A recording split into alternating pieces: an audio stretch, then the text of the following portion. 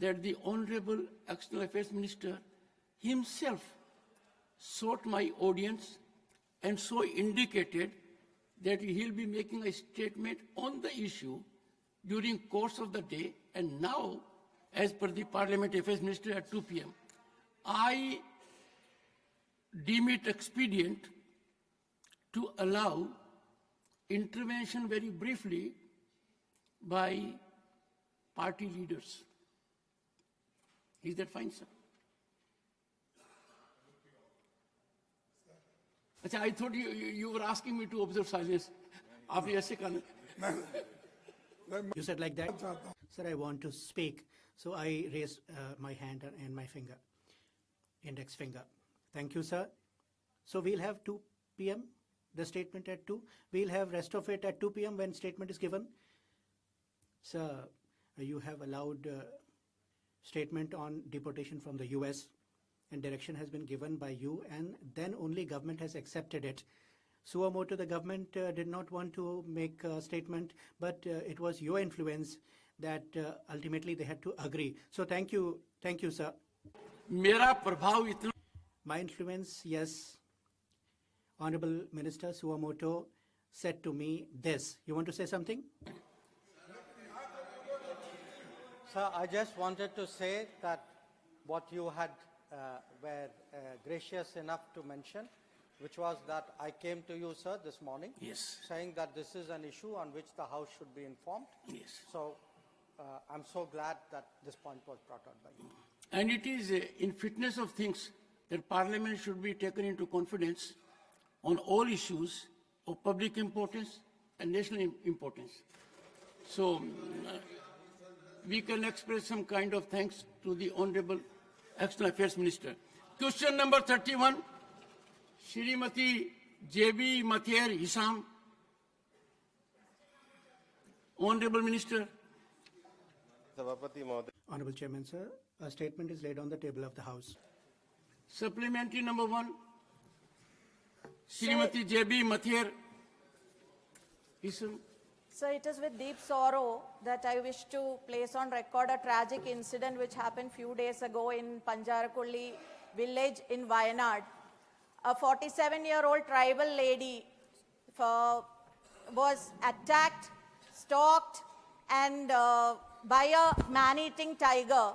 And there was widespread panic all over Wayanad and also Kerala. We are very concerned about the human-animal conflict that is constantly happening. It is just not tiger, leopard, wild boar and wild elephants. So it is a matter of grave concern for the people of Wayanad at large, and also that why this is happening is also the climate impact is also there, but exceptionally what is the government doing in this matter is a grave concern. So that my question to the government is, in such circumstances where man-animal conflict is becoming a day-to-day scenario in Kerala, Western Ghats. Sir, man and animals, wild animals are being very cruel to people. Let us be kind to them, sir. Please. Sir, let me ask the question. Please. Sir, my question is, what steps the government is doing to put barriers and defense mechanism that man-animal conflict do not happen? Thank you. Also, when the agriculture is being affected, whether you will provide compensation for cultivation. Be brief. One question only, please. Honorable Deputy Chairman, sir, Honorable Member has asked a question about climate change, but she has now sought information in the supplementary question. It's a second question altogether on man-animal conflict. In Kerala, incident has happened, compensation norms are there, and compensation would be given accordingly as far as action is needed. Wildlife Protection Act 1972 11B has the provision under the section. The warden at the level has the power and authority to take care against those animals that are gone wild and have become violent. The Kerala government would also take action, I suppose, and hope. So within first 24 hours of becoming President of United States, President Trump withdrew. Please your question. Sir, this is climate, very relevant to India, sir. President Trump withdrew the Paris Agreement, which is the commitment to climate thing. But now my question to the Honorable Minister is whether we as a government, the government is assessing the impact of US withdrawing from the Paris Agreement, because we are worried, thinking the immigration policy of Trump, there is absolutely nothing from the government of India you. that is Thank you, happening. please. So Nothing. whether in Thank you. Paris Agreement, the Thank government you. has taken any Thank stand. you. Thank you. माननीय Honorable member has asked a supplementary which is not related to the original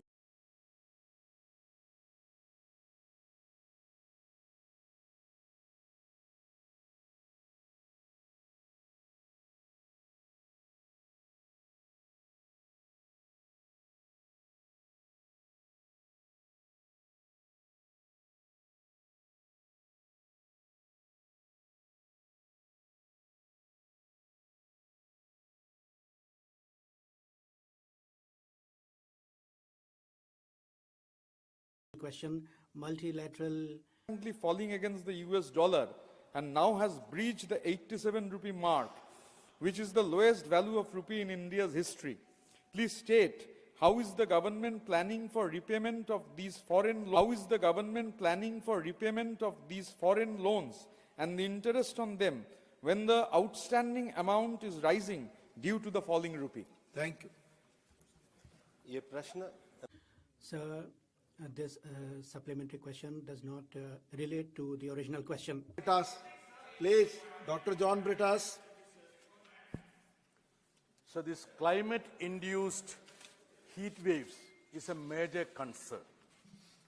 And study says that between 2013-2022, India reported more than 10,000 deaths due to heat wave or sunstrokes. And sir, further, the economic hardships for the poor. A report, international report suggests that the loss to the households is more than 5% of their annual income. However, the heat wave is not categorized as a natural disaster, so we cannot give relief to the people. My question to the Honorable Ministry is that, considering the importance of this issue, will you impress upon the other ministries to ensure that heat wave and sunstrokes are also part of the natural disaster? Thank you, John Britas. सच है कि जो So it is a fact that the impact of climate change actually have to be tackled with coordination, and other ministries have to be on board. National action plan is there, state action plans are also there, and we are in contact with the states. So through you, I want to ask the Honorable Minister about Uttarakhand. Himalayas have Chamoli district, Shankaracharya ji established in 8th and 9th century, and there is that memorial Lakshminarayan temple is also there nearby, and it has been identified also now as a heritage site, and there is now dumping zone going to come up because of dam construction. It has been identified that way. So whether it will be now taken up for rejuvenation and dumping zone instead is being planned, it would be removed and Lakshminarayan temple would be saved by you, and it would be adopted because it is under Chardham Yatra also. Thank you. माननीय सभापति Honorable Chairman, sir, the question is about a particular project. Now, there is an environment management plan under every project planning, and if honorable member brings to my notice the particulars of the project, definitely we would look into it, and she'd consult me also, and project will talk about. It is not related to the question originally, sir. Syed Nasir Hussain. 32. First supplementary. On the table of the House. Sir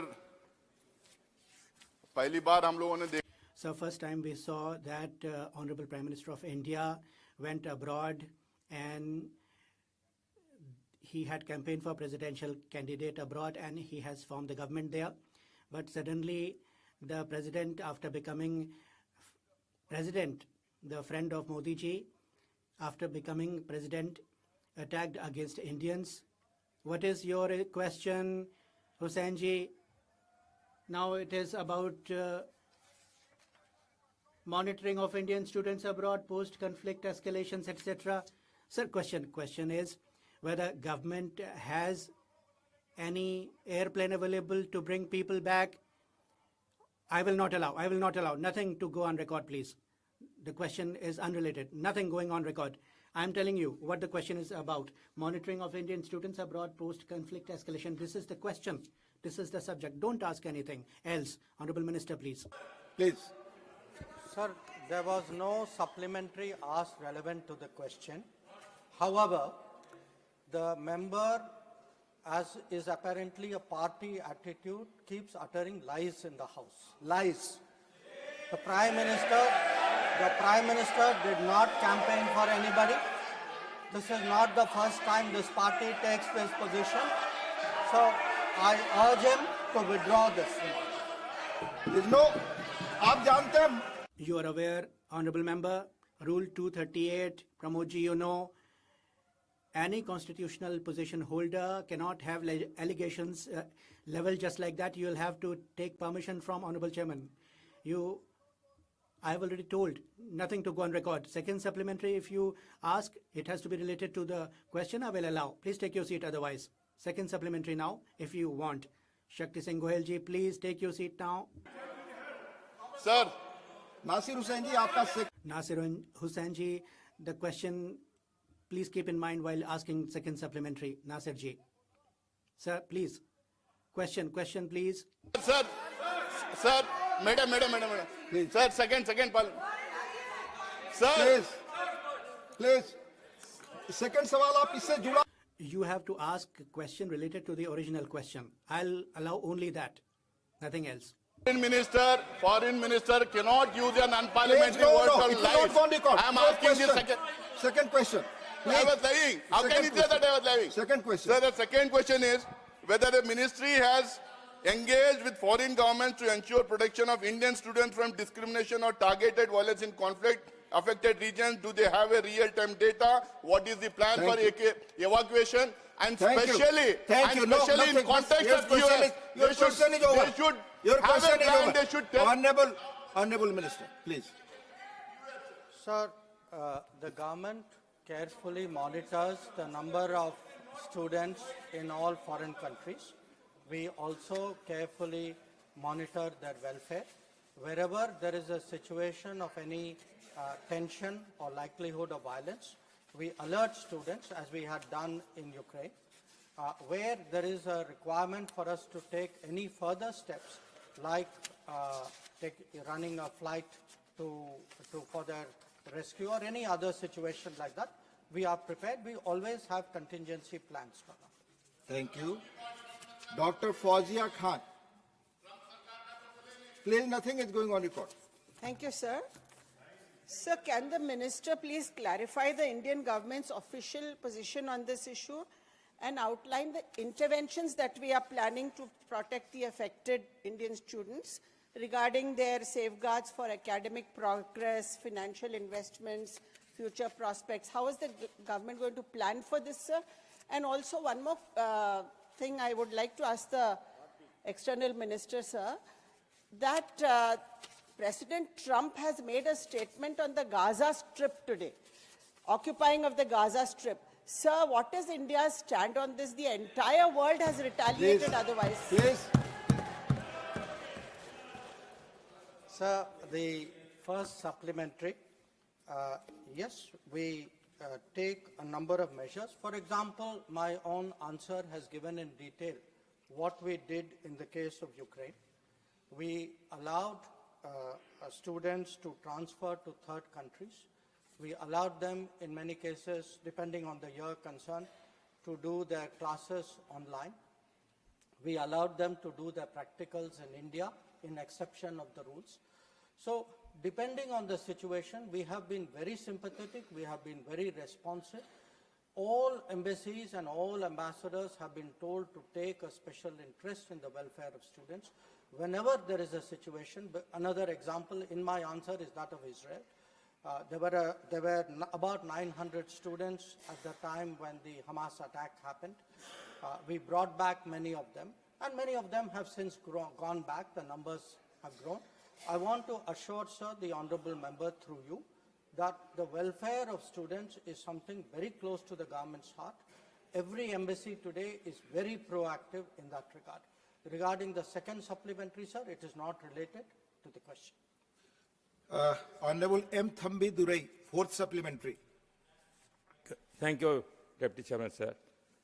Minister has replied in his reply, because you know that most of our Indian students to get a medical education, they are going abroad. Because now we are facing that kind of crisis, there are some people who leave, they have to rehabilitate. For that, he mentioned National Medical Commission is no objection if they are transferring the students for Indian universities also. If they conduct the exam based on the examination, what is test examination. Sir, I am thankful for Honorable Prime Minister. He announced 75,000 medical seats are going to create in India now. And also, for example, if you take Tamil Nadu, during our Edappadi Parliamentary, 23 medical colleges opened. Be brief. With the help of the central government also 11 opened. Because strength has to be increased when the college is coming. My question is whether the external minister will persuade the NMC to increase the intake of the medical colleges, have a special program, then only based on the test that I want to know. Please be brief. Please. That is, I want to know, sir. Thank you. Not political state. The supplementary does not directly pertain to my ministry. My understanding is that the number of medical colleges in the country have roughly doubled in the last 10 years. So there are many more opportunities for students.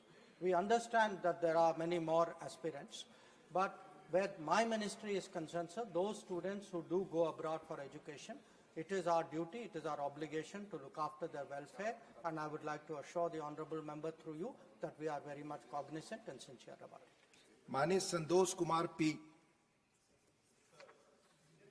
Fifth supplementary. Almost all parts of the world, either in Germany or in Canada. So do we have any idea of the exact number of students who are studying abroad, and what about the quality of these universities where Indian students are studying? Sir, I would like to inform the honourable member through you, sir, that we have a rough idea of the number of students because we encourage them to register. But all students do not necessarily do that. They are roughly in excess of about 10 lakhs. In terms of the quality of universities, what many embassies do is on their website, they put up advisories. If there are universities, there are some countries where there were cases of fraudulent admission. We issue cautions in the website so that students who are planning to go to any country, they will naturally go to the website and check up, and they will be suitably warned. It is a very legitimate concern which the honourable member has raised. Students today need to be aware which are the good universities, which are not, which are universities which have some negative issue in the past, and our websites try to address that. Thank you. Question number 33, Sri Y. Venkat Subba Reddy. Question number 33, sir. Mani Mantri ji. The answer has been laid on the table of the House. To know from the Honourable Minister if the government has conducted any assessment on the impact of these tourism projects on local employment and economic growth. If so, what are the expected job creation numbers and infrastructure improvements in the selected sites? Supplementary number 1, sir. Honorable Chairman, sir. The question which has been asked by the Honorable Member is about the tourism projects and its post its sanction, how many jobs have been created.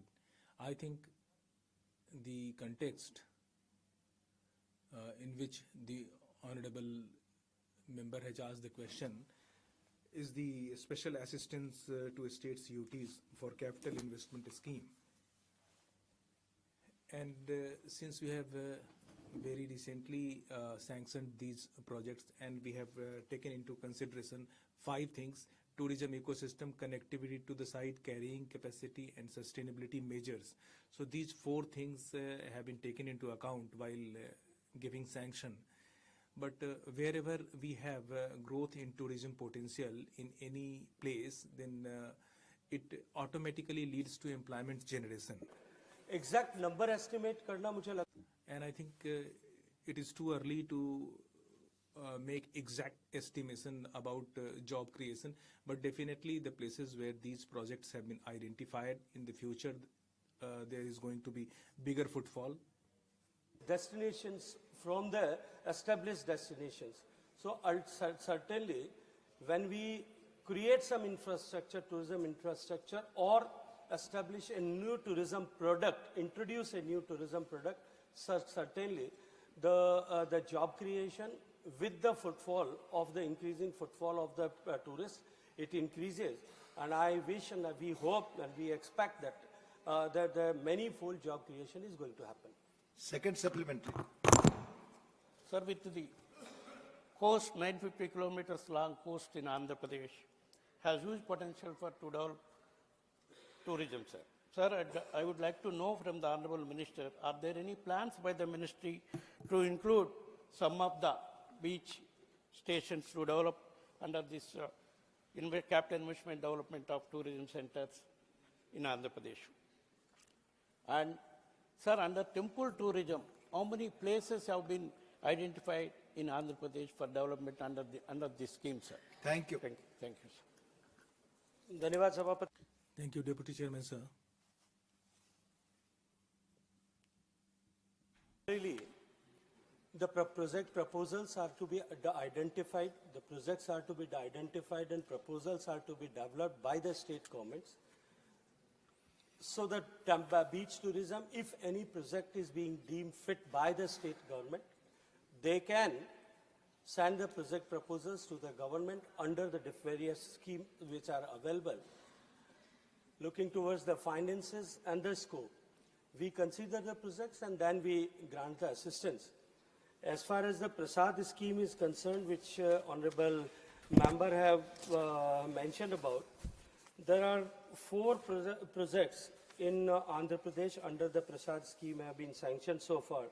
Development of pilgrim amenities at Amravati, development of Sri Sailam Temple, development of pilgrimage amenities at Sri Vardha Lakshmi Narsimha Swami Vari Devasthanam at Simhanchala, development of pilgrimage tourism infrastructure at Annavaram Temple Town. All of these projects are complete and financial progress is bearing development of pilgrimage tourism infrastructure at Annavaram Temple. All the projects are complete and financial assistance have been provided 100%. Thank you. Professor Manoj Kumar Jha. Shukriya. Thank you, Deputy Chairman, sir. Sir, in this question, sir, the question is more about a request, making a request. And I would like to know from the Honorable Minister that in our Bihar we have Buddhist circuit and Jain circuit, and then we also have Shakti Kendras. And for that, whether Bihar government has given any proposal, and if not, whether the center on its own will take some initiative in this regard. Honorable Deputy Chairman, sir, I have full respect for the views expressed by the Honorable Member, and as I have said while replying to the previous question, that basically it is the states who have to give the primary proposal, and if any such a proposal comes from government of Bihar and if it is within the framework of the rules, that can certainly be considered. And sometimes what happens that honorable members write directly to Government of India for certain proposal, and even in that case under the rules we send it back to the state government and we take their view, and if we get any such proposal, the same procedure will be followed. Thank you, sir. So the question is about the special assistance to states for capital investment, the SACI scheme. So under this scheme, sir, the union government has given 172 crores to Andhra Pradesh, 147 crores to Bihar, 151 crores to Gujarat, 200 crores to Madhya Pradesh, and 154 crores to Uttar Pradesh. This is according to an answer tabled by the Honorable Minister in the Lok Sabha. So not a single rupee has been given to the state of West Bengal, and the union government has not covered. No, let me come to my question, sir. The union government has not covered a single tourism site in Bengal under this. So my question overall to the minister is, please state why the union government is constantly ignoring Bengal and giving a stepmotherly treatment when it comes to giving union government funds, not just funds we deserve, but also our dues from the central government. Thank you. Mani Mantri. Sir, with a deep sense of regret, I would like to reply that the honorable member has just now tried to put a question mark on the intention of the government of India. Sir, we have given at least 4 references. We have sent at least 4 written references to West Bengal government. I personally took up this matter, but even then there was no project proposal was sent by government of West Bengal. And as I have said, that it is the role of the state government, and I would like to say that we are not committing any stepmotherly treatment. Rather, it is the fault of the state government. Sir, through you, I asked to Honorable Minister, capital investment scheme के माध्यम से. Sir, through capital investment scheme for hilly tourism also, whether you have given some funds?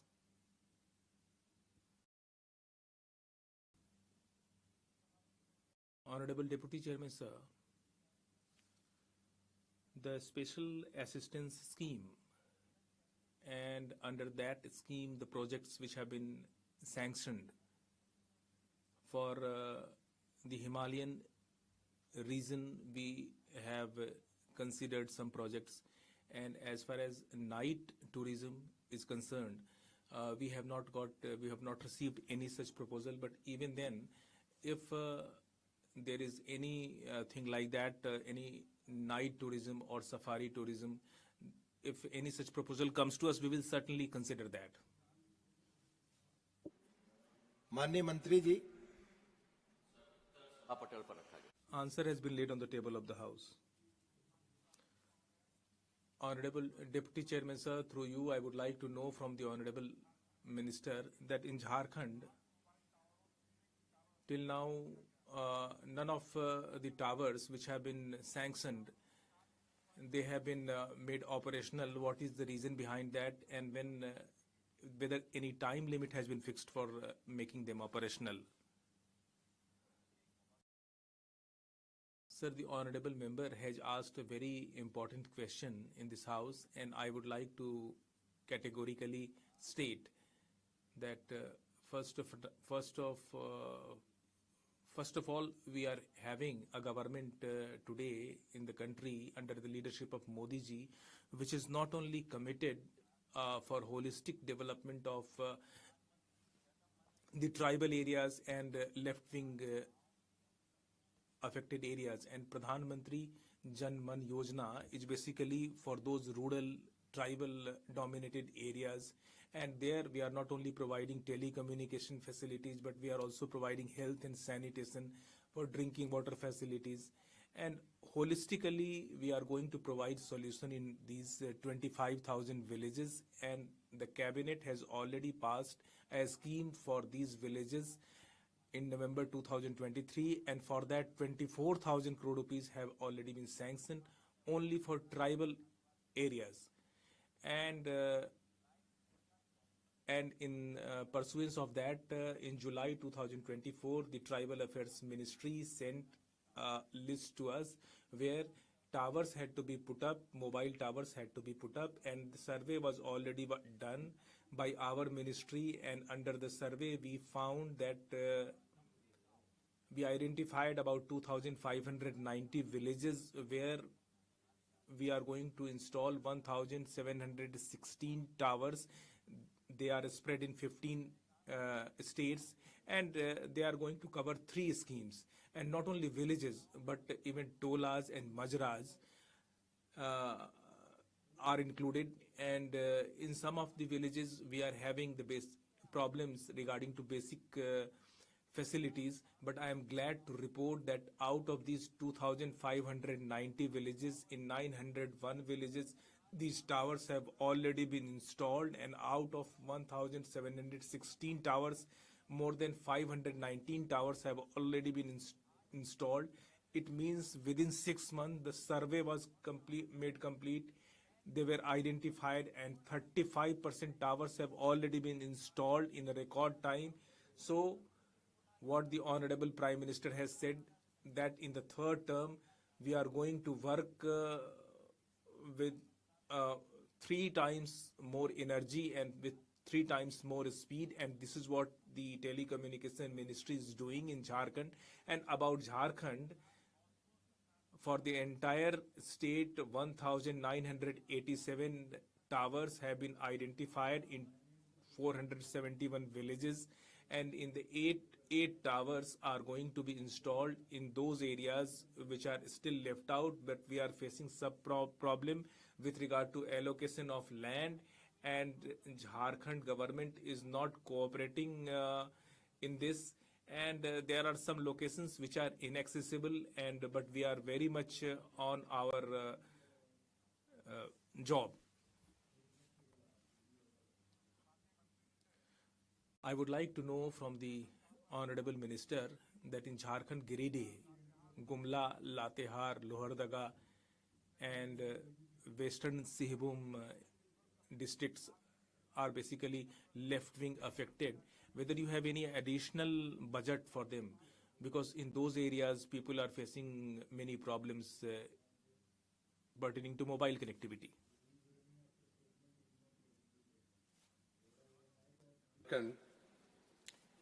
All the left-wing affected areas, sir, we have 2 schemes. One with 2,400 crores that was started in May 2024. And then left-wing affected areas number 2 with 2,200 crores that was started in October 21, sir. Both of them are supposed to be completed middle of 2025. So this includes all the left-wing affected areas, not only the Jharkhand. Thank you. Thank you. Mani Randeep Singh Surjewala. Chairman, sir. Thank you, Deputy Chairman, sir.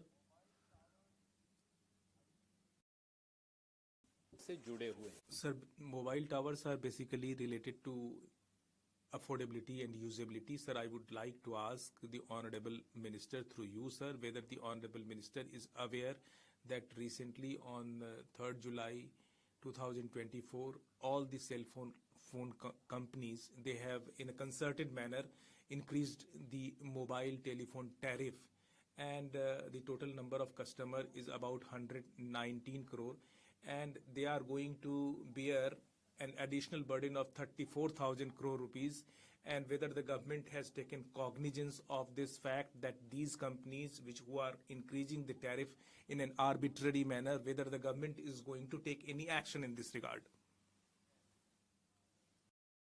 Sir, I would like to thank Randeep ji that he has given me an opportunity to inform through this house the entire country that in the last 10 years, the total ecosystem of telecommunication, how it has changed under the leadership of Modi ji and this BJP government. I would like to give some example. In 2014, we had about 90 crore customers using mobile phones. You please do not speak while sitting. Sir, Jairam ji finds it difficult to digest the facts. And sir, I truly believe that Randeep ji is very much capable of making his own points, and he does not need any help. Sir, we had about 90 crore customers in 2014, and today their number is about 116 crore. And if we talk about internet penetration, then we had 25 crore customers in 2014. Today we have about 97.4 crore customers. I am coming to the question, Randeep ji. And now if I talk about broadband, there were only 25 crore customers out of the population of 140 crore, and today their number has gone up to 92 crore. And it is true that when the number of customers goes up, it is very much important that the government keeps a check on the tariffs. And I would like to inform him that in 2014, if you made a call, 1 minute call on mobile phone, it would have cost you 50 paise. Today, after 10 years, 1 minute call will cost you only 3 paise. It means that there has been a total reduction of 94% in the cost structure with regard to telephone uses. And I would like to also inform him that the cost of broadband was 270 rupees per GB in 2014. Today per GB cost after 10 years is about 9 rupees 70 paise. So there has been a reduction of 93% in this regard also. And sir, let me add further that today, no, you are not allowed to speak. So today India is providing the cheapest data in the entire world, and that has been achieved under the leadership of Honorable Prime Minister. And as regards the issue raised by Randeep Surjewala ji, let me be very categorical that it is true that there has been an increase of 10% in the cost structure, but why this has been done? Companies. If the telecom companies today under the leadership of Honorable Prime Minister, the fastest rollout of 5G has happened in the country, if you talk about the entire world, and 82% of the population has been covered by 5G. That means that 4.5 lakh crore rupees have been invested. And if 4.5 lakh crore rupees have been invested, then those who are investing, should they not get any return? If the cost of the call has become 3.5 paisa, then you should also see that we have the cheapest rates for data as well as voice. India is the country offering the cheapest rates on data and voice. My specific question to the Honourable Minister has a brief preface, and I'll be quick. Odisha is home to the largest number of particularly vulnerable tribal groups in India. And the answer also says that PVTG is probably a part of the habitation. So out of the 426 habitations, 61 have been completed. My question is, how many of these habitations belong to particularly vulnerable tribal groups in Odisha? How many have been completed? And by when all of it would be completed? Thank you. Thank you. Mani Mantri. Sasmit Bhai has asked a very pertinent question, and it goes back to the answer I gave in response to the first supplementary. The Prime Minister has very clearly resolved that all PVTG habitations must get full infrastructure. Not only telecom infrastructure, but all social infrastructure, all physical infrastructure. And this is very much a part of that. 2595 habitations have been planned, 1716 towers have been planned, out of which the Orissa number here today is 331. All these 331 towers in 426 habitations are all PVTG. There is not a single one which is not PVTG. The total number of towers in Orissa is 4,511, covering 6064 habitations. But of that, the subset is 331 towers covering 426 habitations, all PVTG. And it's our commitment to do this as soon as possible. Yes, there are right-of-way issues. There are some areas where we have issues with regard to land allocation, but we are working at that to complete it as soon as possible. Dr. Sumer Singh Solanki. Dr. Sumer Singh Solanki, fifth supplementary and last. धन्यवाद माननीय उपसभापति. Thank you, Honorable Deputy Chairman, sir. Sir, under the leadership of Honorable Prime Minister, the country has seen communication revolution, and I belong to a hilly area in Madhya Pradesh where the network coverage is diminishing day by day, and I would like to know from the Honorable Minister that in the tribal and backward areas, the network towers are being installed, and the efforts are being done to give communication facilities to the hilly and tribal areas in Madhya Pradesh. By when this work will be completed? I would like to assure the honorable member that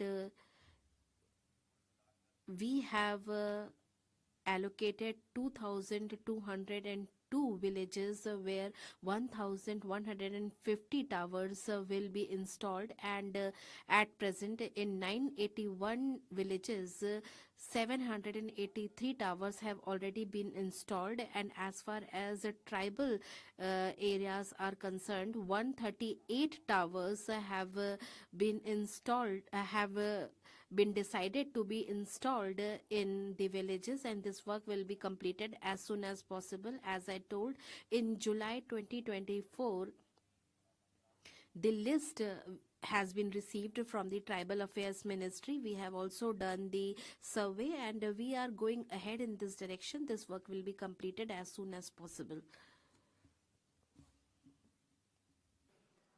माननीय मंत्री जी. Question number 34. उत्तर सदन के पटल पे रखा है. Answer has been laid on the table of the House, sir. Honorable Chairman, sir, Pandharpur Wari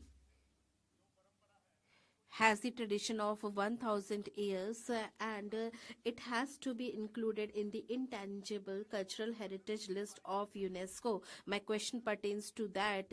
The Pandharpur Wari has the annual pilgrimage, and this tradition has been going on for thousands of years, and many people belonging to various religions and communities go there, and every year 10 lakh pilgrims visit this area. They come from Maharashtra, they come from Andhra Pradesh.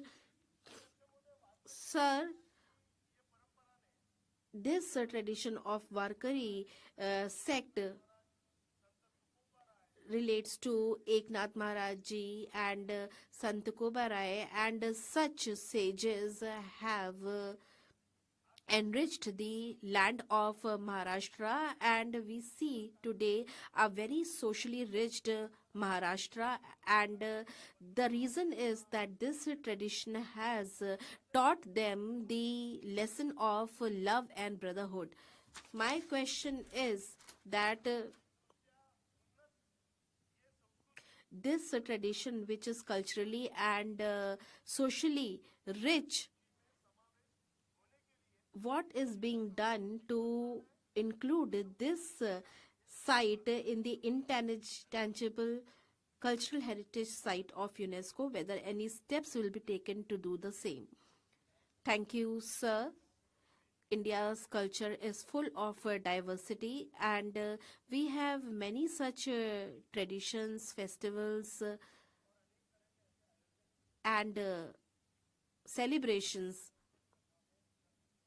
that are the part of our tradition for years together, and this provides India the image of one unified country. In the list of intangible cultural heritage list, there is a long process of including the sites in that, whether the either the state government can give the proposal directly to the government of India or to the Sangeet Natak Academy, that is the nodal agency, and this agency reviews it, and after that this is included in the national inventory list, and after that the government of India decides to earmark that particular location as the culturally heritage site of UNESCO. 15 such places have been included in this list so far, and in the years to come, as per the tradition, a country can include only a certain number of sites in a year, and this year I would like to say that in 2023 we had proposed for it, and now we have decided that Diwali festival will be included in this list, and in the times to come we will have many such more proposals that will be brought in the cognizance of the government of India, and in the times to come we will be nominating such festivals or traditions to be included in this list. Sir, this Warkari sect has the tradition which is explained in the form of poetry, which is called Abhang. Sant Tukaram Maharaj has been mentioned here, and my second question is that this Abhang tradition of Sant Tukaram ji is there, whether there is any proposal to digitally documentize this particular sect, whether any creative steps will be taken to do the same. Sir, I would like to inform the Honorable Minister while thanking him, member while thanking him that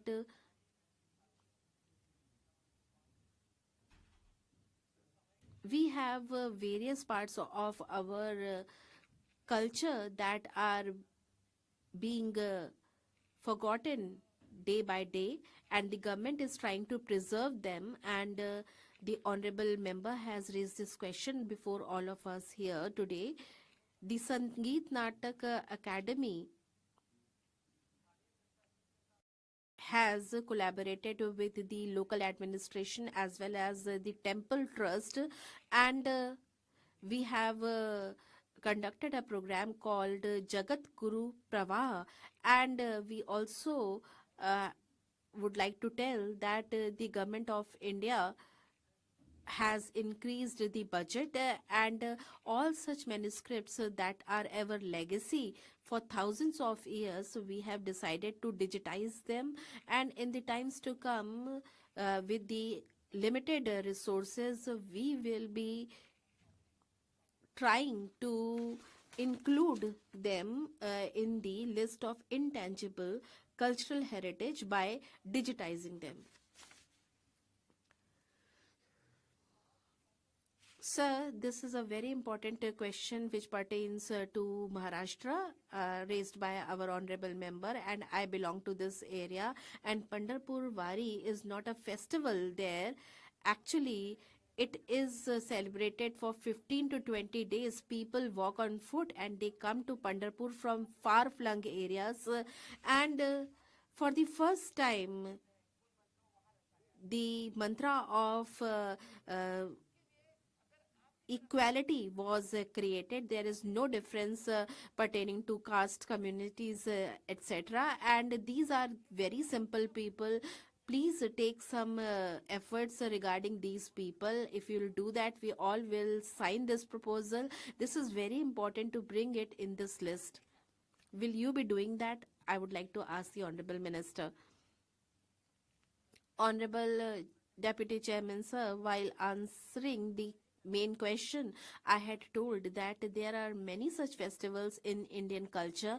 Honorable member raised this point here. I would like to say, yes, the Pandharpur Wari is way beyond the caste system. It does away with the caste system in the society. And as the honorable member asked, I had said that there are many such festivals in the country, like the Mahakumbh, which does away with the caste system, and the Kumbh Mela is going on at present. About 45 crore people will visit this Mela in 45 days. Nobody asks anybody's caste, community, etc. No such discussion takes place there. And nobody asks the social status of another person. They all come together, and such festivals are celebrated across the country, where there is no question of asking the caste, community, religion of a person. Only the devotion and belief is the guiding factor, and these are such festivals that are celebrated across the country. And yes, we will try to support such festivals more and more, and we keep making efforts towards it. I said that the Culture Ministry has collaborated with the local administration as well as the temple trust, and we are making continuous efforts regarding preserving these traditions, and we'll keep making such efforts. As I said that in the first phase of this process, we have got this proposal, and we'll take the decision as the time comes, and we'll be informing you all.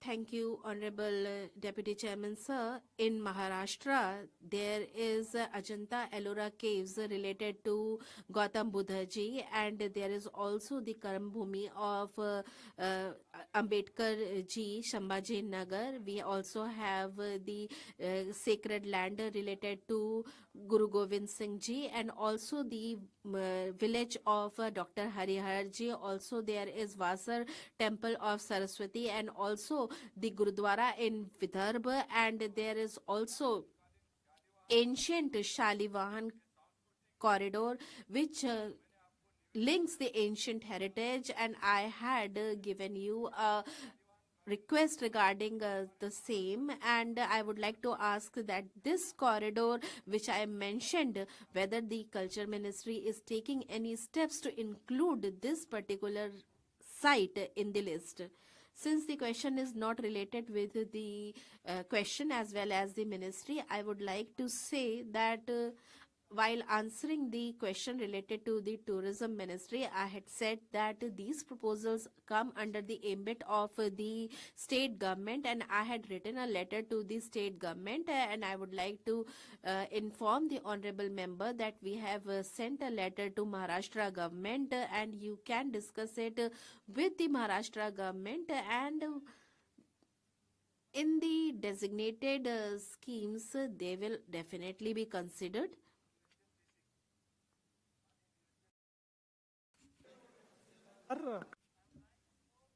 Honorable Minister, that whether government has planned to include the natural heritage site and cultural heritage site like Gandhamardhan mountain range, Bhim Pahad Hills, Chandeli Pahad Hills of Balangir district in the state of Odisha. माननीय and Niranjan ji, Mahendragiri. ये सवाल जुड़ा है Honorable Niranji, this question relates to Sant Tukaram Wari Pandharpur. Your question is different. You have asked a different question. If you have any question which pertains to this basic question, you can ask. Rajiv Shukla ji, last supplementary. Sir, the Honorable Minister has mentioned the UNESCO list, and in the same manner he also talked about the heritage list. If we see Angkor Wat, million of tourists go there. We have great traditions, great festivals, and he said that he is trying to include festival Diwali in this list. Holi, Diwali, Vasant Panchami, it is celebrated across the country. I would like to ask, you can see Madurai Meenakshi temple, why can it not be included in the cultural heritage site of UNESCO? I would like to ask what other heritage sites or the festivals can be included in this list. Sir, Don't do this. You are trying to ridicule your own members. This is not right. I would like to know that. Sir, this is in the answer. That is why I am asking, what other heritage sites are you trying to get included in the UNESCO list? Sir, I respect the feelings of the honorable member. I respect the feelings of both the members. And I would like to submit that to get a site registered under the tangible or the untangible list, a country can send only one proposal in a year. I would like to draw the attention of the honorable member. He has asked the question, but I guess he is busy with the another member even now. Your answer will be recorded. Sir, I would like to draw the attention of both the houses, and I would like to submit that there is a great scope of coordination in the Indian culture, and for tangible sites only one proposal can be moved by a particular country in 1 year. And the honorable member talked about Angkor Wat. I would like to tell that ASI of Government of India has taken steps regarding that, and the honorable foreign minister is sitting here. I would like to say that we have tried to restore the Angkor Wat temple. But even then, we have many such tangible assets in our country that under the limitation of giving one proposal in a year, we prepare a list, and we have been doing it for the last 4-5 years every year. And 2024, the World Heritage Committee had its meeting in India, and Assam's Vedang has been included in the World Heritage Site. And in the intangible category, we have the opportunity once in 2 years to give our proposal. And if we want to get anything registered under multiple heritage site, there is no such limit. Earlier Government of India had nominated Navroj, and it was included in the intangible assets. And to inscribe it, we have multilateral assets, and this can be done by the Government of India. Motion moved by Srimati Kiran Chaudhary on the 3rd February 2025 and amendments moved thereto. On the 4th February 2025, Sri Devendra Pratap Singh had not concluded his speech while participating in the discussion. Therefore, I call upon Sri Devendra Pratap Singh to continue his speech on motion of thanks on the President's address. Maniya Devendra ji. Honorable Devendra ji.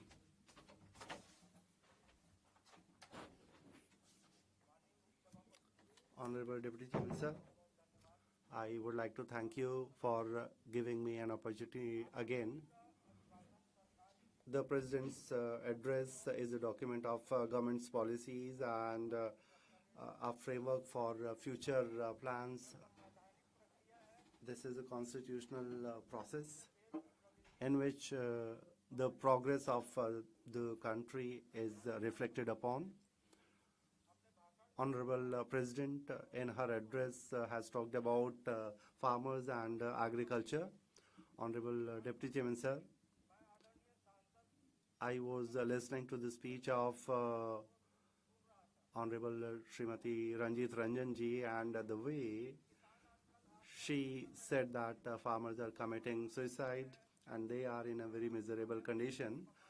Through you, I would like to tell her that people belonging to farmers' families have seen those times in Congress regime when despite having worked very hard in the fields, when they used to take their crops in the market, they had to sell their crops in throwaway prices. And the farmers found it very difficult to take care of their families, and they had no other option but to migrate to other states and other cities in search of small jobs.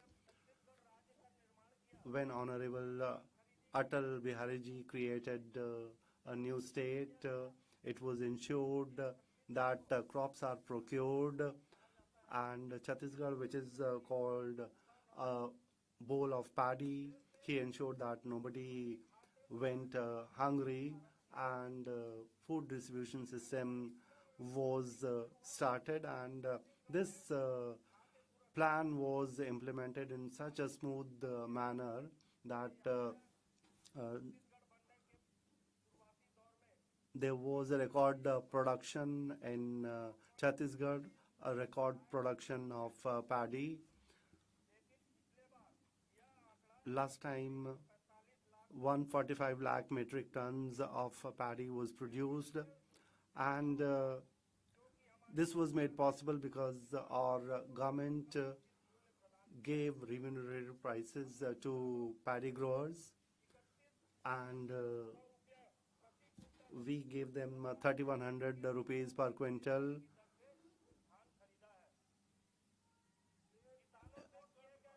All the promises that were made to the farmers, they were met, and 13 lakh farmers were given 2 years of outstanding bonus.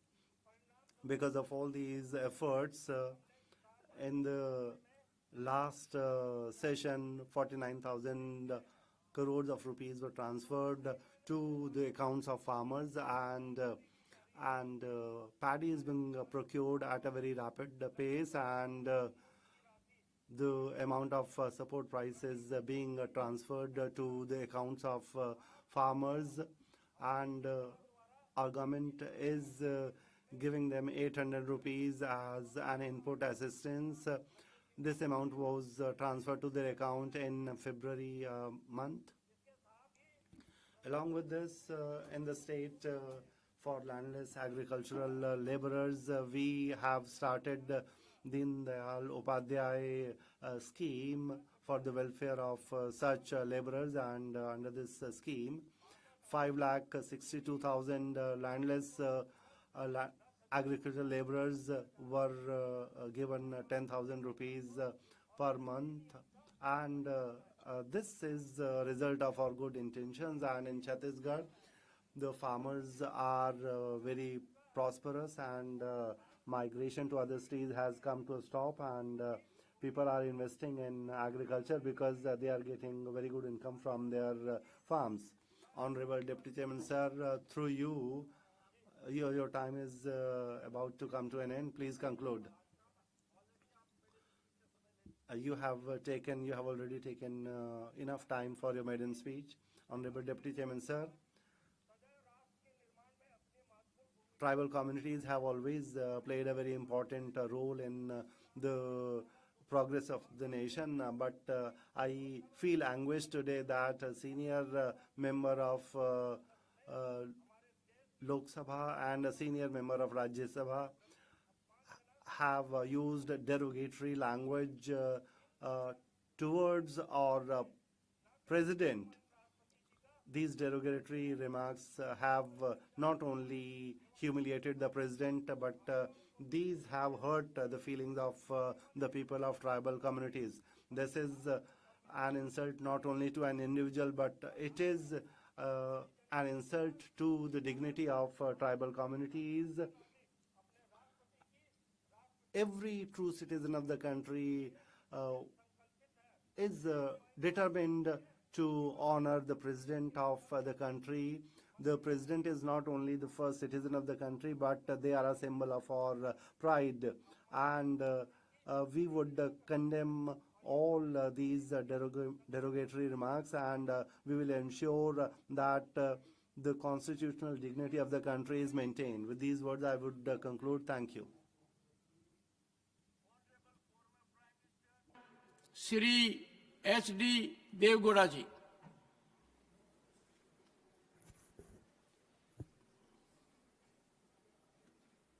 Sir, while sitting. Respected Chairman, sir, With your kind permission, I would like to sit and speak. Sir,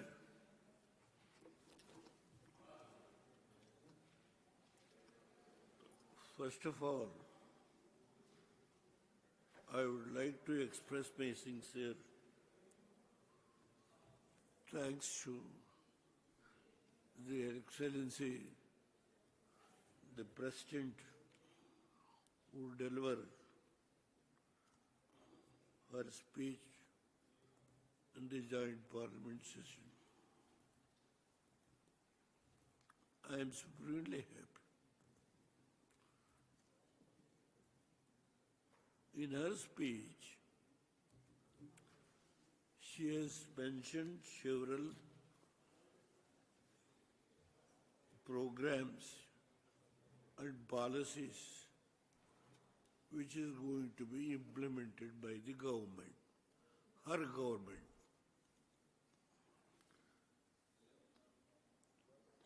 Sir, I am a villager. I studied in a primary school in a small village. There is no even sitting tables in the ground. With such background I came. 30 years I was in the legislature. Only Kannada. I was an opposition leader. I always used to speak in Kannada. 30 years. Now I came to Parliament about 33 years back. I am a member of this House for 6 years. This 4.5 years. Another 1 more year is left. I don't know whether I complete my full term. Sir, the whole House is with you. You will complete the full term and be still in a position to bless us. We wish you long life, sir. I am long life. When I came to Delhi, all my colleagues in Delhi asked me to speak only in Kannada because to give more importance to Kannada language. I am the only member who won the battle because all the 23 Congress, I am Janta. There are so many important people. Siddhaya Puranik, Bade Kundri, Lankesh, all these people, they have given me a felicitation. They forced me to speak in Kannada.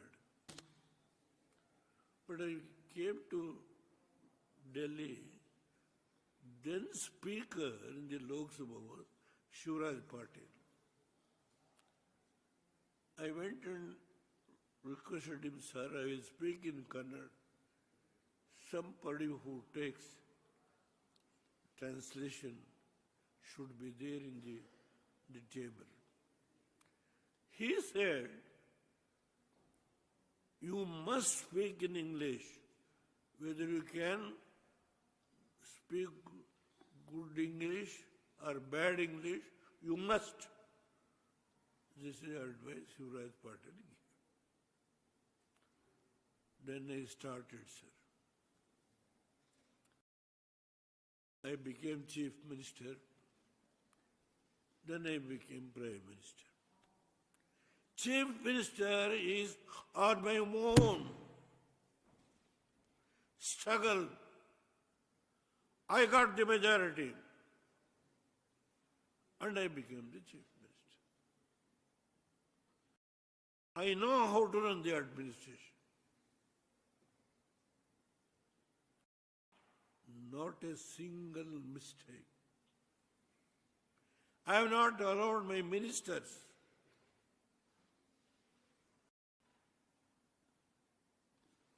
when I came to Delhi. Delhi was forced. I never wanted to come to Delhi. Sir, do you know what happened? My ministers have not given a cup of tea when I was become the Prime Minister because of the coalition. Not a cup of, because they all want. In 18 months I have kept them. Not a single mistake to be committed. They have not given a cup of tea. That is the background. Sir, I have seen in the 64 years the President address and the Governor address. In the 64 years. Now I must congratulate the Prime Minister, Mr. Narendra Modi ji, selected a backward woman as the President. I must congratulate. She came to Bangalore. Karge ji has come. I am happy. He is we are good friends. She came to Bangalore. She requested me. I told her, no problem. I have not committed to anybody. No, she had some whatever little lunch in my house. And I promised she, with the support of all others, she became the President. Now I don't want to comment in what circumstances, how the opposition took this stand when this new Parliament Bhavan inaugurated. I don't want to go to all those things. But the point is, this is a policy document. Now, the budget session, the budget will be discussed. Honorable members of this House all have got their own views. Sir, yes. In 2014,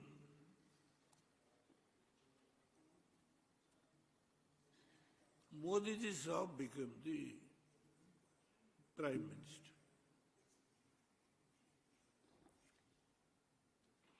There is a big challenge between me and him. In Chikbalapur, when he attacked me, I retaliated.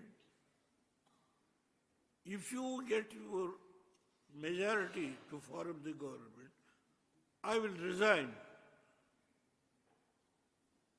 from the Parliament. I am going to win the battle on my own. Then he got 272 or 74. First time, 214. Vajpayee it was a coalition government. Narsimha Rao, also coalition government. So mine, you know, that is a coalition government. First time, Modi ji has got the majority. Then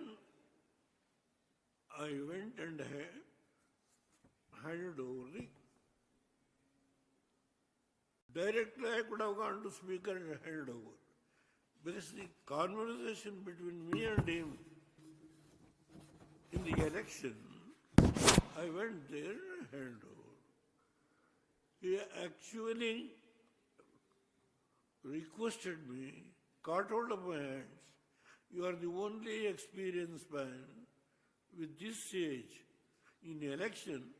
Myself and Sonia Gandhi had lot of bitter attacks. She is going to retire or I am going to keep that controversies in the election. It has always happened.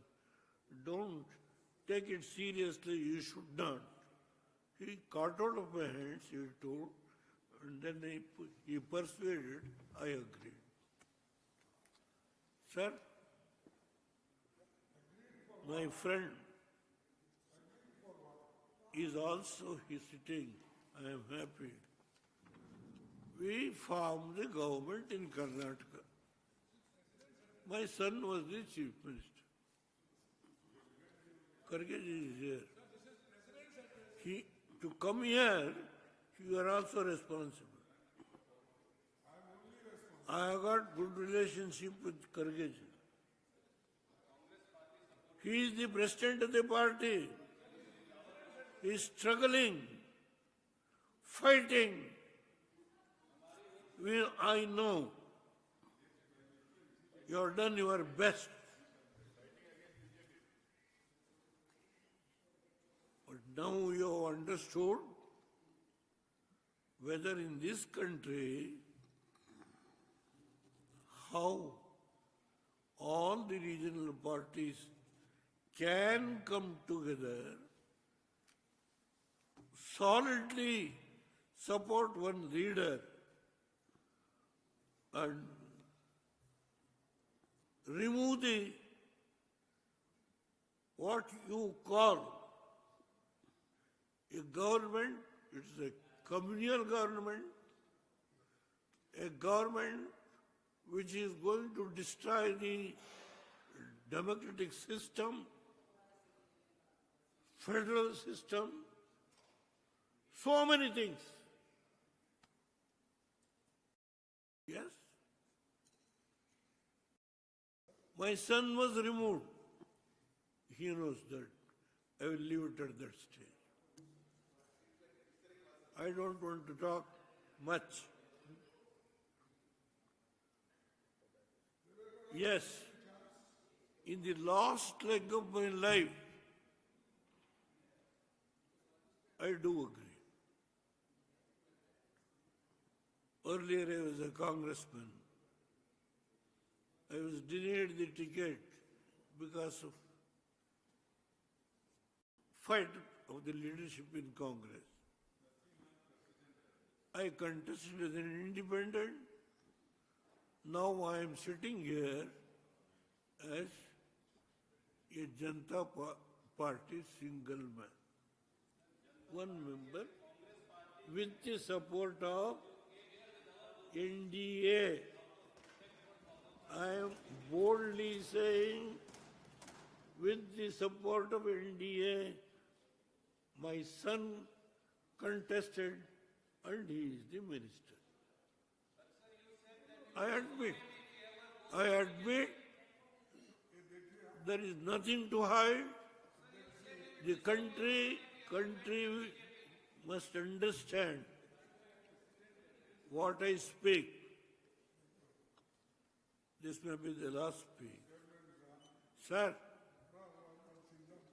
this is a policy document where several issues have been mentioned. Modi ji today, he, in the third phase of election, he was unable to get the majority of his party. I do agree. Karge's leadership worked so hard. he was unable to get 240 or something. But before the election, I was in India, not after the election. We jointly addressed the public meeting, Modi ji and myself, in Karnataka. Why? A person who was there for 62 years as a secular leader, all right. What secularism I don't want to now analyze in this house. I don't want to analyze who are secular, who are non-secular, who are went to take the support of the BJP, or those people who are supporting in BJP, who went to their doors, who went to Shiv Sena, all these things I can quote. I don't want to tell the names of anybody. I don't want to hurt the names of anybody.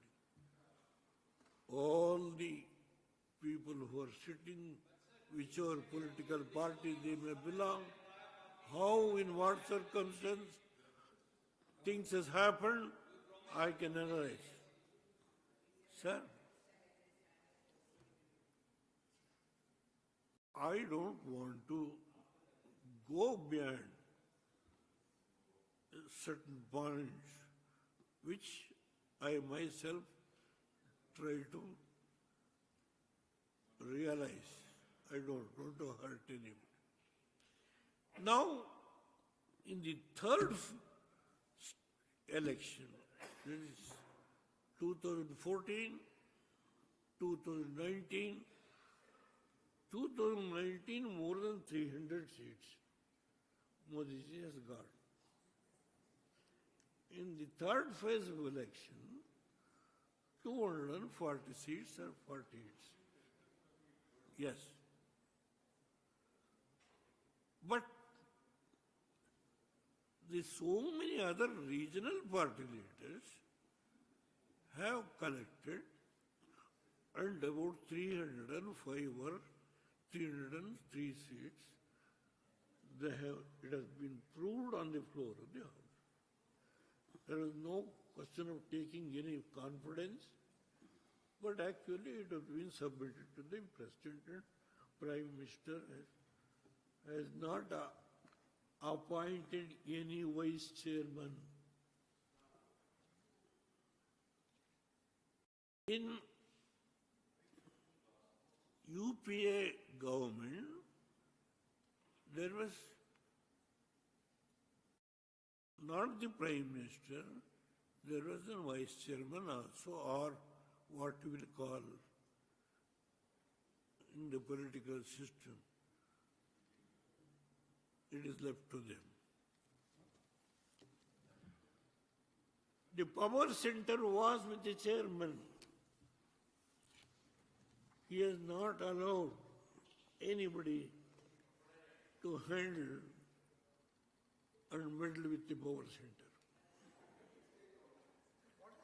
Now in 2024, when Modi ji has got 248 seats, when other political parties, Chandrababu Naidu, and I am ready in newspaper. Concluding. Sir, Kharge ji, please. Honorable former Prime Minister is concluding. Please, sir. Chandrababu Naidu wants to become Vice Chairman.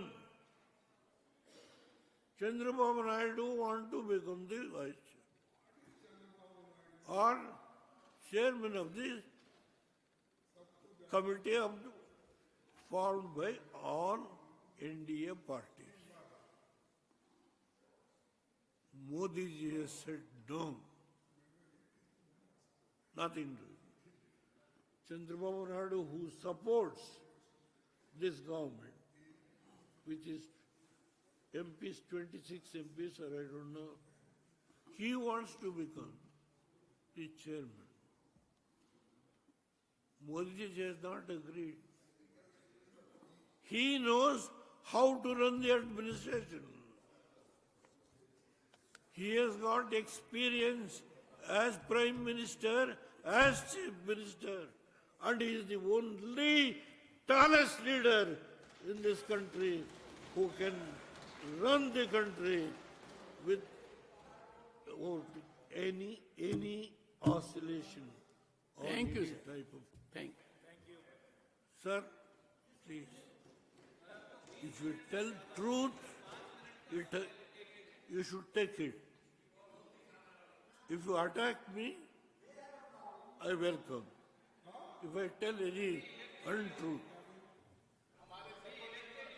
please. Sir, here, the President of India has delivered the speech.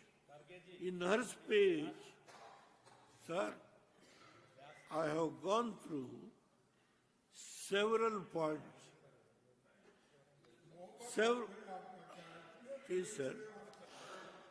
Now, Something or other. Now, sir, please, the government, what they have said is, the highest priority is given to the poor, middle, Because of our support. youth and women in the second page. The highest priority. Sir, now to achieve this highest priority, to implement this and to achieve the prospects of these neglected section, it is necessary. It is necessary. Sir, time is over. Sir, please also allow time to us. A stable government which can run for. Sir, please say something.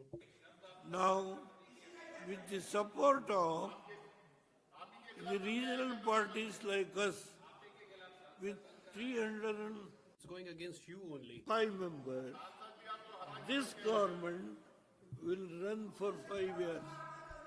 There is no question of any hesitation. Sir, we have seniors as well. Please allow them time as well.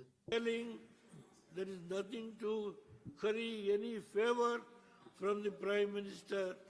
I have not come here in last 10 years. I have not taken any benefit from the Prime Minister or from anybody. Sir, You appointed, the Prime Minister appointed my son as the Prime Minister, as Minister. I have not gone to his doors. sir. Let me be very plain. Thank I you, will sir. tell it on the floor of the House. Thank you. Nothing doing. Thank you. I have not even today asked what portfolio, what is, nothing doing. Please, I don't want anybody to hurt. I am only telling the truth. Sir, you are also a farmer. I know the community. I gave reservation to the Jat community of Rajasthan. I came to Junjunur. I addressed a public meeting. Sir, Shisha Mola was a minister in my cabinet. He requested me, please help us. We are poor. I went around, I got the reservation. I was there hardly 320 days. Only 320 days. in the short period, I gave the resolution. Sir, Modi ji, in this 22 years, as minister, chief minister, as prime minister, how he is running the country, I know. Today, the world has recognized not the question of Devoda or XYZ. The world has recognized Modi ji is the tallest leader. Time transfer ho gaya. Yeah, time after him. Has been made available. Enough time has been made don't available to the want- Honorable former Prime Minister from the ruling party. And they have left, enough time is there. The ruling party has 1 hour and 51 minutes left. Honorable former Prime Minister is taking time after due sanction from the ruling party. Please, sir, continue. Sir, continue. No, sir, I have acceded to the request. Sir, please, sir. Honorable former Prime Minister S.D. Devoda ji. Only what the Honorable former Prime Minister says Sir. will go on record. I can, please, if they don't want, I know, So Modi ji, guided by the chair. I am only guided by the chair. And also, I have requested the leader of NDA party, who is the leader of this house. I have requested your good self. The time. Sir, you are questioning the statement of the chair. I requested him. Sir, I plead with you. Through you, sir, I requested. This is a very serious aspersion on me. Sir, some of the programs, what they have, sir, I quote, yes, it is very difficult for them to swallow it.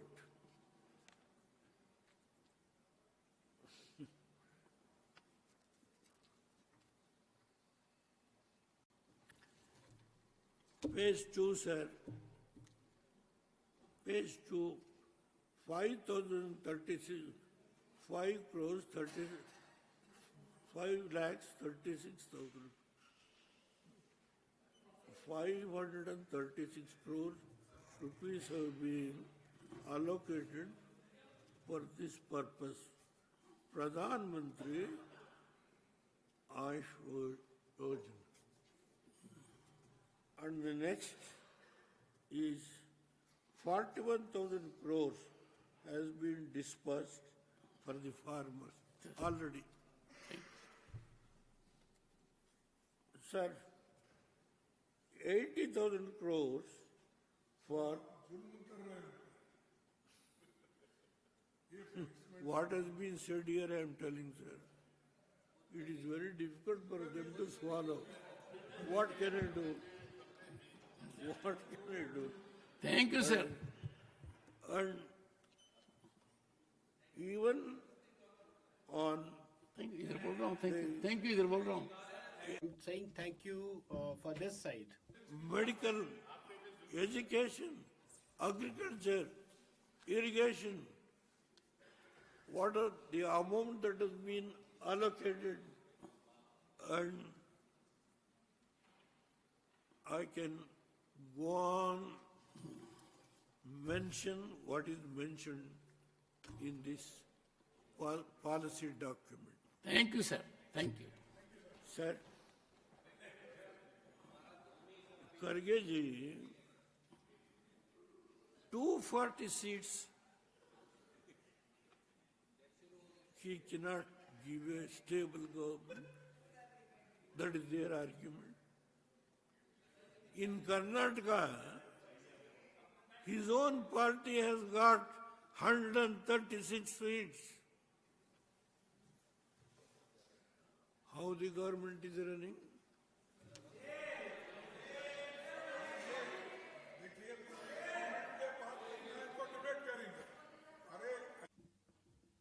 Because why this is being said here?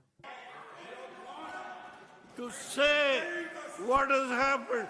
I have not made, sir.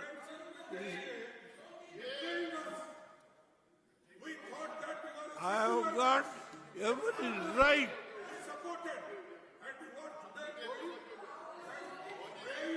If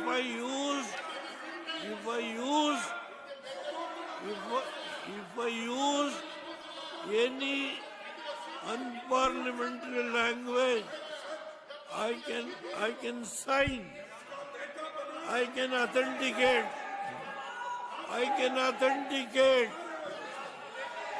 That's nothing to hide. I will authenticate and I will hand over.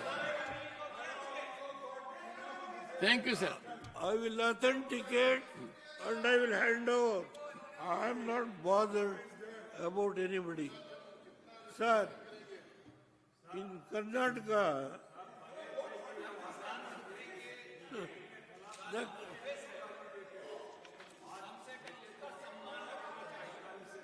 That thing should be honored.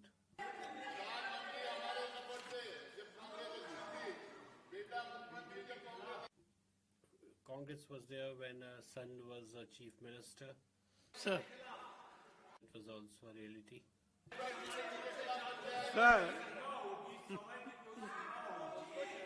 the money that has been earmarked for scheduled caste, scheduled tribe, that money has been diverted.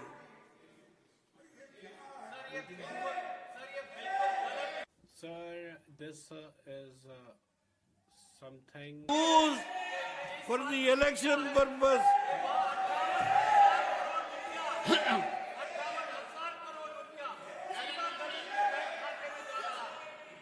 And the officer has committed suicide. I will authenticate.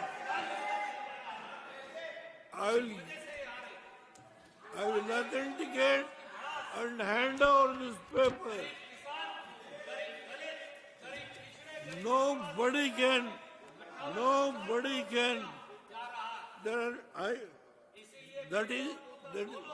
I know what they want.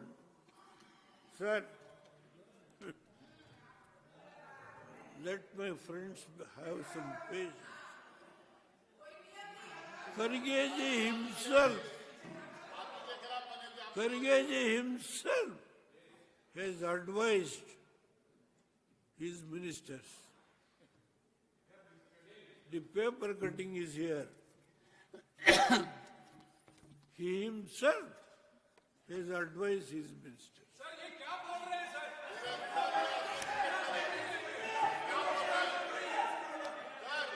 How to behave? What?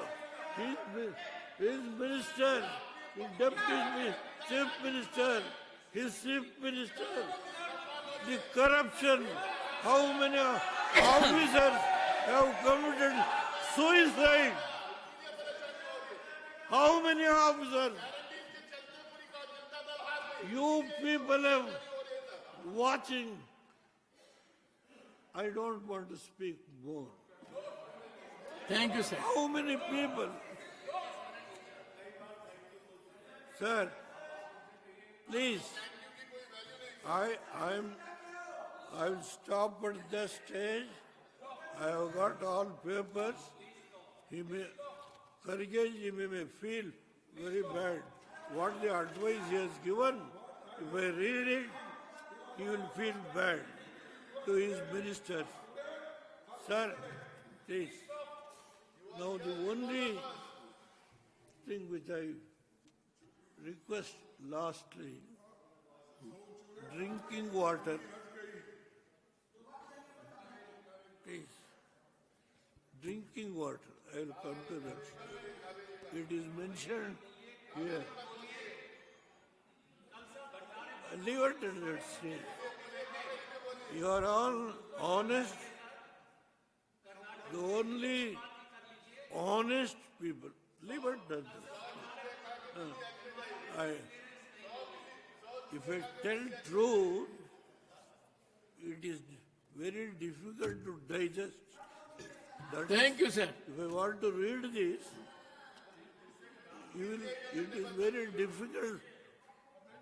Touch your conscience, Mr. Ramesh. Touch your conscience. Thank you, sir.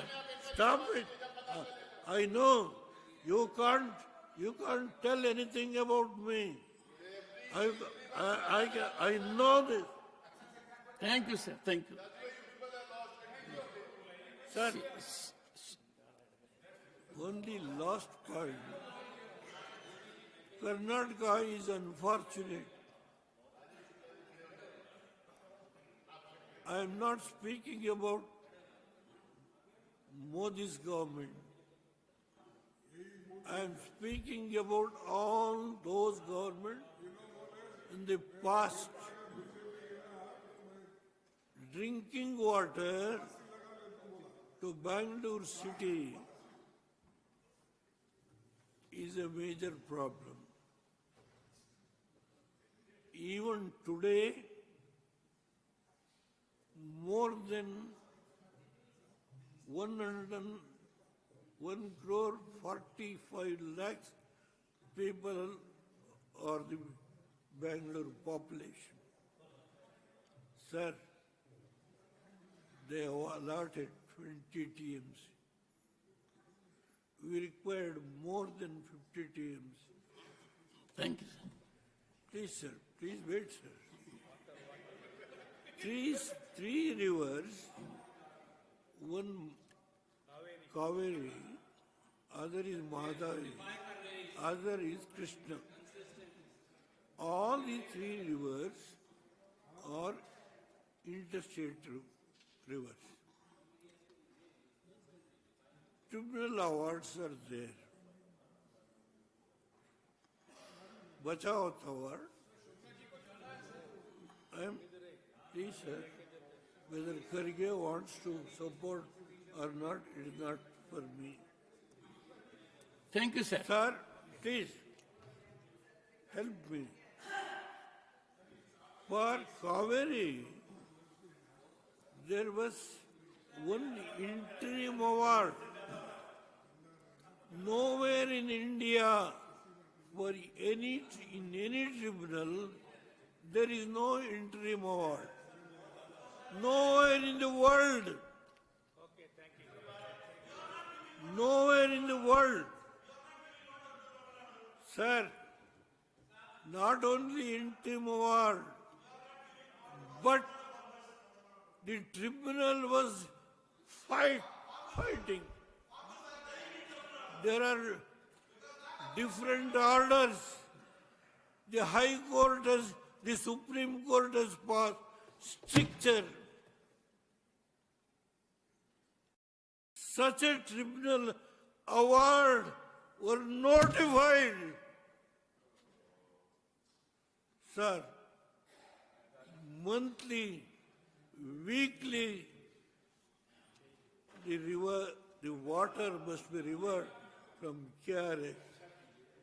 Monthly, weekly, daily, sir, if this month, if the water release is short, that should be made good for next month.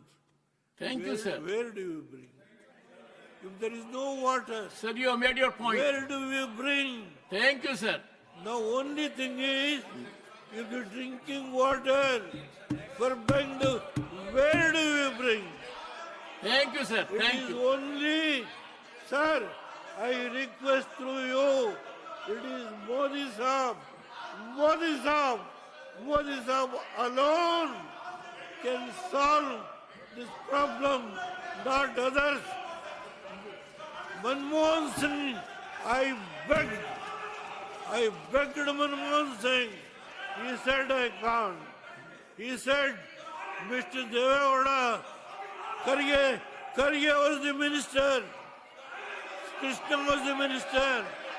At that time, I begged Manmohan Singh. He said, I can't.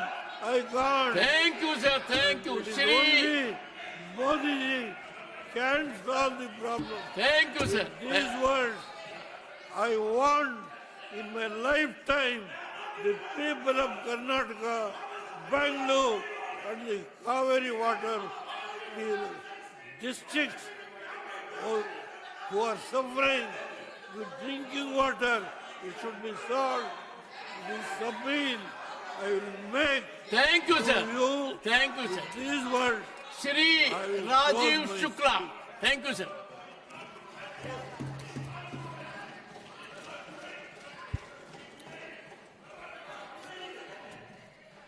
धन्यवाद Leader of सभापति the ji. House, 1 second. आदरणीय Honorable Devegowda ji, who is the partner of NDA, and he has very elaborately enumerated the programs that are being run by the Modi government, and one subject was about Chandrababu Naidu, and as a party's president, I would like to clarify here that there is no such discussion within the NDA, and everybody has decided to support Modi ji's leadership. Shri Rajiv Shukla. Honorable Chairman sir, I would like to thank you that you have given me the opportunity. However, it was very difficult, and it was very difficult to speak after ETV Devegowda ji's time. Your party time was over. Your party's time was over. Hence, that is why I thanked you, sir. Leader of opposition had requested, and hence time is given to you. I would like to thank Khadge ji that he got the time for me.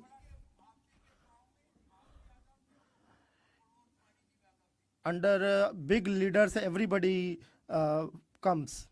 So it is very difficult to speak after Devegowda ji's speech, but still I would try. First of all, I would like to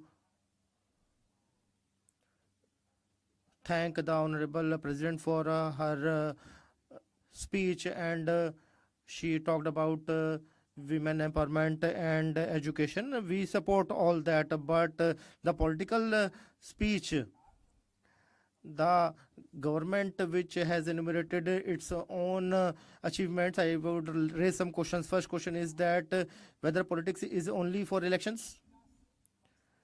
The only aim is to win election by hook or by crook, or whether there would be some work be done, be the budget speech, be any other speech.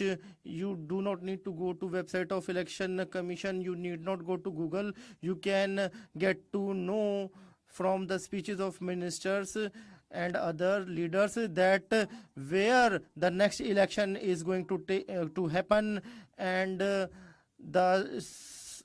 culture, the attire of that state is being discussed, where the next election is going to take place, and as soon as elections are over, then such discussions are over, speeches are over, and neither we are talking about Chhattisgarh, neither Haryana, neither Maharashtra or other states. Today we hear only about Delhi and Bihar. So it means they have to win elections only and nothing else. Rahat Indori said there is a lot of tension on the borders. Is some election nearby?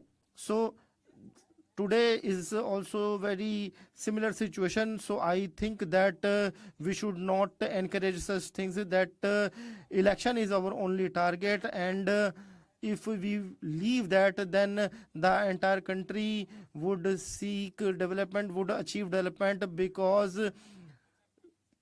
there is no mention of other parts in the budget speech and other speeches.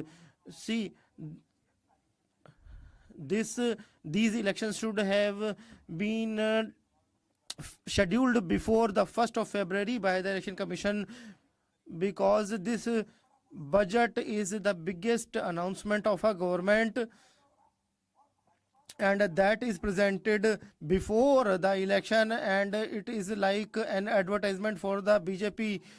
The budget announcement of 12 lakh rupees exemption automatically came into a sort of advertisement for BJP. So I am not criticizing everything, but we should keep these technical things in mind and move ahead. And Election Commission is not giving heed to such things. You have to believe that the Election Commission's reputation has certainly gone down, and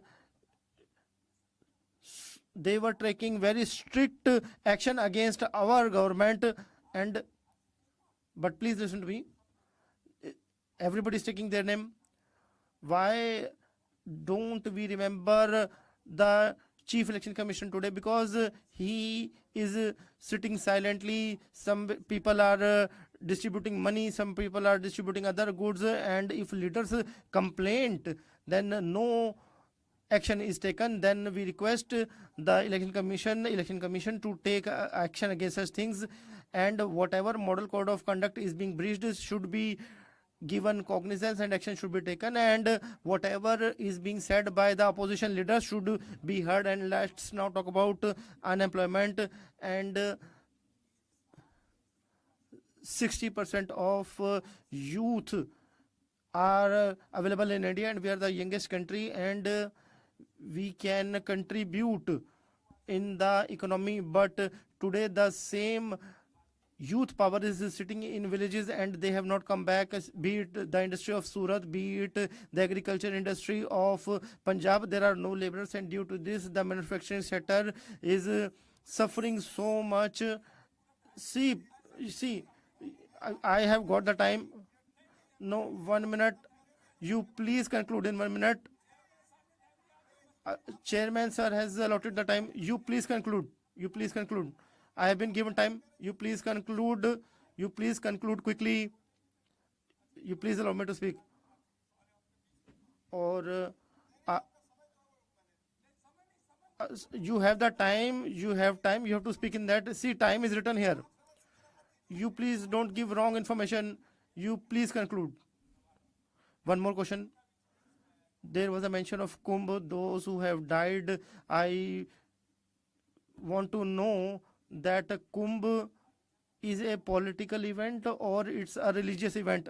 I have gone to Kumbh several times. From my childhood, I have been visiting there, and at this time, thank you, Honorable Sanjeev Arora ji. Sir, please allow him to speak. Sanjeev Arora ji, please you speak. You speak. He has concluded. Sanjeev Arora ji, please speak.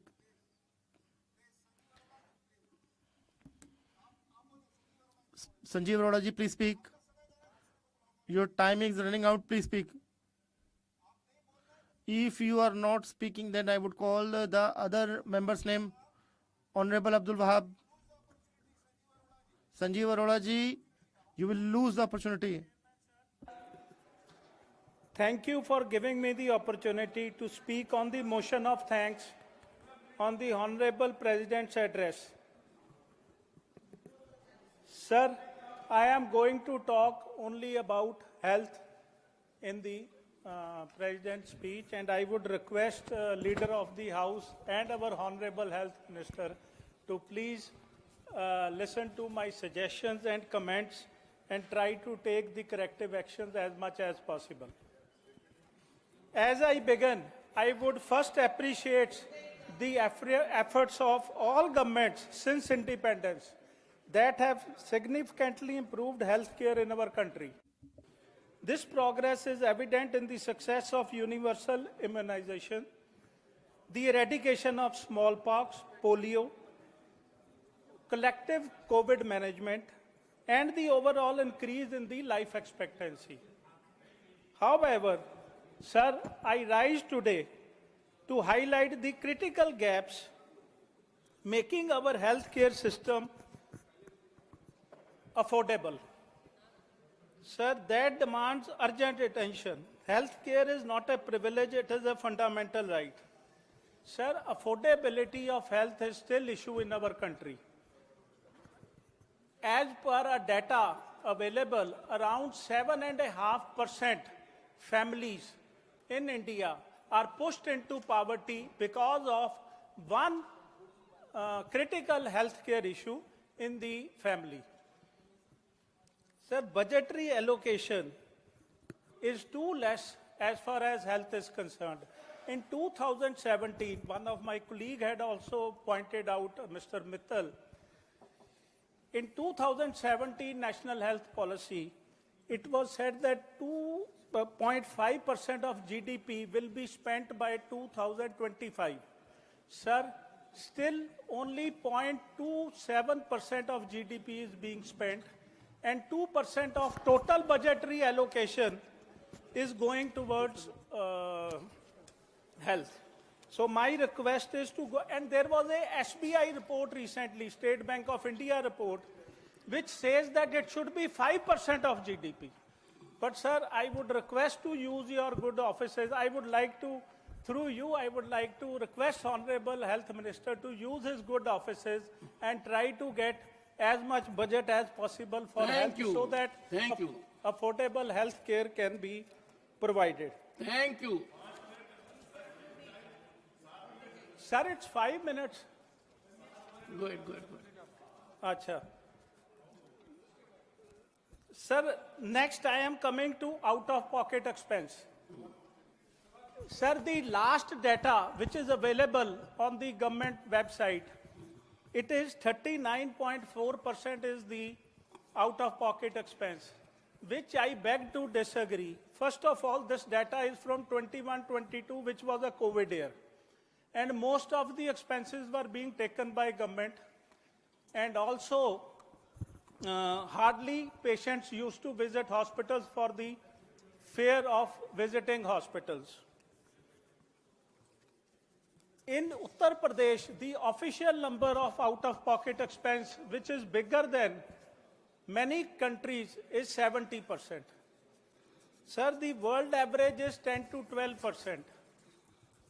Now, some of the African countries which got independence along with us, Botswana, it is 4.3%.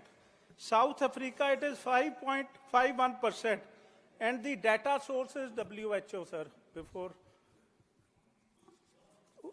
I mean, what I am trying to say is, sir, I am on vice president of one of the institutions. Okay, Mr. Arora, you will resume. I'll allow you to resume later on. Okay. Honorable Dr. Jaishankar, Minister of External Affairs, to make a suo motu statement under Rule 251 of the rules regarding deportation of Indian nationals from the USA. Honorable External Affairs Minister. Thank you, sir. Mr. Chairman, I rise to apprise the House of certain developments pertaining to deportation of Indians from the USA. Honorable members are aware that people-to-people exchanges constitute the bedrock of our deepening ties with the United States. Indeed, more than any other relationship, mobility and migration has had a key role to play in enhancing its quality. Sir, the House would also share the view of the government that it is in our collective interest to encourage legal mobility and discourage illegal movement. In fact, illegal mobility and migration has many other associated activities also of an illegal nature. Moreover, those of our citizens who have been inveigled into illegal movement themselves become prey to other crimes. They are trapped into both moving and working under inhumane conditions. Members are aware that unfortunately there have even been fatalities in the course of such illegal migration. Those who have returned have also testified to their harrowing experiences. Mr. Chairman, sir, it is the obligation of all countries to take back their nationals if they are found to be living illegally abroad. This is naturally subject to an unambiguous verification of their nationality. This is not a policy applicable to any specific country, nor indeed one only practiced by India. It is a general accepted principle in international relations. Sir, honorable members would be aware that the process of deportation is not a new one. I repeat, not a new one, and has been ongoing for several years. I would like to share with the House details of deportation from the United States since 2009. Their numbers, years-wise, as available with our law enforcement authorities, is as follows. 2009, number of deportees, 734. 2010, 799. 2011, 597. 2012, 530. 2013, 515. 2014, 591. 2015, 708. 2016, 1303. 2017, 1024. 2018, 1180. 2019, 2042. 2020, 1889. 2021, 805. 2022, 862. 2023, 617. 2024, 1368. 2025, 104. Sir, deportations by the US are organized and executed by the Immigration and Customs Enforcement, ICE, authorities. The standard operating procedure for deportation by aircraft used by ICE, that is effective from 2012. I repeat, that is effective from 2012, provides for the use of restraints. However, we have been informed by ICE that women and children are not restrained. Further, the needs of deportees, including during transit, related to food and other necessities, including possible medical emergencies, are attended to. During toilet breaks, deportees are temporarily unrestrained if needed in that regard. This is applicable to chartered civilian aircraft as well as military aircraft. There has been no change, I repeat, no change from past procedure for the flight undertaken by the US on 5 February 2025. Honorable Chairman, sir, we are, of course, engaging the US government to ensure that the returning deportees are not mistreated in any manner during the flight. At the same time, the House will appreciate that our focus should be on crackdown, strong crackdown on the illegal migration industry, while taking steps to ease visas for the legitimate traveler. On the basis of information provided by returning deportees about the agents and others involved, law enforcement agencies will take necessary preventive and exemplary actions. I thank you. One second. Please take your seat. Honorable members, take your seat. Will you take your seat? The House has to be run on some rules. Your leaders are aware of it. Please take your seat. Your party has not given your name. Honorable members, under Rule 251, a statement may be made by a minister on a matter of public importance with the consent of the chairman, but no question shall be asked at the time of the statement is made. 1 second. Have some patience. Don't jump the gun. My permission was taken by the Honorable External Affairs Minister to make the statement today. There was a request from the leader of the opposition, and that was agreed by the Parliamentary Affairs Minister and leader of the House, that looking to the public sentiment and need for clarity, some brief interventions may be allowed. I examined the request that came from both sides,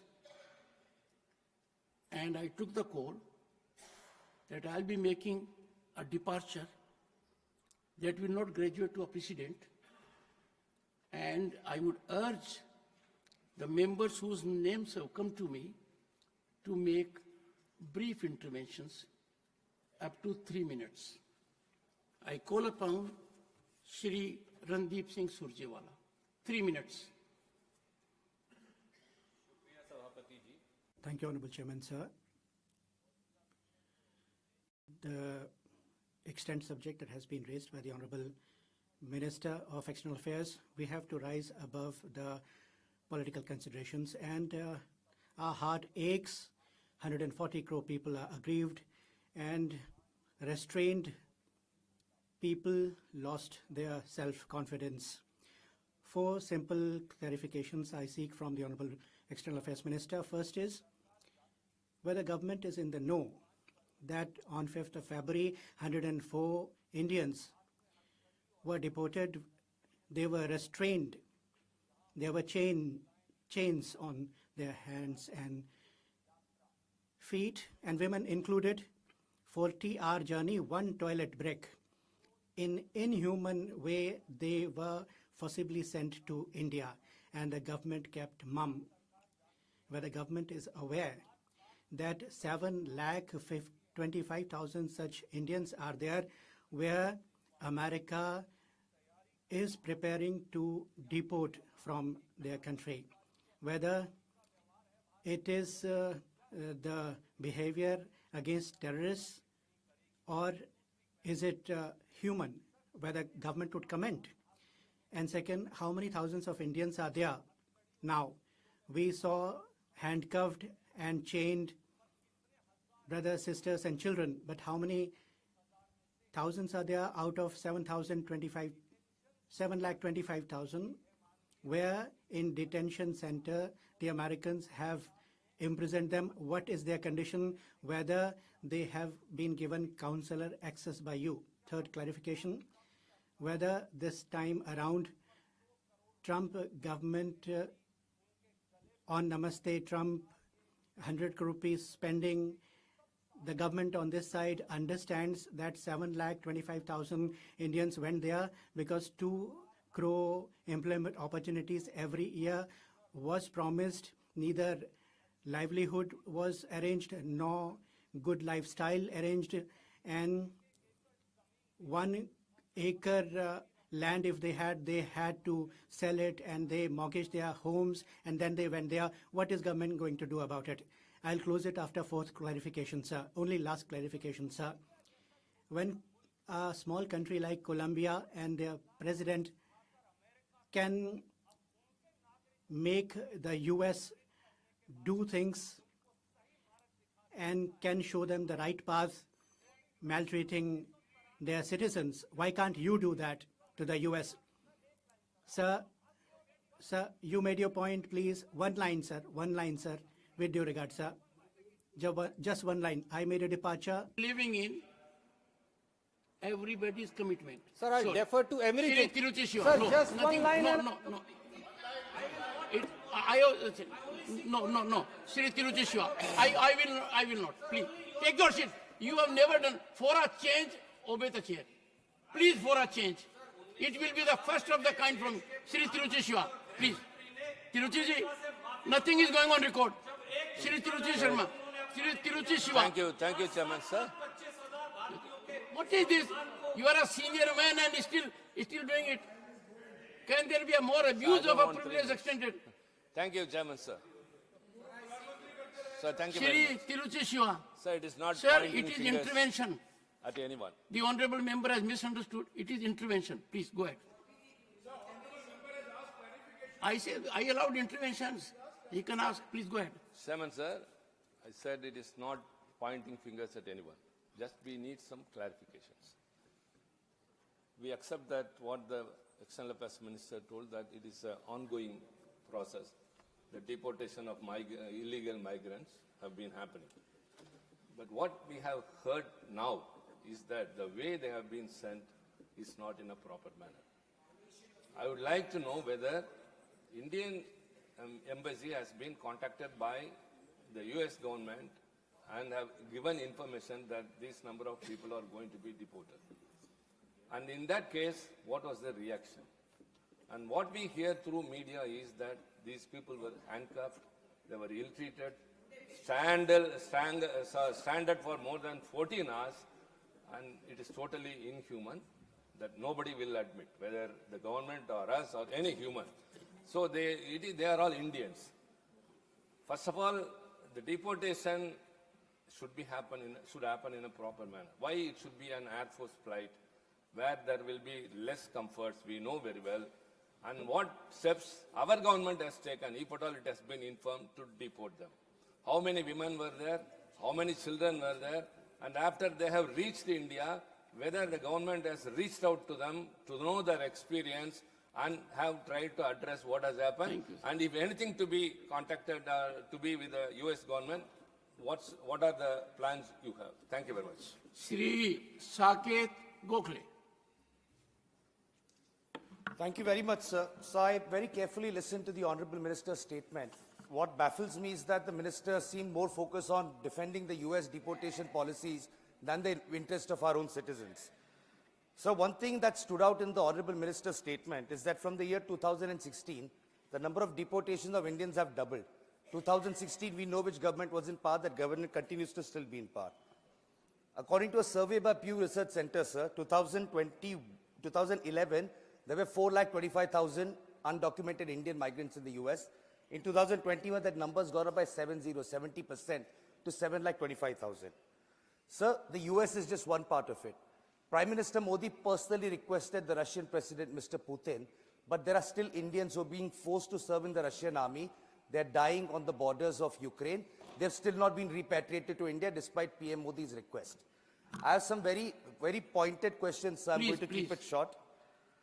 So as the first, we talk and we hear in this house almost every minister, every member when they speak from the treasury benches. We are the world's 5th largest economy. We are soon going to be 3rd largest. We are a Vishwaguru. Ask this. Sir, as a Vishwaguru, I'm asking through you, sir, as a Vishwaguru, are citizens being shackled in chains, their legs being shackled together, being handcuffed, when countries like Colombia, which don't even figure in the top 10, can send an aircraft and bring their citizens back with dignity? What stops our government from sending one aircraft? We don't have a shortage of it. Thank you. What stops? No, sir, I have just one. You said 3 minutes, sir. That's all I'm requesting. So why have we not been able to ensure a dignified and humane repatriation of our citizens is number one. And number two, sir, the Honorable Minister made a very important point about undocumented migrants facing a lot of risk. The migrants have gone to the US, have gone through the Darien Gap, through the northern border. Many of them have frozen and died on the northern border as well. So the question is, what process does the ministry have? Because clearly there's economic distress. They're running away from the country for search of better opportunities. What processes do we have? Be it Cambodia, Indians are trapped, made to work in call centers in the US. So how is the ministry, beyond protector of immigrants, which doesn't do much, how is the ministry ensuring that so many Indian citizens don't have to risk their lives to run away from a failing economy and go to other countries illegally, sir? Thank you. Honorable members, before I call Sanjay Singh, I would urge you that comprehensively issues have been raised by Randeep Singh Surjewala, Tiruchi ji, and Saket also. Avoid repetition. Shri Sanjay Singh. Thank you, sir. India is the largest democracy in the world. And Honorable Prime Minister, again and again, talks of relationship and ties with America and friendship also.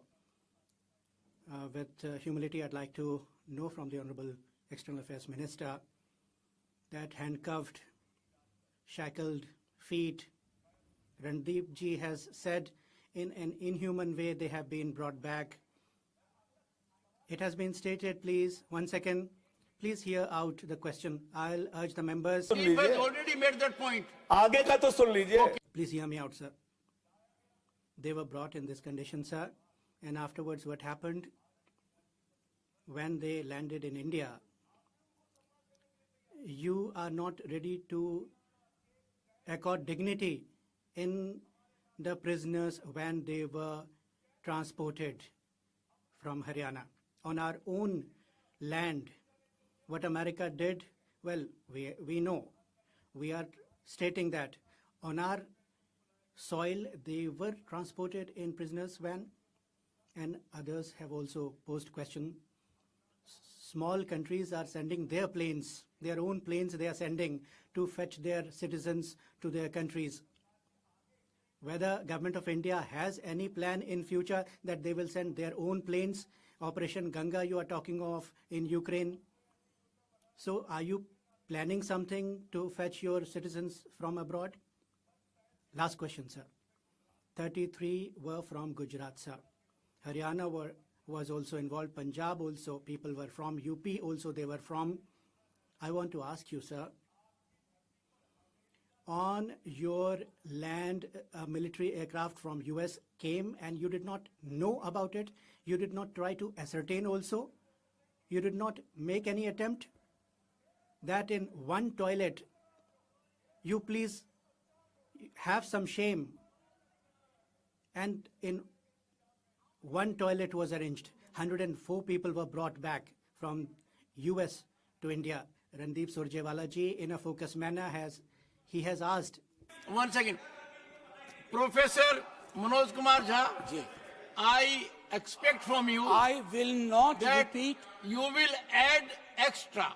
I Because assure Honorable you, Minister sir. has taken note of what has already I been assure you, sir. I'll not repeat any of the points mentioned by any of my colleagues. Please go ahead. My first query, explanation from Honorable Minister, sir. It involves us all. The images were worrisome.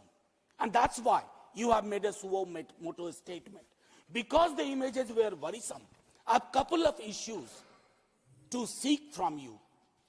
How much advance notice that the government of India received for this US deportation? Yes. And how many much more are in the pipeline? Number one. Number two, did the Indian embassy or the consulate provide any kind of legal or consulate service sought by them? Yes. Or if not at all, what was? What the government is doing about the agents and agencies which openly on their website claim that they'll make you reach your favored destination. Yes. And sir, before I conclude, my query is, sir, there might be illegal infiltrators or whatever for US. For us, they are our genuine citizens. हमारे नागरिक हैं. They are our citizens, and since they are our citizens, Align with India's broader policy on protecting its citizens abroad. Will the Indian government raise this, particularly the inhuman aspect of it, which scares us all, intimidates us, at a multilateral platform or in a bilateral manner? Thank you very much, sir. Dr. John Britas. You, sir. John Britas. Sir, being a member only new points. Sir, being the member of a standing committee, that is MEA, please give me 3 minutes. Sir, don't ask time, make only new suggestions. Sir, only new. If it is old, please take it off. Sir, is it not a fact that countries like Colombia, Mexico, Brazil... Now, Dr. John Britas, question, it is sir. fourth time you are reiterating. Questions, it has been said. Sir, I am quoting. Sir, I am quoting. Please, I will only send. Appeal to you. I will only send new things, sir. My Professor question. Manoj Kumar Jha came up with new points. Come with new points. My question, only new things, sir. Is it not a fact that New York Times reported that military planes have rarely been used in the past by the US deportation? First question. Second question, Honorable Minister listed about the deportations. In the past, all these deportations the minister referred to, were they undertaken in passenger aircrafts or in military aircrafts? Third, as per the unstarred question on 28/7/2022 on Rajya Sabha, is it not a fact that the minister had said that any violation of immigration laws is brought to our notice, our missions, post abroad, and seek consular access? In this case, were our missions alerted? Were the details provided to our mission? And the fourth question, sir, International Human Rights Convention, India is a signatory to UN human rights treaties. Is it a fact that it emphasizes humane treatment in deportation cases? And the fifth question, sir, the lack of data. As a member of the External Affairs Standing Committee, we have been agitated over the lack of data with regard to the Indians abroad. And the sixth point, sir, illegal agents. Will the government do something to ensure that illegal agencies are busted? Thank you, sir. Honorable Minister, if you would like to respond. Sir, Honorable members, please bear with me. No. All right, Honorable Minister. No. One second. Professor Ram Gopal Yadav, unfortunately there was no input from your side, and therefore I thought. Sir, No, that has been covered. Professor sir. Sir, I would like to know from the Honorable Minister. To win the same boat today.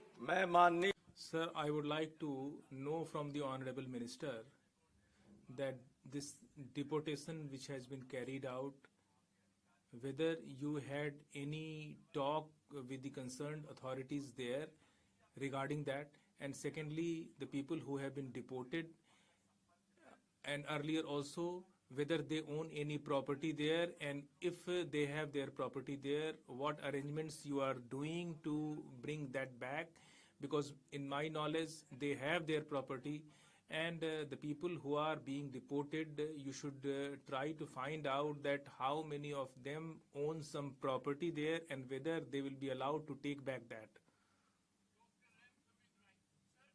1 minute. Only one point I am raising, sir.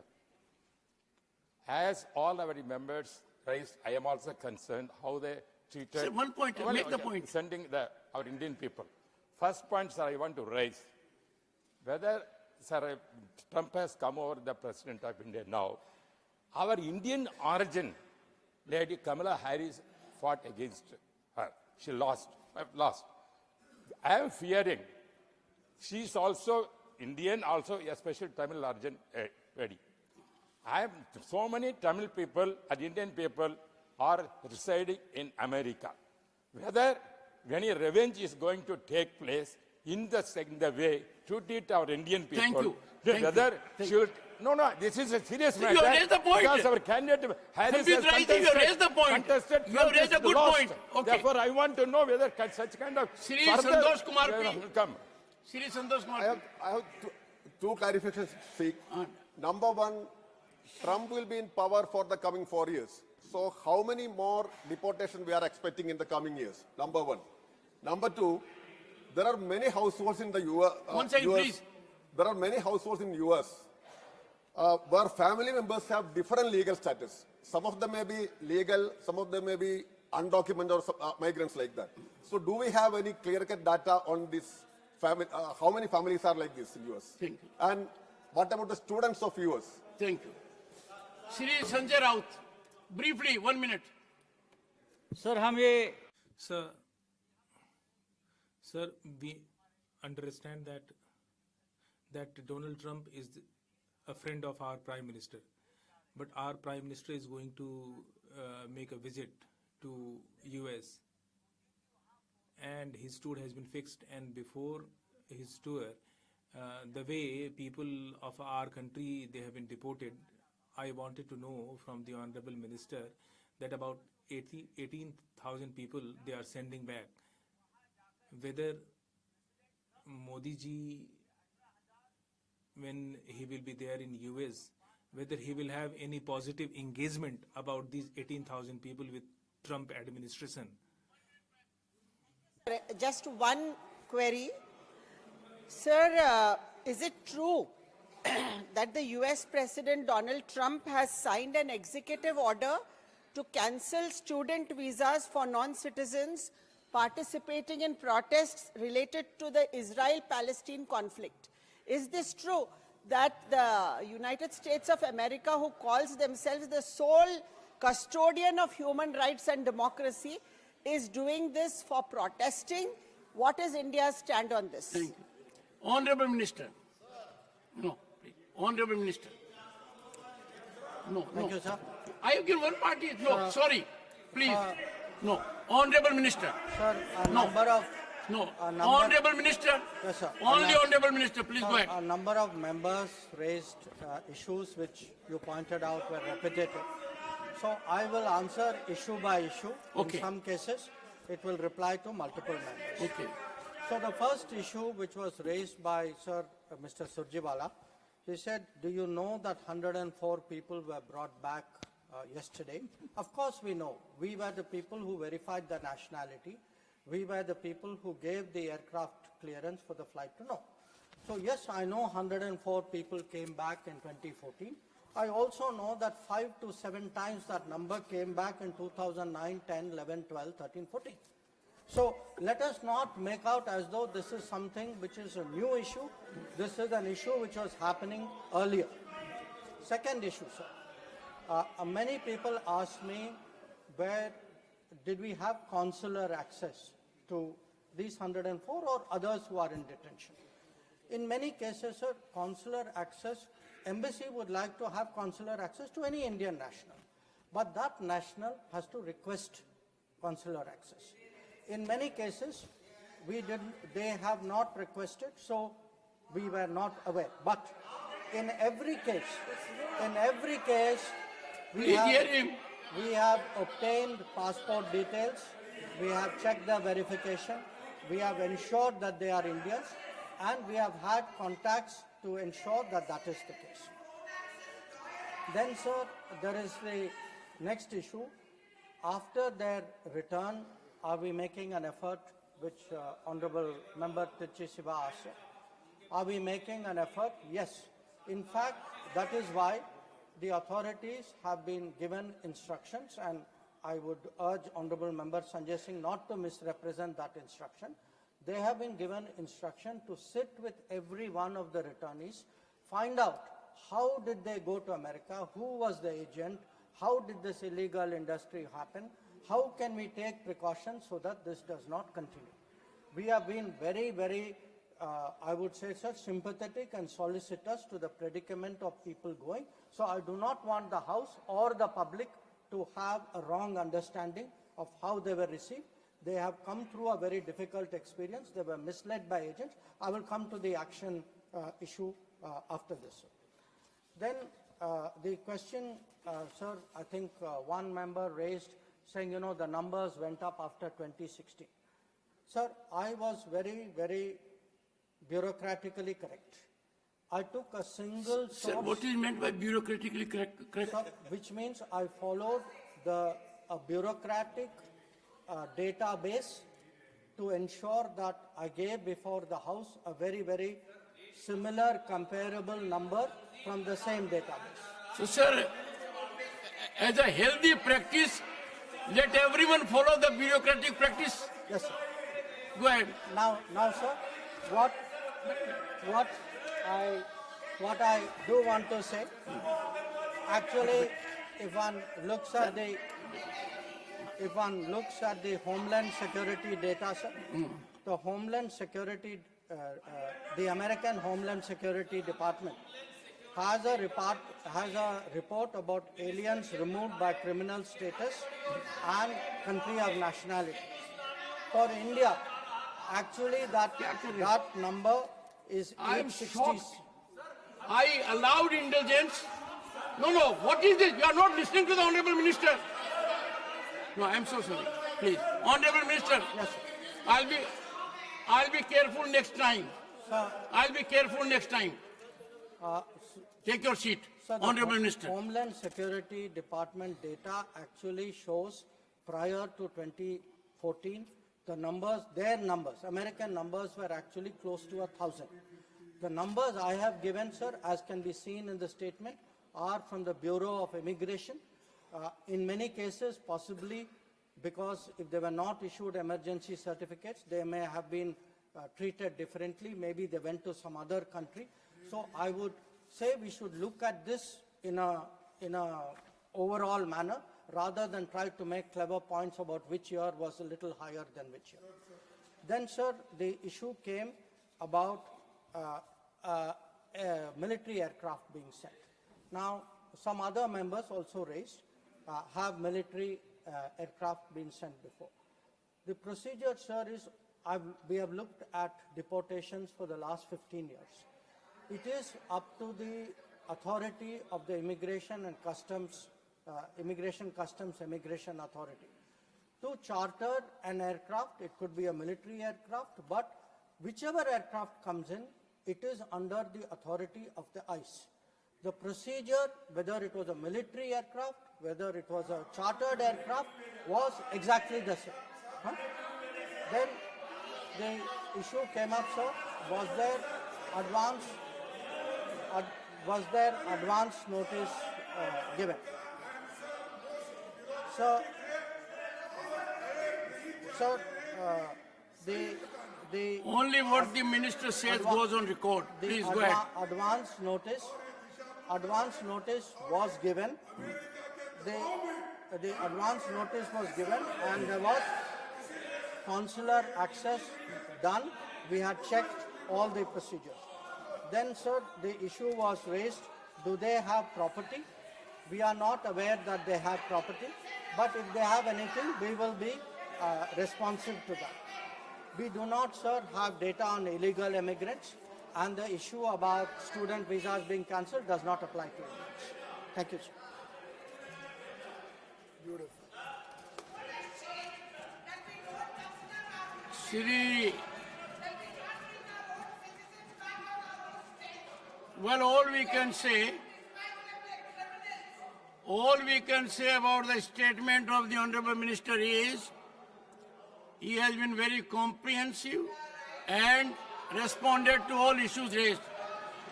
Shri Abdul Wahab, 5 minutes, not present. Shri Ramji, Sanjeev, okay, you are there, I missed you. Shri Sanjeev Arora will resume to make his address for next 3 minutes. Sir, 3 minutes. When my point was interrupted, I was at out-of-pocket expense, which I have already taken care of, and I have mentioned quite a bit that we are on a higher side as far as out-of-pocket expenses are concerned in our country. Now, sir, coming next on AIMS, there have been 23 new AIMS hospitals, but there is a shortage of faculty of 40%, almost 40% in these AIMS, and also non-faculty positions are around 30% less in AIMS.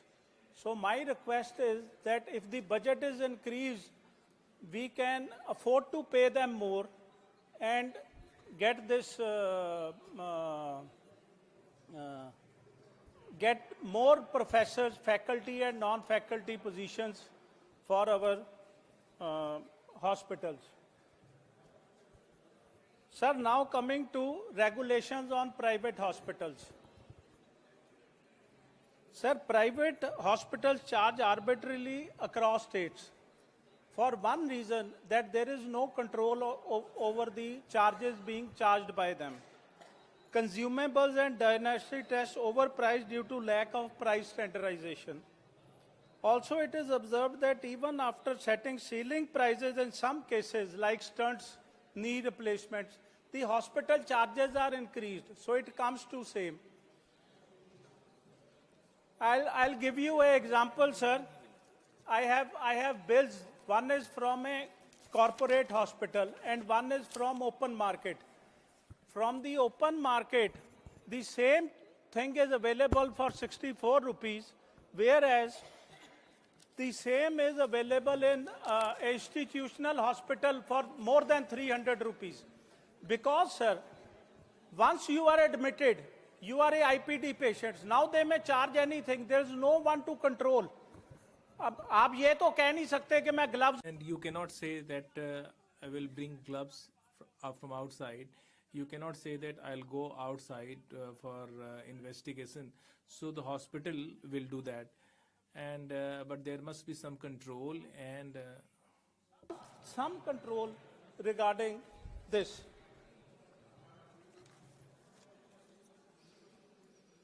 And sir, next ESI. Sir, at presently, under ESI, 21,000 rupees who get are covered. And this has been going for long. So my request to government, through you to government, is to increase this limit so that more and more workers are covered under ESI and they can get affordable health treatment. And now, sir, coming to professionals, we were just discussing medical education and our students going abroad. Sir, we have 109,000 UG seats in India, the undergraduate MBBS seats. Whereas PG, we have only 70,000, which means that after UG, most of the doctors who finish MBBS, they are going abroad because hardly you see these days MBBS doctors. Any doctor who is practicing has MD on them. So this brain drain somehow needs to be stopped, and we are already in shortage, even in AIMS hospital, where government can afford to pay doctors more, which I have brought up before. And also, sir, there needs to be a stricter law on unethical practices. Now, let me give you an example, sir. The cesarean cases, WHO has recommended that it should be 15%. No more than 15% on an average cesarean cases should be there. In our country, in some states, it's more than 50%, sir. So unethical practices should be stopped and commercial motives should be. And also, there needs to be some health insurance norms where GST point has already been brought, needs to be taken out of health insurance, because even compared to other countries, the percentage of people insured in our country are very minimal. Now, sir, before I end I would like to call upon the government to take the following steps: increase healthcare expenditure at least to 2.5% of GDP, if not 5%, which has been recommended by State Bank of India recently.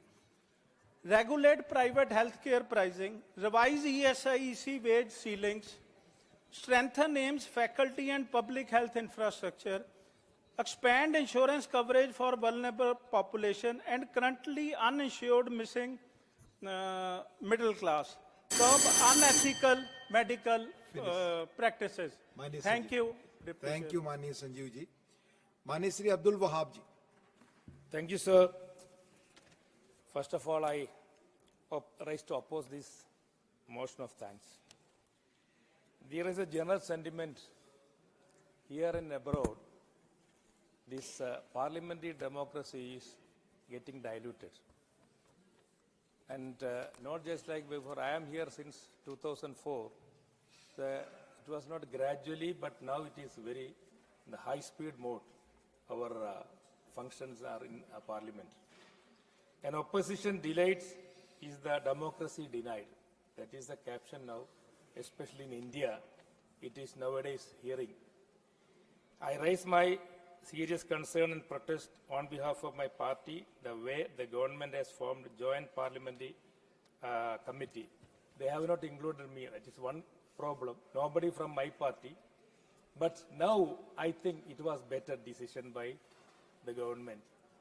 I am not there because whoever went all over India, nothing. All the opposition members, whatever they mention, it is in the waste basket. Nothing is considered. Only our chairman decided only for the members, those who are from the ruling party.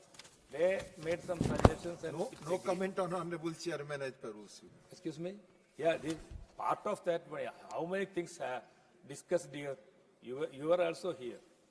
So, and again, our foreign minister is here, so that it's a very rare chance to get me. Next month or whenever June, the PM is going to America. February itself. Next, within one night, he is not listening to me. But anyway, I request our foreign minister just to give some, not instructions, some suggestions to PM to raise this issue what was here 1 hour before, 15 minutes before. There are so many other illegal immigrants there in, not only in America, but different places. They will, even in UAE, I feel, I am feared that they will also start using their, what we call helicopters or whatever it is. Even though it is only 3 minutes, there are 3 this one. And one thing I have to remind on the government is the Worship Act 1991. It is totally, it is not at all, it's a verdict from the Supreme Court. But the local courts, you see, judicial overriding on this act, Varanasi lower court in Gyanvapi Masjid and Allahabad court in Sambal Mosque is highly condemnable and questions the integrity of our judiciary. The recent claim and controversy over the Ajmer Dargah, which has a history of 600 plus years, should be called out loud and should be strictly punished. I urge the government, the judiciary to strengthen this act. And a lot of other things are also happening nowadays, especially in budget Kerala. Totally ignored. I can only hear one voice from our chairman's state, Bihar. No single one word about Kerala. Forget about Kerala. What about Wayanad? The Prime Minister came there and assured the rehabilitation and all. So far in the budget or otherwise, nothing is granted. It is a grave concern for us. Our government, Kerala government, they are also suppressing the Keralites, and you also start suppressing the government. What we will do? They are not giving enough facilities. They are taken money from wherever, and the money what they got in exchequer is not spending. They are finding so many excuses. 700 crore project is there, but state government also, central government also, they are not coming to the Wayanad issue. Maybe because if it is Wayanad is Priyanka Gandhi's constituency, I don't know. This is happening in Kerala and in center. I urge the government, not looking to the Kerala government, please allow some more money for the rehabilitation of the Wayanad or whatever we call that land perhaps. Thank you very much, sir. And I wish that this time you are not interfering in my speech. Thank you very much. I never interfere. I only remind after completing you your time. You will start Please. from 4 minutes. Please. No. Okay. Never. No, okay, thank you. Mani Sri Babu Ram Nishad. Mani Babu. Not present. Mani Sri Amar Pal Maur. Mani Amar Pal Maur. धन्यवाद. Thank you, Honorable Deputy Chairman, sir. Thank you for giving me the opportunity to speak on the address of the Honorable President. I am grateful to you for the same. Sir, the Honorable President, in her address, had talked about people who are standing at the last in this country, and she said that the development is meaningful only when the last person in the row gets benefited by the government schemes. And the same sentiment was expressed by Pandit Deen Dayal Upadhyay ji in the concept of Antyodaya, and our government, Honorable Prime Minister's government, is fully resolved to implement it. When a person belonging to a poor family gets the opportunity to live in a dignified manner, they get a feeling of pride and self-respect. And the Honorable Prime Minister Narendra Modi ji took a resolve in 2014 when he became the Prime Minister, and he started working on the schemes for the welfare of the poor people, and the Honorable President has highlighted the same in her address. I am a son of a poor farmer, and I have seen poverty from close quarters. I have not only seen it, but I have lived it. And when people belonging to the political field started implementing the welfare schemes for the poor people, they were ridiculed. Sir, when there was roof over the house of only one person's house, and when it would rain, a person would be barely able to save himself from the rains. We have seen such situation, and Honorable Modi ji has given such people pakka houses, and he was ridiculed. The poor people were ridiculed, and when these poor people got houses, they were not happy. When they got toilets, they were not happy. In my childhood, I used to hear, after the independence of the country, when there was the slogan of having the food, the cloth, and the house, we saw that people neither got food, nor the clothes, nor the houses. And we have seen an era in our country where people belonging to one family continued ruling the country. Whether such people had the right of sitting inside the parliament, and who gave them the right to ridicule the poor people of the country. They have always differentiated between the poor and rich people, and Kabirji has said that there is only one well, and people come from belonging to all castes and communities to draw water from this well. And who created this kind of a divide? It was done by those who came to power after independence, who were belonging to one particular family. They differentiated between the poor and rich, and Narendra Modi ji took resolve to do away with such a divide, and it is only the Honorable Prime Minister of India, Narendra Modi ji, who has done it. Ambedkar ji had said, while giving us the constitution on 26 November 1949, he said, I feel that any constitution, be it as great as it may be, if people who are implementing it, it cannot fructify, and the people who are implementing it should be good, they should have good intentions.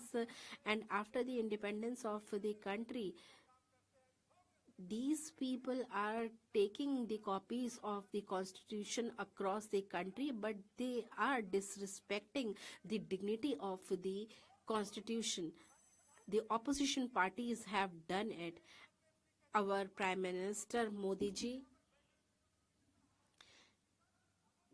our opposition party members were criticizing our culture, our tradition, and they said that whether the saints of the country will decide how the country will run. I would like to say that these people do not believe in the culture and heritage of the country. They are only there to malign the image of our country.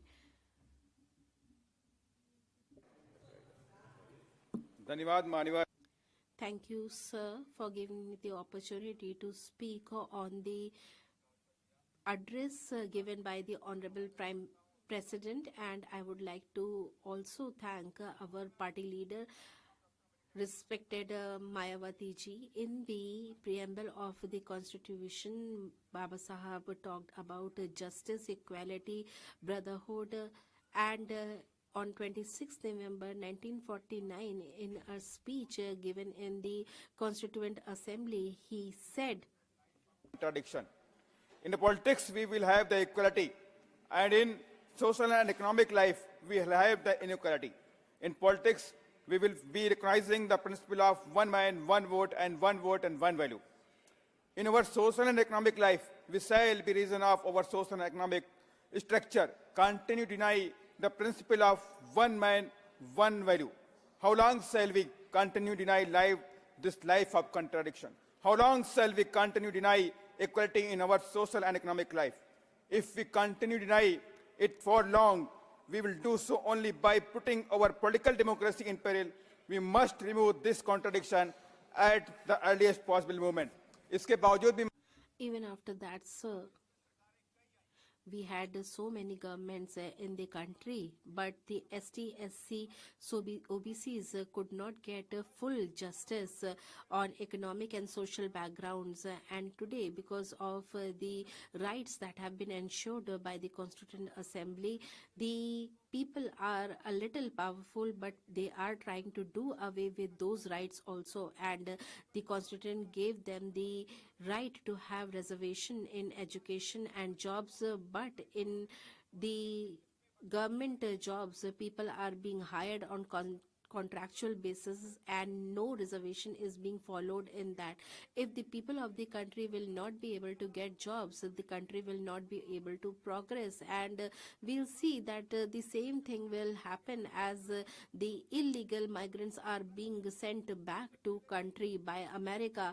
And the earlier governments were not serious. Now neither this government is serious. 30% of the population of the country is living below the poverty line, and as per a government report, 14 lakh children are out of school in the country, and 7,84,000 such children belong to Uttar Pradesh, and many of the children are dropping out from the school and they are not able to carry on with their studies, and the education of such poor people has not been made completely free. And Uttar Pradesh was the first state in the country where the education for poor children became completely free, and SC, ST, OBCs are not having the favor, and the government is not having strong willpower for their welfare, and they are being raped, they are being killed, and we can see such atrocities happening one or the other part of the country, and people do not even get justice. And there are powerful people, they have interference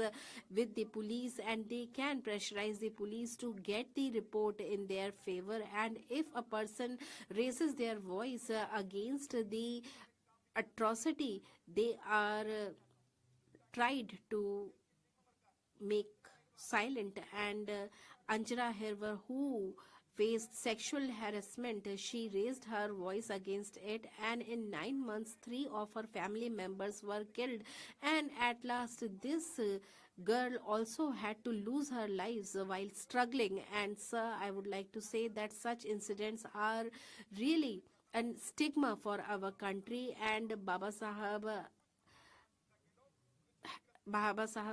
statue is being demolished in some parts of the country, and people are disrespecting it.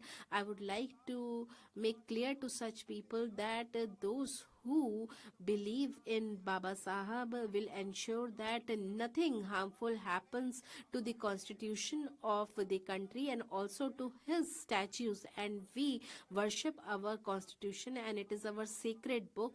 With these words, I would like to conclude my remarks. Thank you. Sri Lahar Singh Siroya.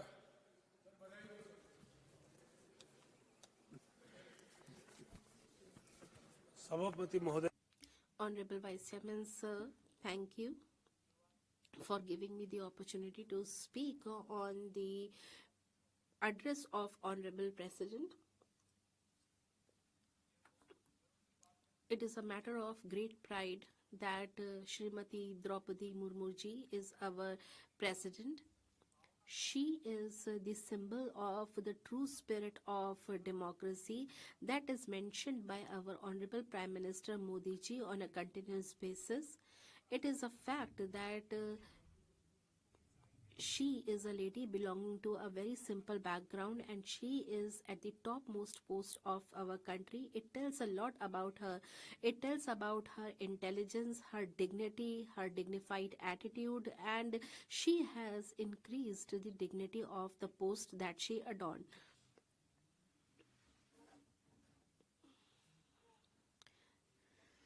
Some people who belong to the elite background who are there only to tamper with our democracy, they might say anything about our honorable president. They might be disrespecting her. They might be creating new idioms and phrases to disrespect her. I would like to say that her life is an example for the entire country and it gives a hope to all the people of the country. Honorable President has talked about implementing the one nation, one election in her address and she has told as to what progress is being made in this direction, and this is a great step that has been taken by the NDA government. I welcome it. It will not only save the time and the precious resources of the country, but it will also ensure continuous development and we'll be able to focus more on it. I would like to add one thing to this noble thought, as Rajiv Shukla ji was also expressing his concerns. I would like to add to it, our election process has become very expensive, and to do away with this huge expenditure to make it free of corruption and to ensure that it does not have the stronghold of certain people, it is very, very important that certain points are considered seriously by the government. This is not something new. We have discussed it earlier also, and this is something that was not rejected ever before. It is very important that this has to be carried forward with great resolve, and it is a time when we should think about one nation, one election in this August House, and in the other house also the members are well aware that the elections have become very expensive nowadays. I have not fought an election, but I have been associated with election process, so we know how the money is coming in the election process and how is it being spent. This is something that everybody knows, but not everybody wants to acknowledge that. You will see that even in panchayat elections, in municipal corporation elections, lakhs of crores of rupees are spent, and in one MLA constituency, candidates have spent hundreds of crores of rupees. So in such a time, it has become a very serious threat to our democracy, and that will prevent honest people from entering public life. I think that it has been a dream of our Prime Minister that at least 1 lakh new people should be brought to politics. So if there is no state funding, there won't be any new people in politics, and one state, one nation, one election will allow honest people to enter politics. It will allow new people to enter politics, and therefore there has to be some restraint on spending. We may have made very stringent laws, but they have never been very effective. They have not been very effective in curbing the use of money power in elections. I'm not a very educated person. I'm not a big lawyer. I do not know much about public, but in this August House and outside the August House also, there are many people who can put light on these issues. I would like the government to constitute a committee on this which can move this idea forward and which will give us time-bound reports on this. And I hope all political parties will welcome this step, and this step will garner respect for us from other nations. Committees like Dinesh Goswami Committee, and in 1999 also there was a committee which was constituted. There may have been other committees also, but what is important is that all committees have given positive recommendations on this.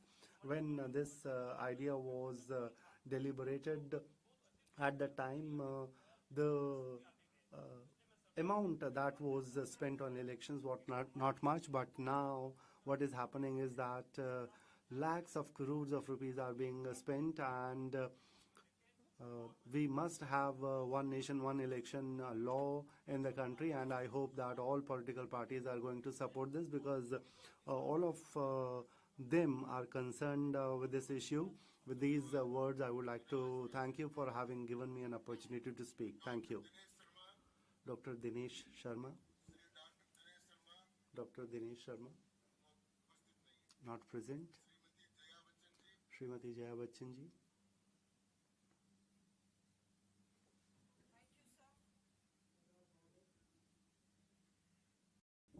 राष्ट्रपति जी के I would like to thank you for having given me an opportunity to participate in the discussion on motion of thanks to the President's address. First of all, the people who went to Mahakumbh and were not able to return, I would like to pay my tribute to them. Sir, the Honorable President in her address talked about women empowerment. That is a very good thing. And I feel proud that the first citizen of the country is a woman. The finance minister of the country is a woman. And there is a state which is very aware. The chief minister of that state is a woman. And a very senior member of this house is a senior leader of a national party, and all the women who are sitting here as representatives of people, I feel proud of them because they have reached there after a lot of struggle. But sir, what happens is that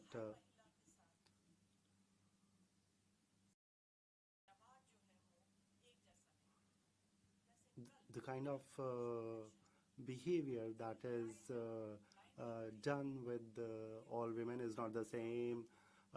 Yesterday, some women were, their identification was being checked by removing their burqa, by removing their veil.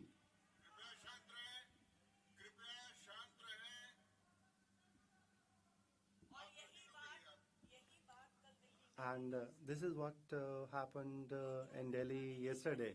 So those who were not wearing a veil, there was no investigation. But if you are wearing burqa, it will be seen whether you are a woman or not. She has a right to speak. Please allow her to speak. In my family, where I was born, we are three sisters, and I'm the eldest one. And the family where I was married, there is no sister, but women are given equal respect, and because of that, I'm here. My first child is a daughter. My first grandchild is a girl. And therefore, I can understand, I feel it very good that the women who can take care, they are coming. All the women who are sitting here as MPs, on behalf of all of them, I would like to say a few things if you agree to that. I'm not saying anything against you. I'm saying this because I treat you as myself. Some days back there was a comment, you may be. It's not me. We are. इस तरह की tip Such a comment, such a remark, making a comment on a woman is completely wrong. A woman may belong to any party. But I would like to quote two lines of Bachchan ji, and she used to always say, on behalf of all the women MPs here, I would like to quote those two lines. Do not ask me when these lines were written, when these lines were quoted. We are not fond of becoming famous. We are not fond of becoming famous. All you men know us, that is enough for us. Thank you.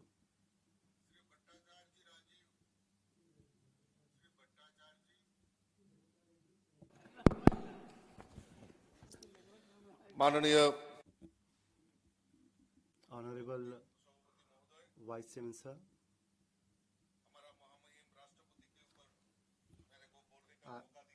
You have allowed me to speak on the motion of thanks on the President's address. I would like to express my gratitude to you for that. Through you,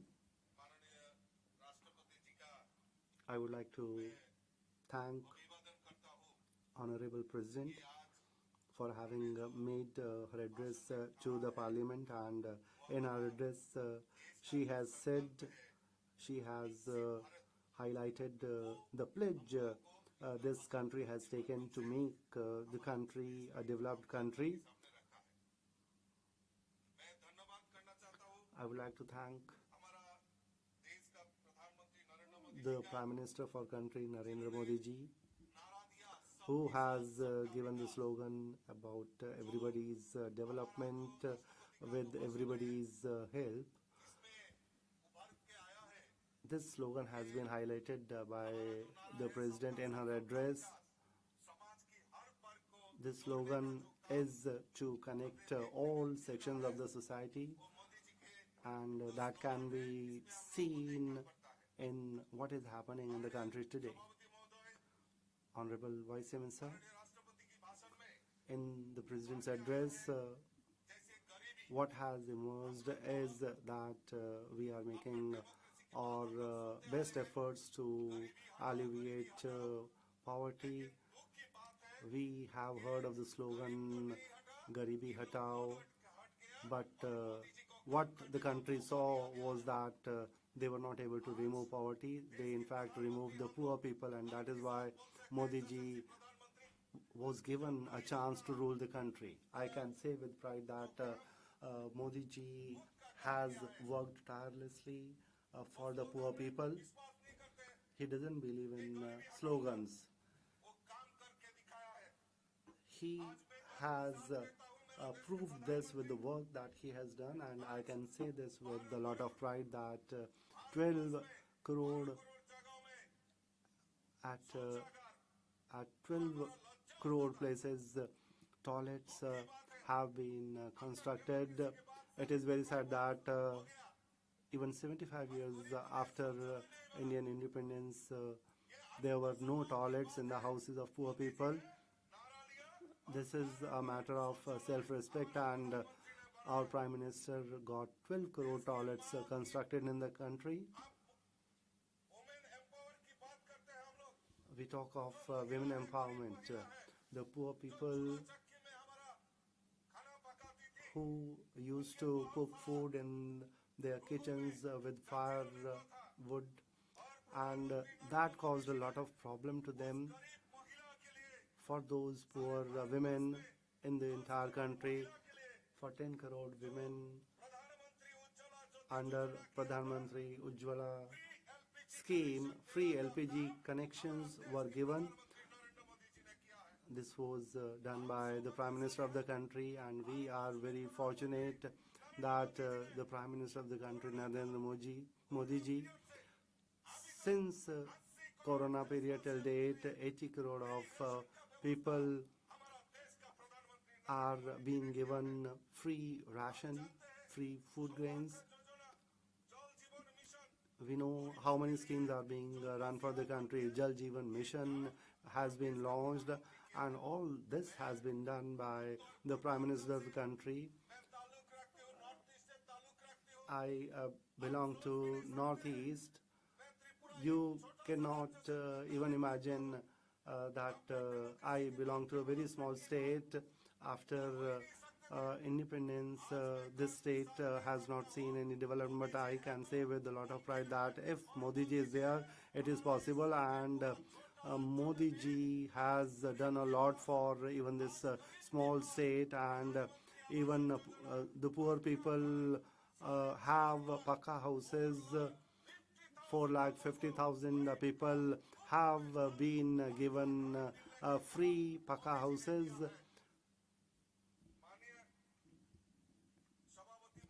Honorable Vice Chairman, sir. Today, an honorable member was speaking about health issue.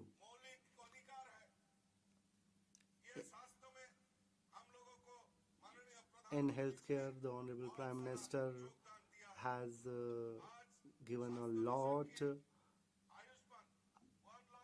Under Ayushman, 1,75,000 Ayushman Arogya Mandir have been established, and the elderly people in the country, the poor people in the country, they can have Ayushman cards, and through them they can have a health insurance of 5 lakh rupees, and they can get free treatment. And I would like to thank Honorable Prime Minister for that. And there is another very serious problem in the country, and that is TV.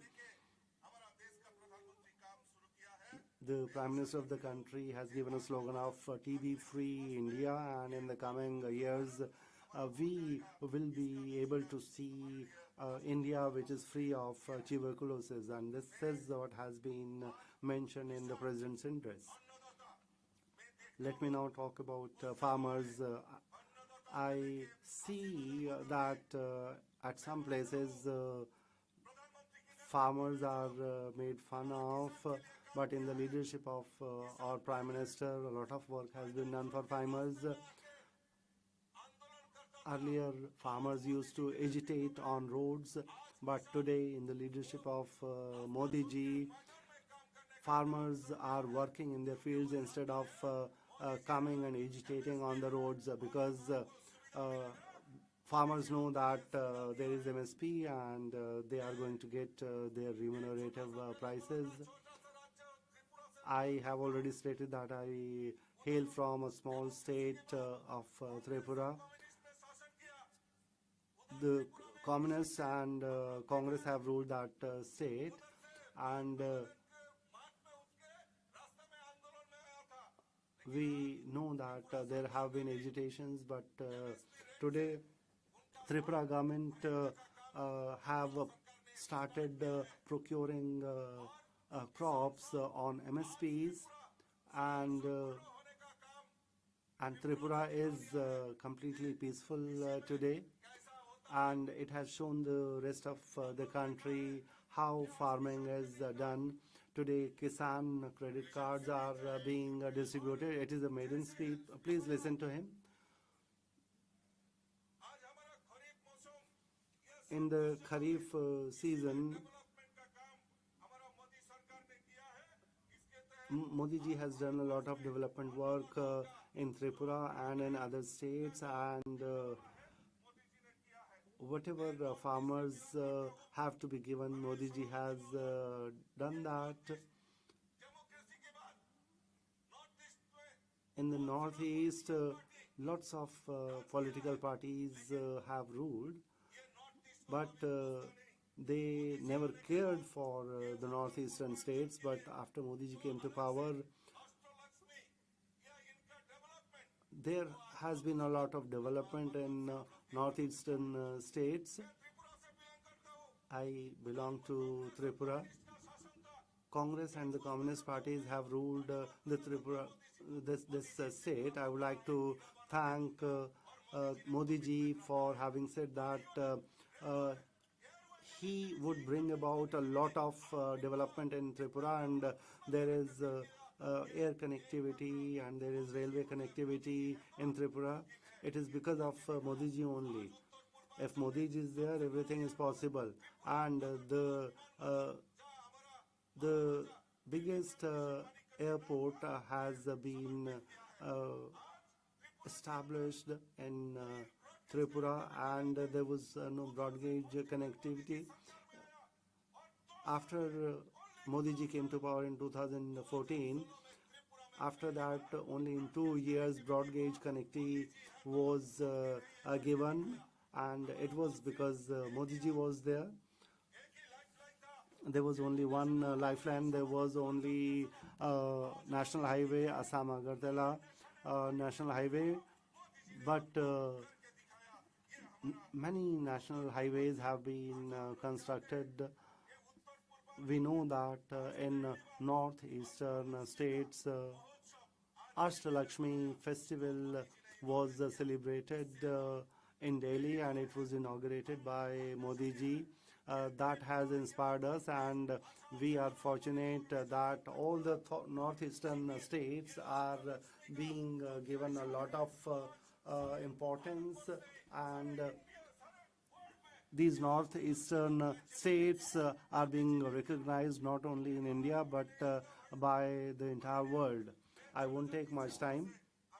I come from tribal areas, but in tribal areas there was no development work, and I'm fortunate that after Modi ji became Prime Minister, there was a lot of development work that was done for tribal communities. Please conclude, Honorable Member. For the development of students, tribal universities have been created. 30 medical colleges have been set up in tribal areas, and in Mudra scheme, loans of 10 to 20 lakhs have been given to youngsters, and with a lot of pride I say that my mother tongue is Bangla, and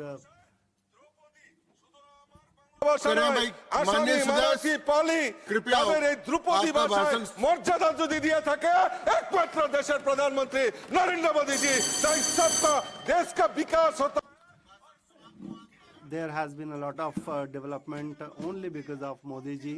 If Modi ji is there, everything is possible. Thank you. Thank you very much. Shri Ramdas Athavale.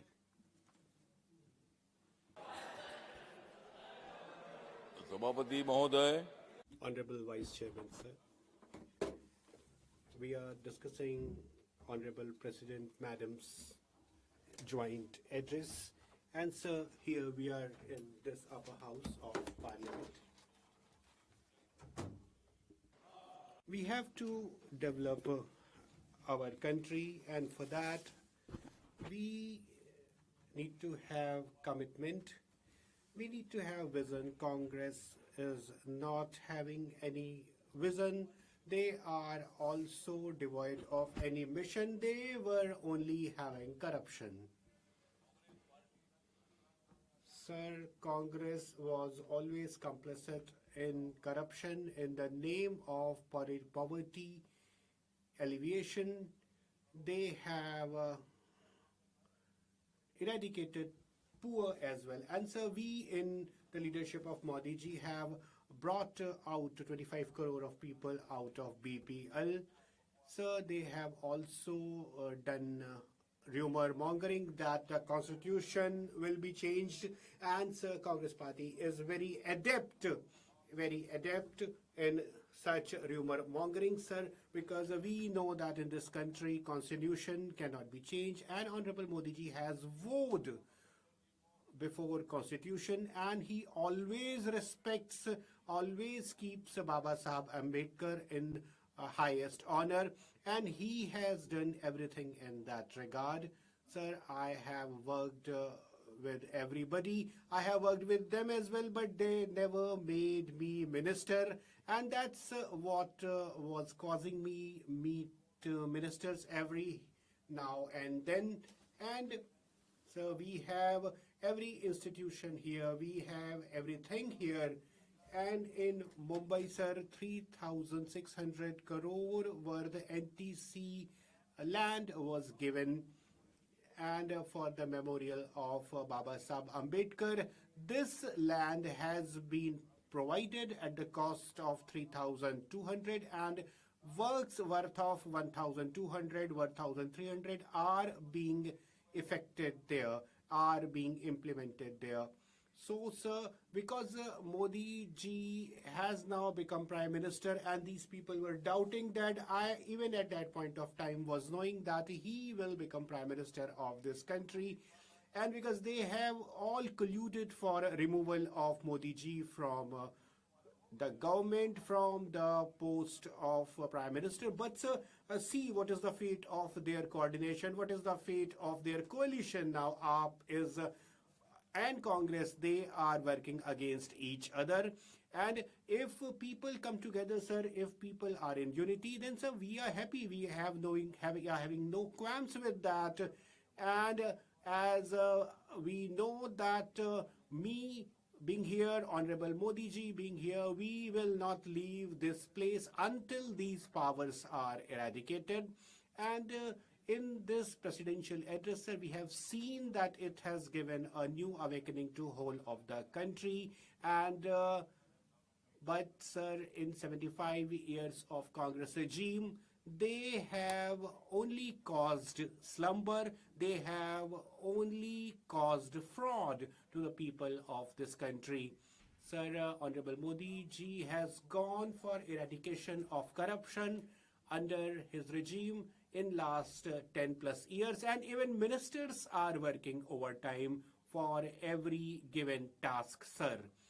Everybody is now getting social justice, and that is what is causing peril, that is what is causing difficulty to opposition parties, because they are finding themselves totally not in sync with that. And because people of this country have always been welcoming Modi ji, his government, and so these opposition parties have been given farewell by people of this country. Everybody is here strengthening democracy. And in Lok Sabha, sir, we have seen that Honorable Prime Minister has not commented much on anybody, has not criticized anybody. Everything is being done for strengthening of this country, is being done for development of this country. And in democracy, we are to live together, we are to work together. We people are members, we people are politicians, we are sitting here, and so we have spent 25 years here. Now this government is going to stay even for longer, and you have also been in power for 75 years or for many years, but now it is not your time, it is our time, for youth, for women, for farmers, for Dalit, for tribals, and for even for AAP and for Congress people. We will get justice to everybody.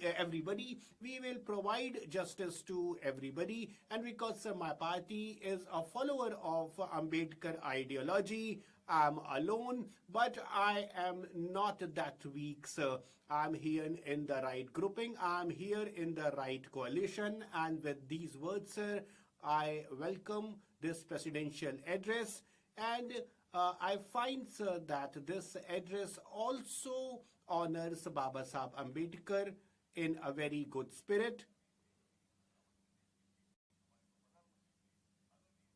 Honorable Manmohan Singh ji was a great Prime Minister. I endorse that, I underline that, though he was not from our party, but he was a great leader, he was a great Prime Minister. Thank you, Athawale ji. Sir, I will remain with BJP for a very long haul, and thereafter, sir, I will rethink the total proposition. Thank you, sir. का सब ध्यान रखें. Kartikeya Sharma ji, it's your turn. At 4, Honorable Prime Minister is to speak. Everybody is to abide by her time. Honorable Vice Chairman, sir, I'm standing here on this ongoing debate on presidential address, and I'm, sir, thankful for this opportunity. I feel honored. Sir, this presidential address is not only a speech, it is a roadmap as well for the future of this country, for the development of this country. Sir, I will start my talk with one of the couplet from Sahir Ladwanvi, that howsoever difficult time may come, but the flowers which are to bloom will bloom. And sir, this speech definitely is one symbol and one marker of the commitment which we have for development of this country. It definitely highlights the glorious achievements of past and also a roadmap of future it hints to. Sir, it is also a symbol of India's growing competence, India's growing strength, and effective diplomacy, effective foreign policy, it also indicates too. So India is emerging as a courageous country under the leadership of Honorable Modi ji, and our diplomacy is finding new and new laurels day by day.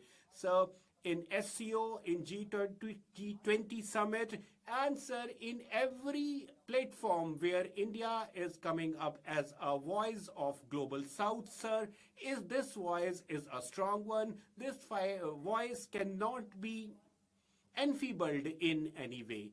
Sir, I find that besides Modi ji, there is no such international leader who has been conferred with so many international awards. I hope that number of these awards is 16 in number. And so whether we are member of this side or that side, for all citizens of India, these awards are a personal honor. These awards are national honor, sir.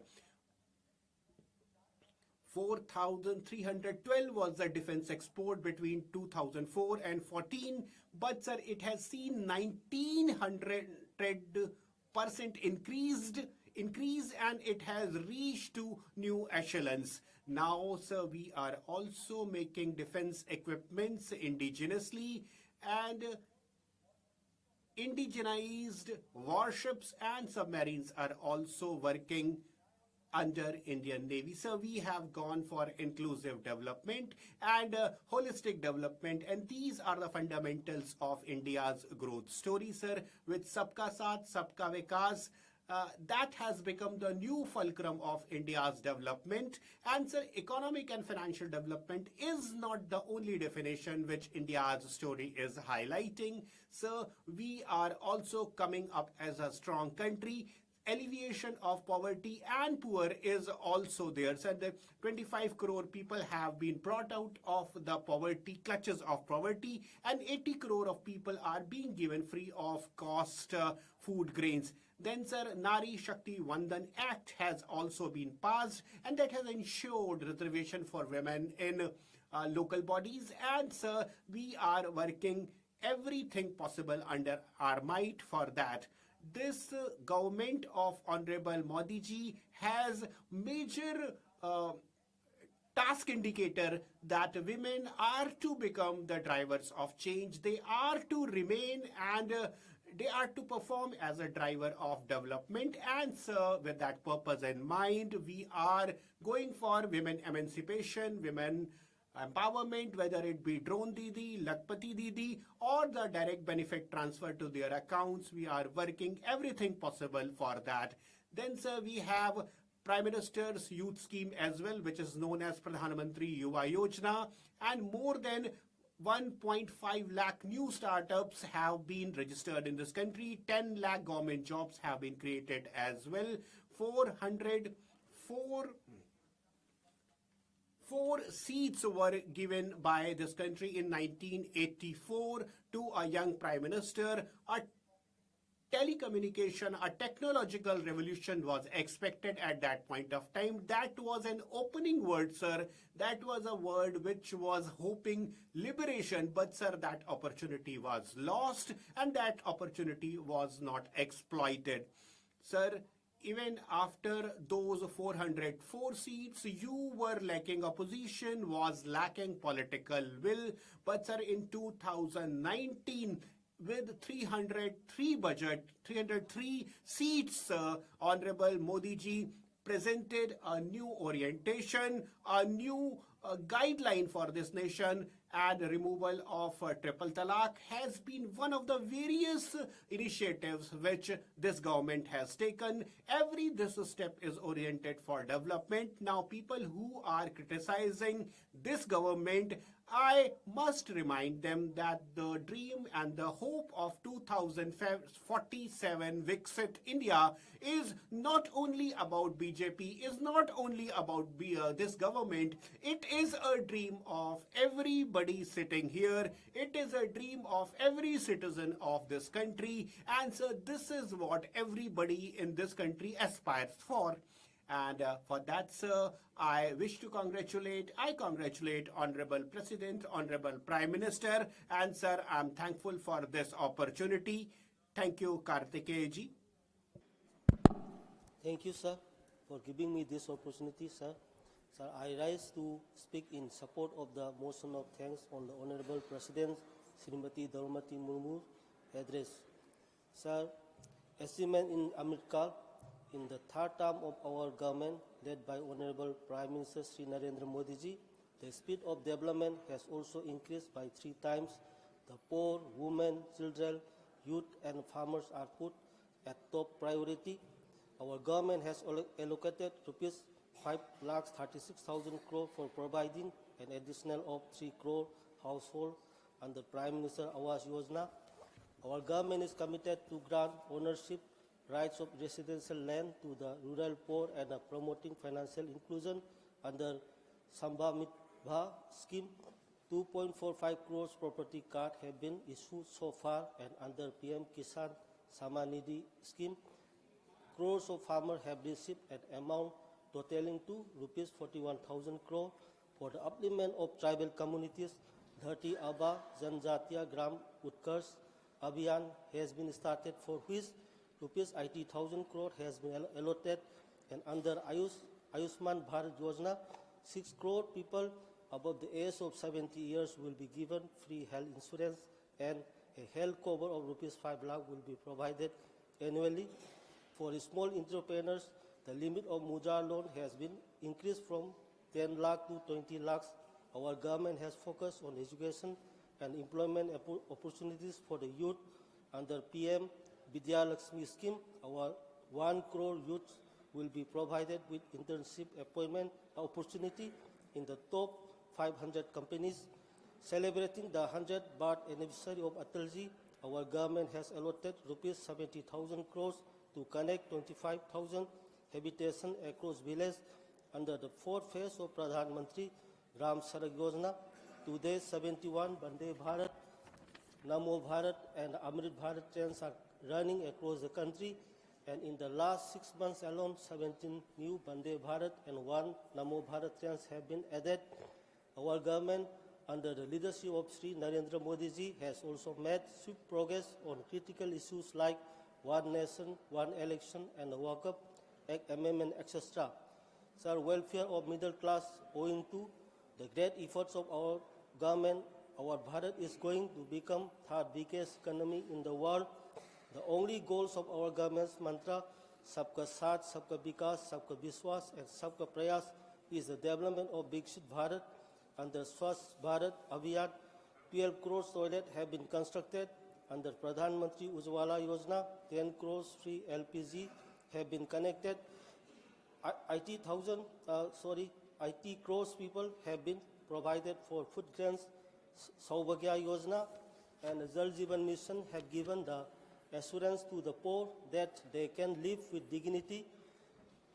Under Udan scheme, the dreams of 1.5 crores people to fly in airplanes has been fulfilled, and offering of medicines at 80% concessional rates have helped save more than rupees 30,000 crores for citizens under Janna Aushadhi Kendras. Employment through women-led development.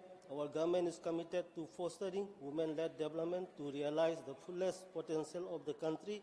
Nari Shakti Bandhan Adhiniyam, reservation of women in Lok Sabha and Rajya Sabha is an important step in this direction. Under National Rural Livelihood Mission, more than 91 self-help groups of more than 10 crore women are being empowered. The goals of our government is to make 3 crore Lakpati Didi, and today more than 1.15 crore Lakpati Didi are living their lives with dignity, and they are contributing to the incomes of their family as entrepreneurs. Drone Didi Yojana has been instrumental in empowering our women both economically and technically. Our daughters are flying fighter jets. They are joining the armed forces and leading corporate companies.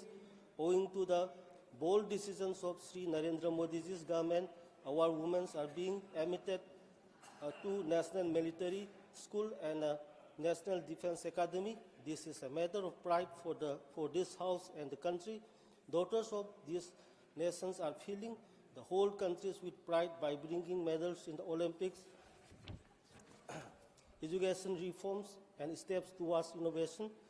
Our government has established a modern education system for our students through National Education Policy 2020. Opportunities for learning in... Sir, 1 minute, sir. Sir, 1 minute, sir. Sir. Please conclude, Honorable Member. Madam Mahua Maji. Madam Mahua Maji. माननीय राष्ट्रपति Thank you, sir, on presidential address and on the Thanksgiving motion which is being debated here, sir. Honorable President has referred to Baba Sahib Ambedkar and all other members of Constituent Assembly. Everybody has been saluted there, sir, in this speech. And 15 women of knowledge, women of accomplishment have been also the member of Constituent Assembly. But sir, it seems that the state of Jharkhand has been neglected in that BJP ruled this state for 18 years. And even at that point of time, sir, women human trafficking was to the highest degree. Even Panna Lal was one name which was a name of a criminal who was doing all these wrongdoings there. Honorable Hemant Soren government in Chhattisgarh, after coming to power in 2019, has brought back all these women and girls to their native places. And so we have also tried to connect these women folk with employment opportunities. So now these women are standing on their feet because of the financial assistance and all these opportunities. And Savitri Bai Phule Kishori Samriddhi Yojana is also being run in the state of Chhattisgarh. So we have other schemes for women as well. And all these schemes are launched with the idea that women emancipation and women empowerment happens in the state of Chhattisgarh. We also want that these women and common folks need not to run from pillar to post, especially in government offices, for availing these opportunities and facilities. So, sir, lakhs of applications are coming to the state government, and so we are solving their problems. Then, sir, state government is doing everything possible. Honorable member, please listen to me.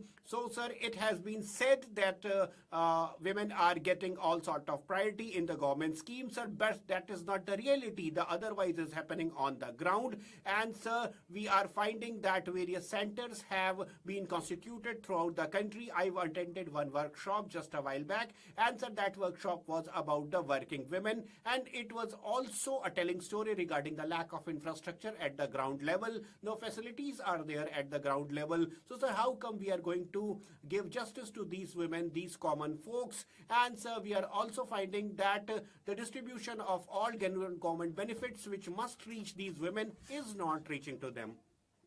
Stop me, railway station. Bus stops and stations where working hostels are there, where working girls are staying in the schools and colleges. There should be CCTV installed everywhere, and the money should be utilized properly, and I think that would help in reduction crime against women. And I think that the policemen who have been deployed for women safety, you should think about them. There are no barracks for them, and all those policemen, they have to stay with the policemen. All those ladies police officer have to stay with them, and there is very very difficult situation for them, and they don't have separate toilets. And why you are not paying any attention on this? On the one hand, you are trying to say that you are giving top priority to women, but in 2016-17 academic session in Jharkhand, 4,096 government schools were closed and they were merged, and all the girls of these far-flung areas cannot go to other areas as they were Naxal affected, and their names were struck off from the schools due to these reasons. But Hemant government had made CM excellence schools. They have opened such schools so that quality education is given to girls, and along with and they can compete with the private schools.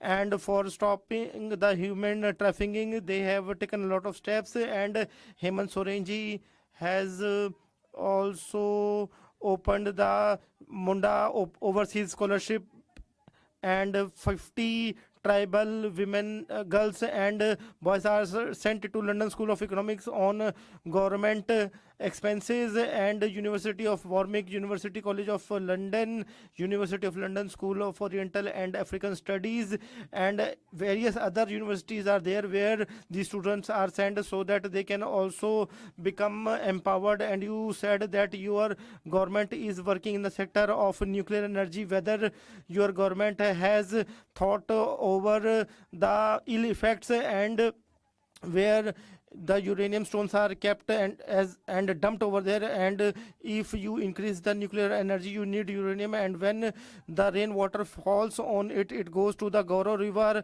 and via Swarnika river it goes to Bengal, and a lot of people become sick due to that. And you are not paying attention to water pollution. And your speech is over. Your speech is over. Shri S. Selvaganpati. Shri S. Selvaganpati. Your speech is over. You have taken your 5 minutes. S. Selvaganpati ji. Motion of thanks on the President address this August House. My sincere thanks to my party allowed me to put forth in support of the motion. The address was our government initiatives to attain the nation Viksit Bharat. This address expressed essential futures of the vision for India, where women, youth, farmers, labor, and common man are, and also our Honorable Prime Minister's vision on Sabka Saath, Sabka Vikas, Sabka Vishwas, and Sabka Prayas. Mr. Chairman, sir, the future of the country is going to be decided by the youth of the country. Sir, under this government, the country is moving forward on the path of economic progress. Today, the guiding mantras of our Honorable Modi government seems to be materialized soon. In spite of COVID situation, this government pulled out around 25 crore people from poverty line. There are numerous programs like Ayushman Bharat, PM Gram Yojana, PM Awas Yojana are worthy mention. The World Health Organization also praised the construction of toilets and the PM Ayushman Bharat schemes which uplift the people's health condition in the country. In this budget, it extended to 1 crore GIG workers. Sir, for women in this country, this government brought out many schemes for upliftment. Beti Bachao and Beti Padhao, PM Dandan Yojana and the Mutra loan schemes are really doing well. It made many lakh-padi women in the country. The loan limit is also under the scheme being enhanced in this budget. Chairman sir, the soil card, PM Kisan credit card, Bima scheme, direct transfer of 2,000 in every quarter into farmer accounts are really beneficial to our farmers. In addition to the guaranteed MSP price on wheat, wheat pulse and rice, and also helpful to our farmers. The uninterrupted or subsidized urea and other manures causing good yield year by year. Thereby, our country attained Atmanirbhar in many fields.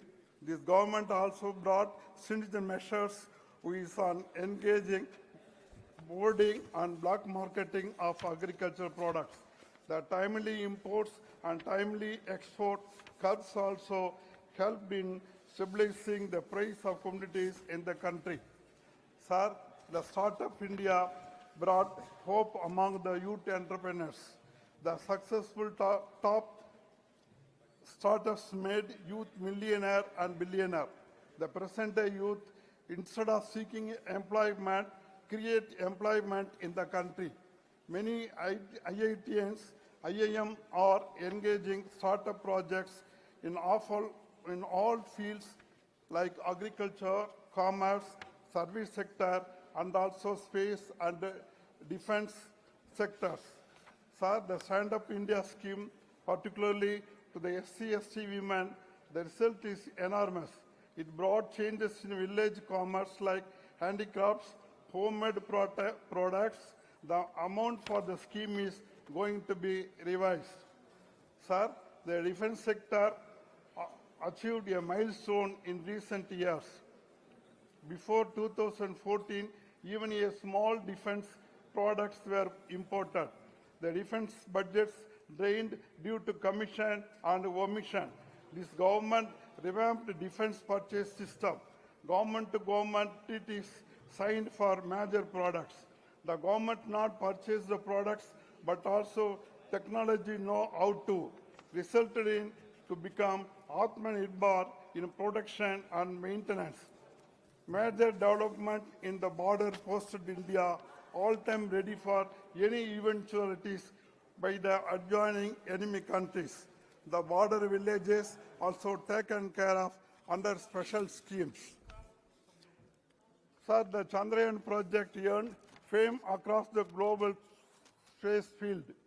The various first in the space program brought smiles of millions of Indians. The recent successful 100th satellite launch is a milestone in the space history. The women scientist is also actively involved in the space technology. Your time is over, honorable member. Your time is over. Thank you. Shrimati S. Fangan Konyak.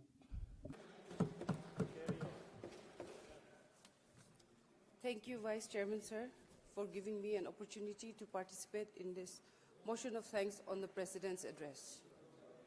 As a woman belonging to the ST community, our Honorable President is an inspiration not only to us ST women, but also to all women in the country. With an illustrious career, political career spanning more than 2 decades, where she has served as MLA, as a minister, as a governor, and in spite of not being from a privileged and elite background, she is performing exceedingly well in dispensing her duties to the nation as the first citizen.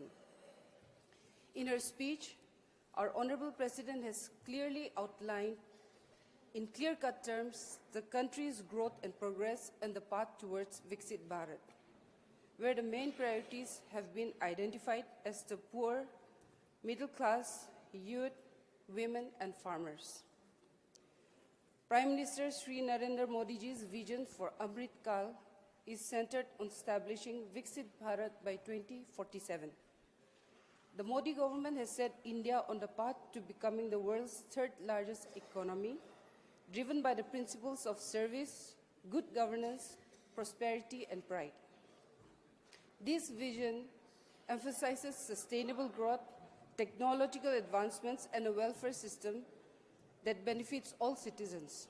The Modi government is intensifying its focus on inclusive growth by prioritizing the welfare of Garib, Yuva, Anadat and Nari. Significant initiatives include the expansion of the Parliamentary Awas Yojana, targeting an additional 3 crore households to ensure housing for all. Under Prime Minister Modi's leadership, the Jan Dhan, Aadhaar and Mobile JAM Trinity has revolutionized direct benefit transfer, and this has streamlined pensions, scholarships and essential subsidies, providing timely financial support. The Parliamentary Jan Dhan Yojana has opened 53 crore bank accounts As of August 2024, deposits stand at 2.31 lakh crore, marking a historical financial inclusion drive.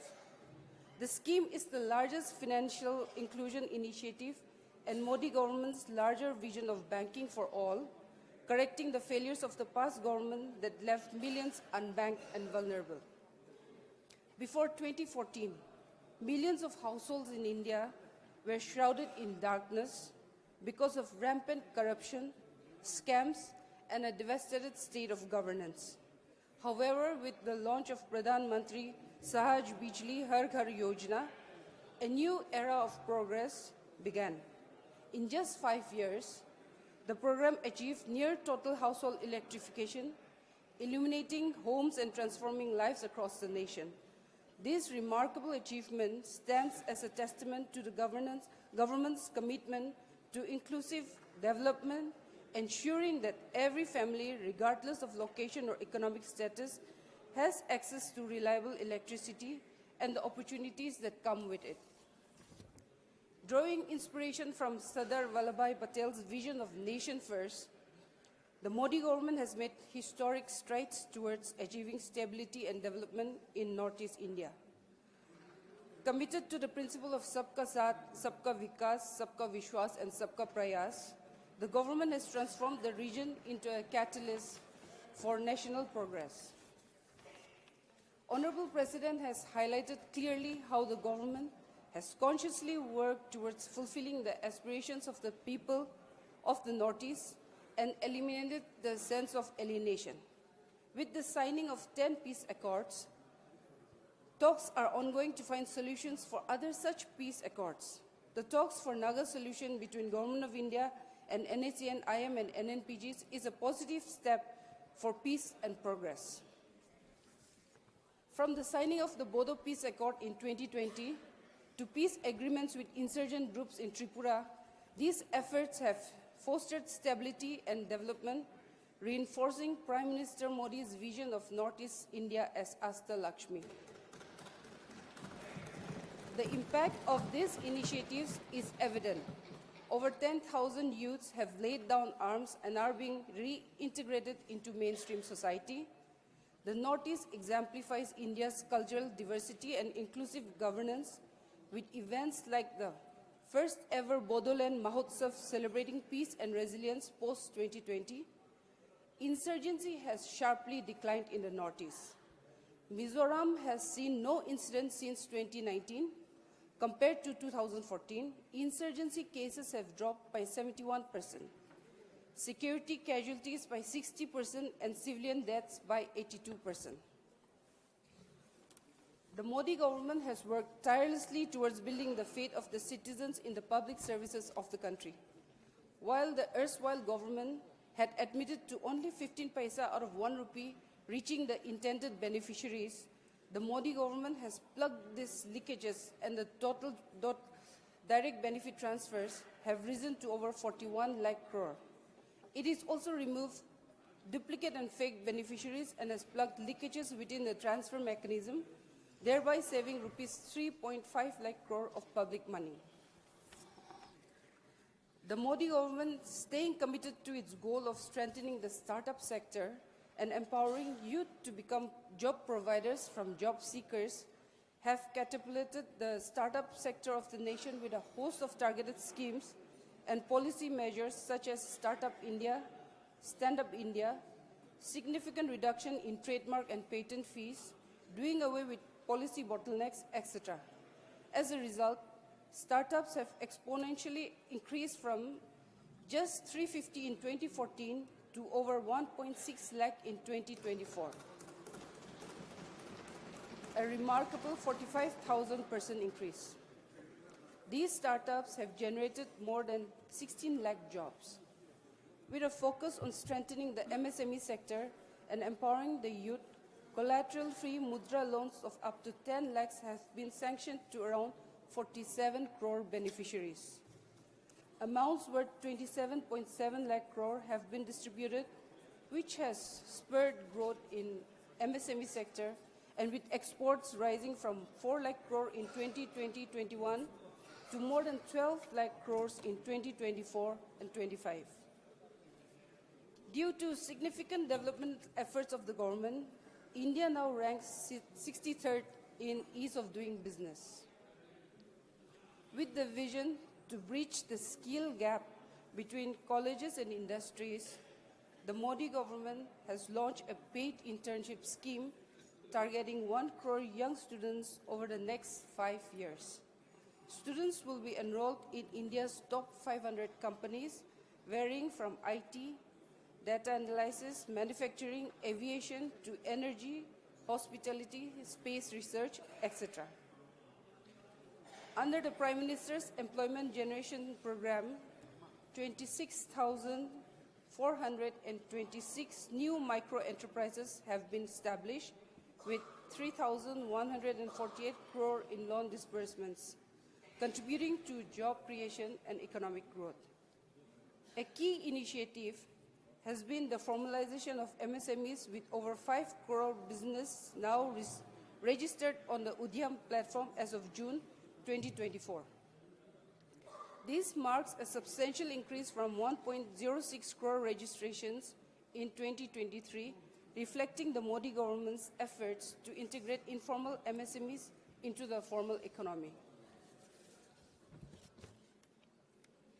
The Modi government has harnessed digital technology as a powerful tool for social justice and equality, ensuring its benefits reach every section of society. As a result of these efforts, India has achieved Tier 1 status in the Global Cybersecurity Index. Digital payments, once limited to select groups, are now widespread, enabling even small shopkeepers to conduct cashless transactions. The establishment of over 5 lakh common service centers has brought dozens of government services online, making governance more accessible and efficient for all. Platforms like UPI, DigiLocker, DigiYatra, CoWIN, Arogya Setu, eSanjeevani are impacting millions of lives and making tasks simpler. UPI services are being used in 7 countries, marking India's digital payments success on global stage. And banking services reaching villages, financial inclusion has become a reality for millions. Under Honorable Prime Minister Shri Narendra Modi ji's leadership, India has seen a transformative shift in digital banking. The establishment of 75 digital banking units has enhanced financial inclusion, especially in rural areas. Driving programs like Pradhan Mantri Jan Dhan Yojana have enabled millions to open bank accounts.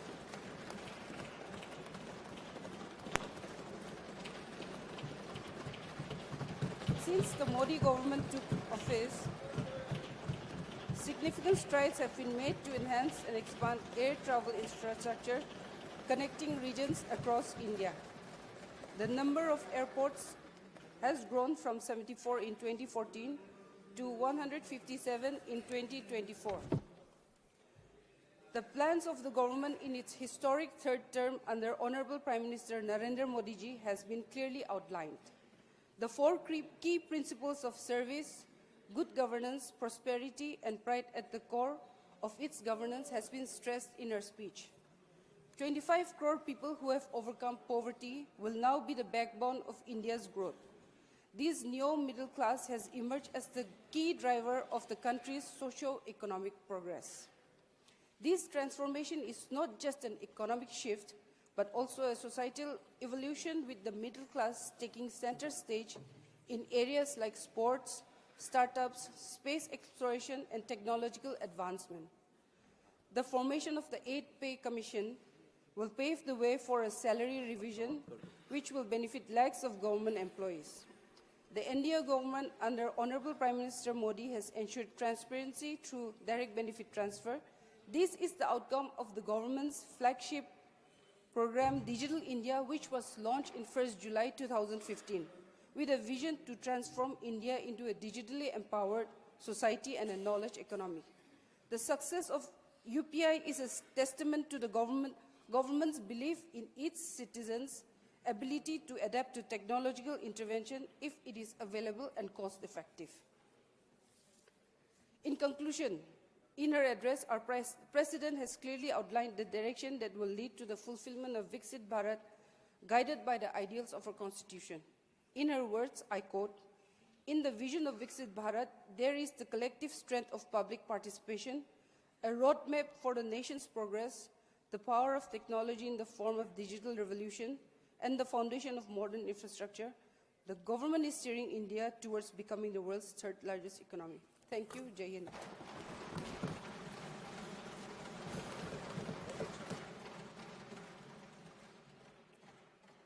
Honorable Prime Minister to reply the discussion.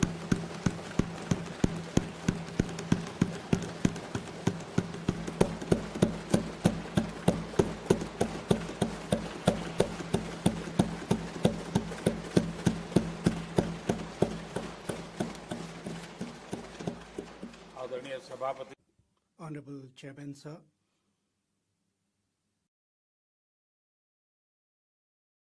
Honorable President delivered the address and talked about the achievements of India, the expectations of the world from India, and the common man of India has the self-confidence and resolve to make India a developed country. The Honorable President talked about all these subjects and has detailed the plan for the purpose. How we have to go about it, she has shown the path for the future. The address of the Honorable President was inspirational and effective as well. And for all of us, it was the guideline also for the future. I express gratitude to the Honorable President and rise to express gratitude.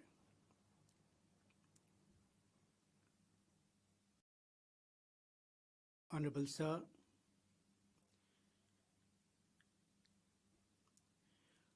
more than 70 honorable members have enriched the discussion on motion of thanks, and they have given their suggestions which are valuable.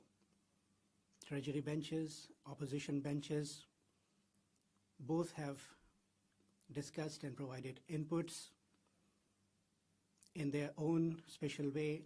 Honorable members have expressed their views the way they have understood the address of the Honorable President, and they have talked about it accordingly.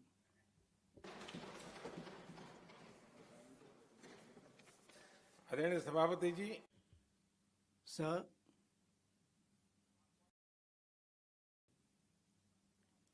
here we talk about Sabka Saath, Sabka Vikas, development for everybody and everybody on board. A lot of things have been said about it already. I fail to comprehend what is the difficulty there. All have to be together, all have to be on board for development. It is our duty. And that is why the country has given all of us the opportunity to be seated here. But as far as Congress party is concerned, sir,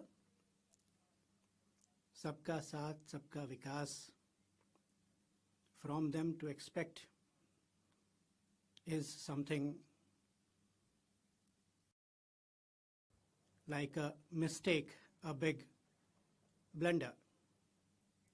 It is beyond their comprehension, beyond their thoughts, and it is not going to suit their roadmap also. Because it's a huge party and has got dedicated to a dynasty, so Sabka Saath, Sabka Vikas is not possible for them, not possible.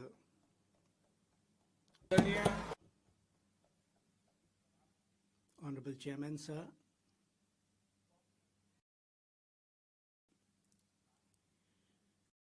Congress has played politics and had prepared such a model of politics wherein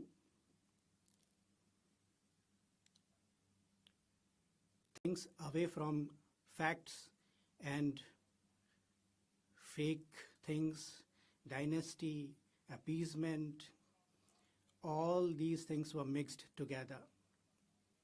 Where these things are mixed together, there cannot be everybody on board. No question of sabka saath there. Sir, in the model of the Congress, at the top, what do you find? Family first. And that is the reason, sir, their policy, their methods, their speech, and their actions are all centered around that one thing they have been handling. After 2014, we were given the opportunity to serve the nation. I'm grateful to the people of the country. For the third consecutive term, they have given us the opportunity.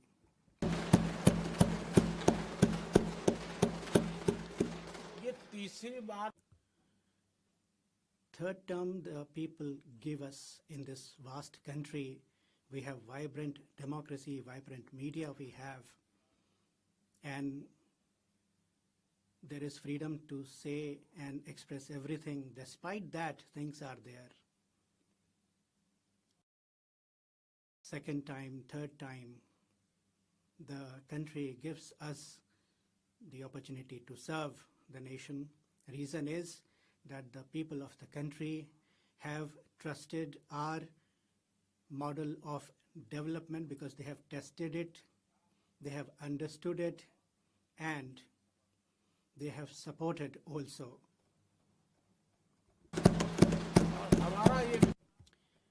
And if I have to wrap up this model of development in one word, then it is nation first.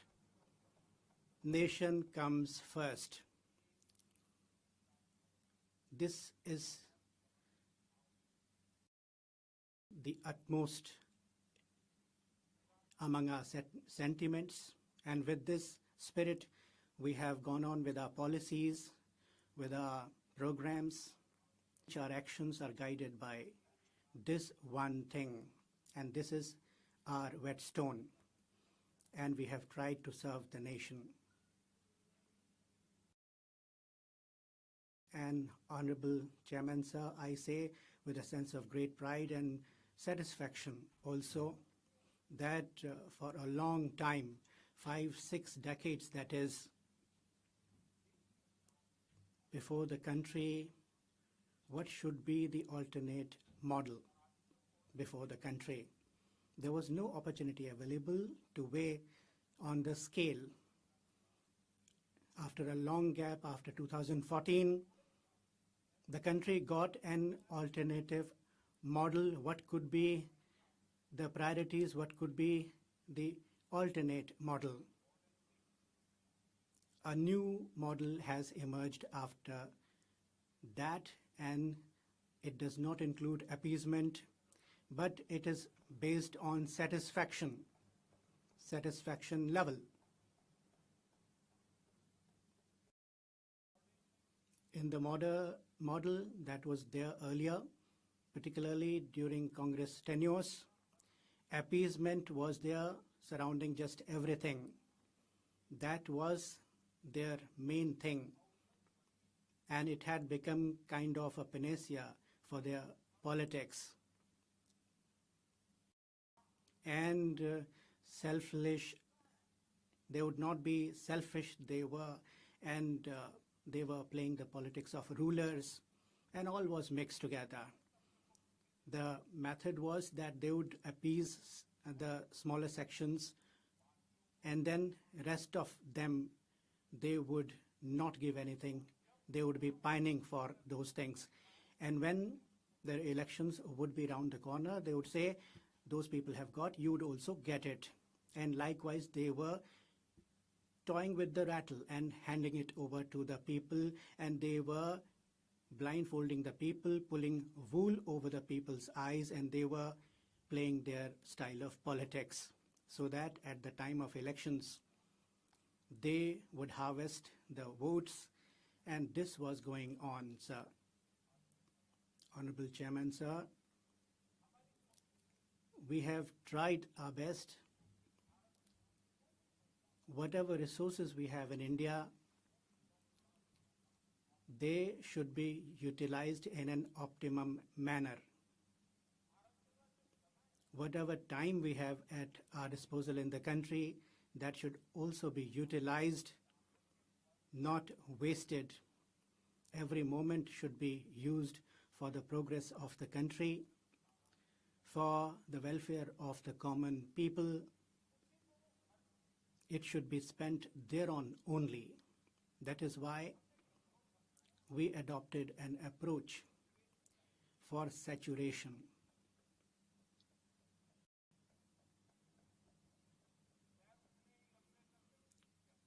We should utilize only those much or those many resources that we have available.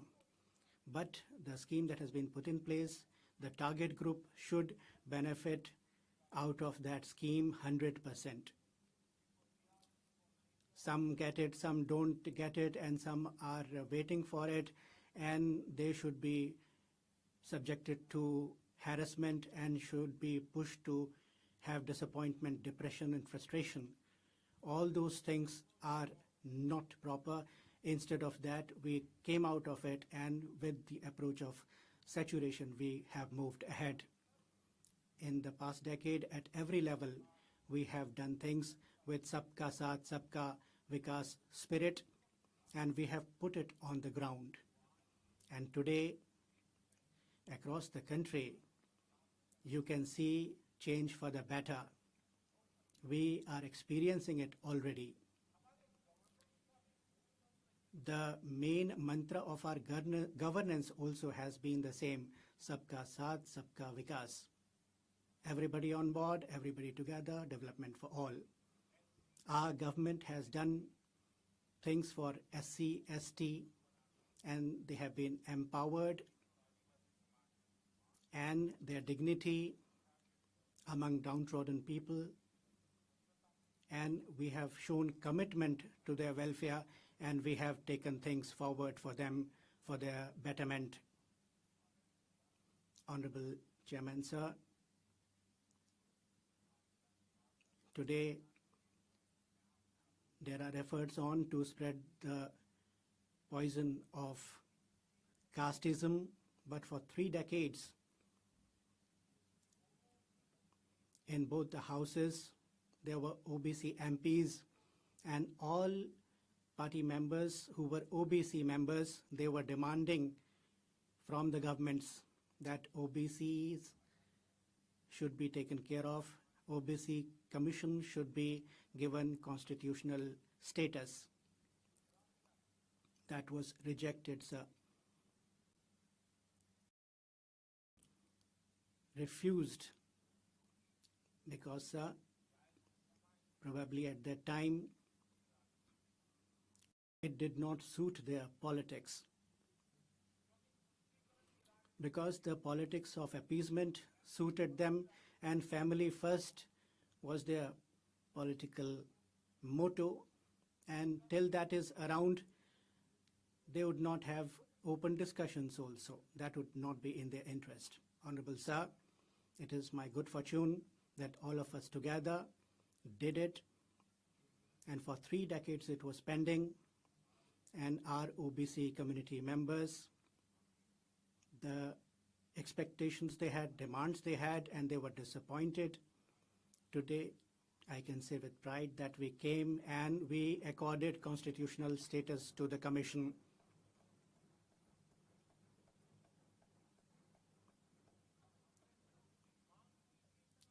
And we did not only fulfill their demand, but for us it was the matter pertaining to their dignity, self-respect, and honor, because it is so important as it is for 140 crore people whom we worship as our gods and goddesses among the common citizens.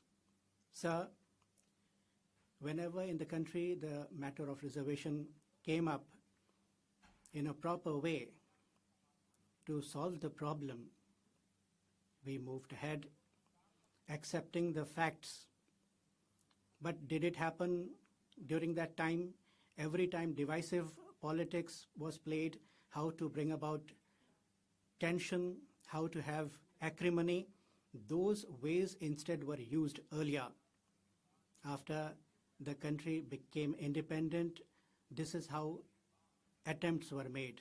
It was for the first time that our government gave a model that on the mantra of Sabka Saath Sabka Vikas, we moved ahead, and the poorest of the poor, we gave 10% reservation to them without any tension, without snatching it away from anyone. And when this decision was taken, SC community also welcomed it. ST community also welcomed it. And OBC community also welcomed it. No one had any problem about it at all, because it was a big decision. It was the way to take that decision. And what was the way? Sabka Saath, Sabka Vikas.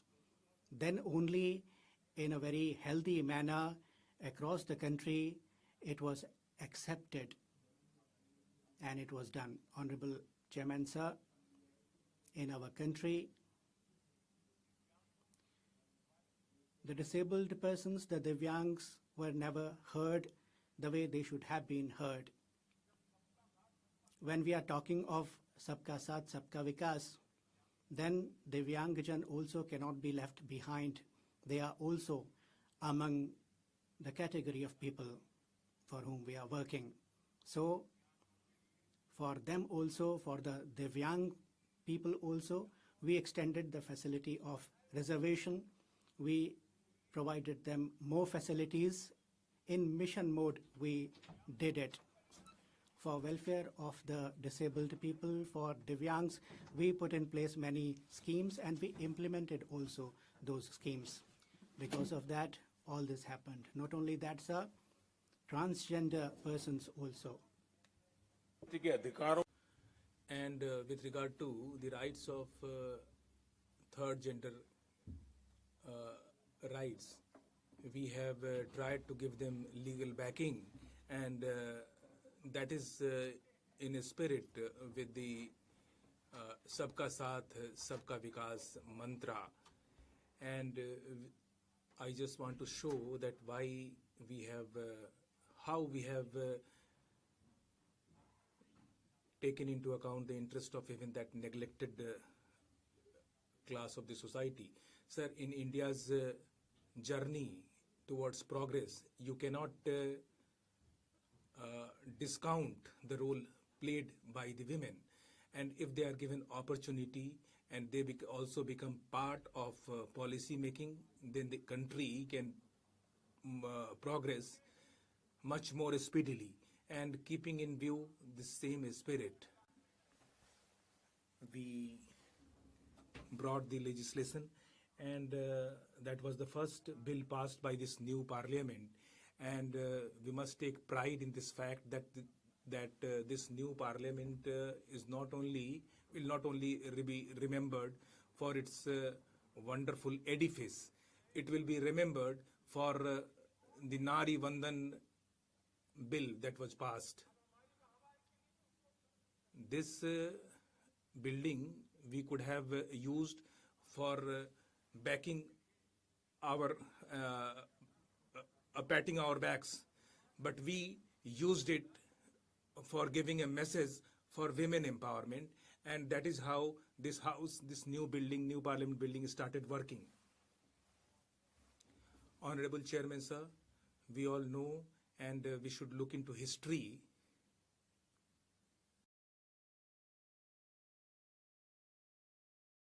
And we should not only be looking into history because I am saying so.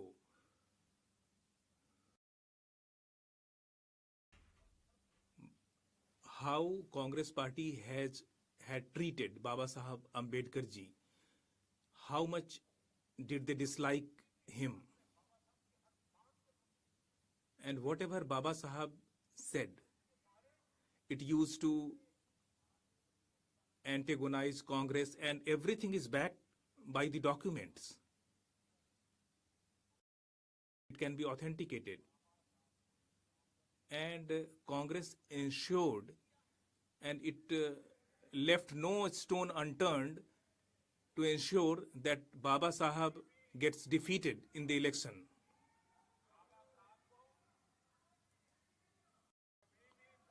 And because they could not tolerate Baba Sahab,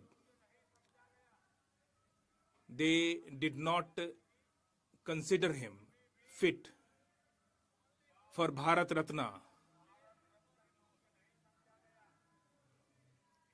Honorable Chairman, sir, not only that,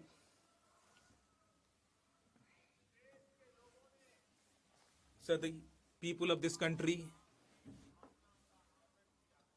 they have shown respect towards the legacy of Baba Sahab, and all these sections of the society, they have shown deep respect towards the legacy of Baba Sahab Bhimrao Ambedkar, and that is why today Congress party is saying Jai Bhim under compulsion, but even today they are not liking it.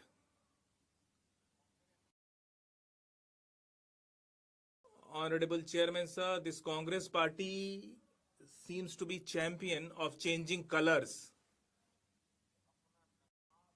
And we all are seeing that how they are every day they are changing colors. Honorable sir, sir, if you Congress party,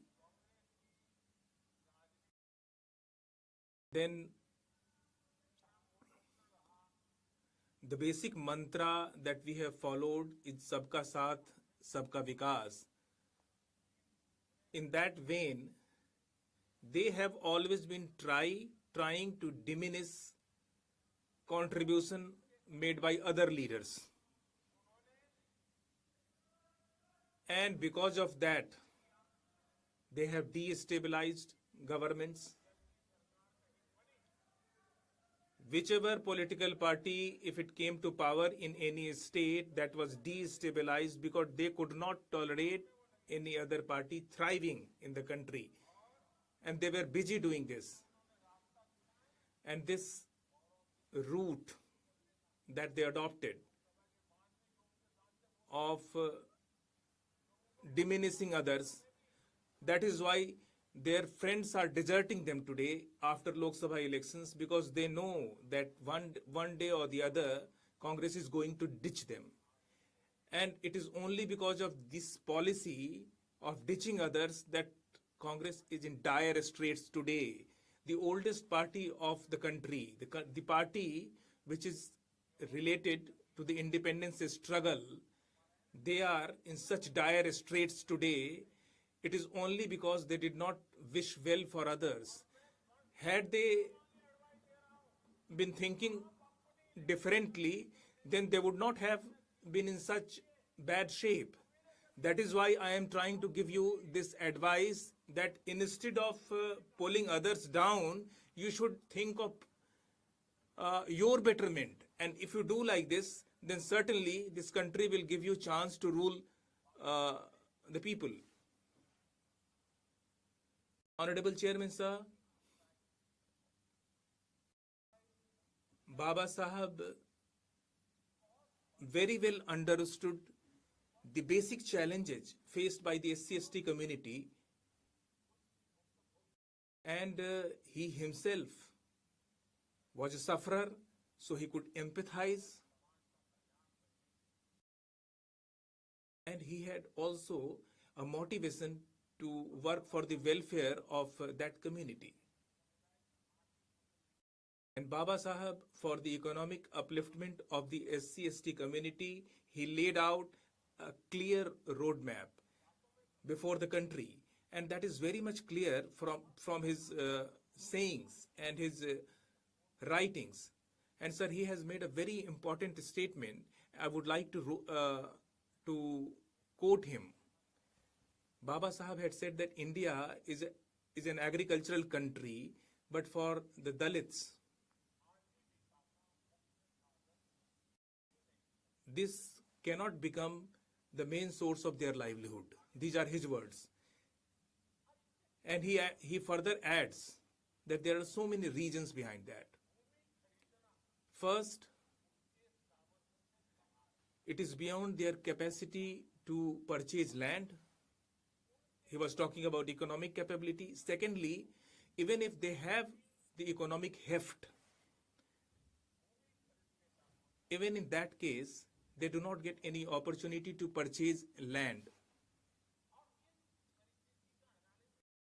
And while analyzing this situation, he had given further suggestions, and he had urged that the deprived sections of the society, the SC/ST people who are at the receiving end and who are facing injustice in the society, there is one measure which can improve their lot, and he was a firm believer in industrialization, more and more industrialization, and he believed that through industrialization their lot can be improved.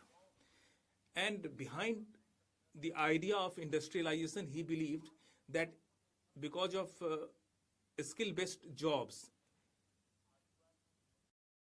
the Dalit and the deprived sections, the tribals, they will get an opportunity, and therefore he believed that it is the biggest tool for their economic upliftment. But even after so many years of independence, Congress had been in power for so many years, but they never bothered to consider these suggestions and these ideas propagated by Baba Sahib. Rather, they rejected these ideas altogether.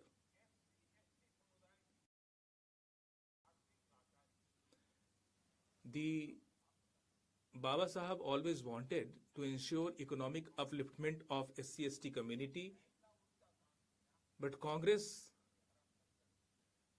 ensured that the crisis deepened further. Honorable Chairman sir, in 2014, when our government came into power, we decided to change this mindset, and we gave sufficient priority to skill development, industrial growth, and financial inclusion. We put emphasis on these things. We came up with PM Vishwakarma scheme, and we ensured that that particular section of the society which is left out and without which there cannot be any, no society can be conceptualized. I am talking about the Vishwakarma section, the ironsmith, and the people who were on the lowest ladder of the society. First of all, there was a government who started giving them a skill training. They were also given tools and equipment. They were induced towards modernization. Market was made available for them. So we started a drive for making them more skilled. And this is a section of the society which was neglected for so many years, and these are the people who play a pivotal role in shaping up a society, and we showed our concern towards them. Honorable Chairman sir, we started Mudra Yojana, and the people who were first generation entrepreneurs, they were given bank loans without any bank guarantee. And we started a nationwide drive for this, so that in the society, a biggest chunk which has the dream of becoming self-reliant, they could get success. And we also started Stand Up India. It was it had the objective that our brothers and sisters from SC/ST community or from any other community, they could get 1 crore loan from bank without any guarantee. And in this budget, we have doubled that amount. And I have seen that lakhs of such youth from these deprived sections or the women, they are taking benefit of Mudra Yojana, and they have started their own enterprise. And not only they themselves have become self-reliant, but they have become job providers. Honorable Chairman, sir. Sir, each artisan needs to be empowered. Each community needs to be empowered. And that was the dream of Baba Sahab. And the dream of Baba Sahab has been realized through Mudra Yojana. Honorable Chairman, sir, we have started worshipping those sections which were neglected for so many years. I am talking about the poor, the deprived sections, and their welfare is our priority. If you look at this year's budget, then you will find that there are many small industries like leather industry, footwear industry. They have been accorded priority. And that is going to benefit the people from deprived sections. As for example,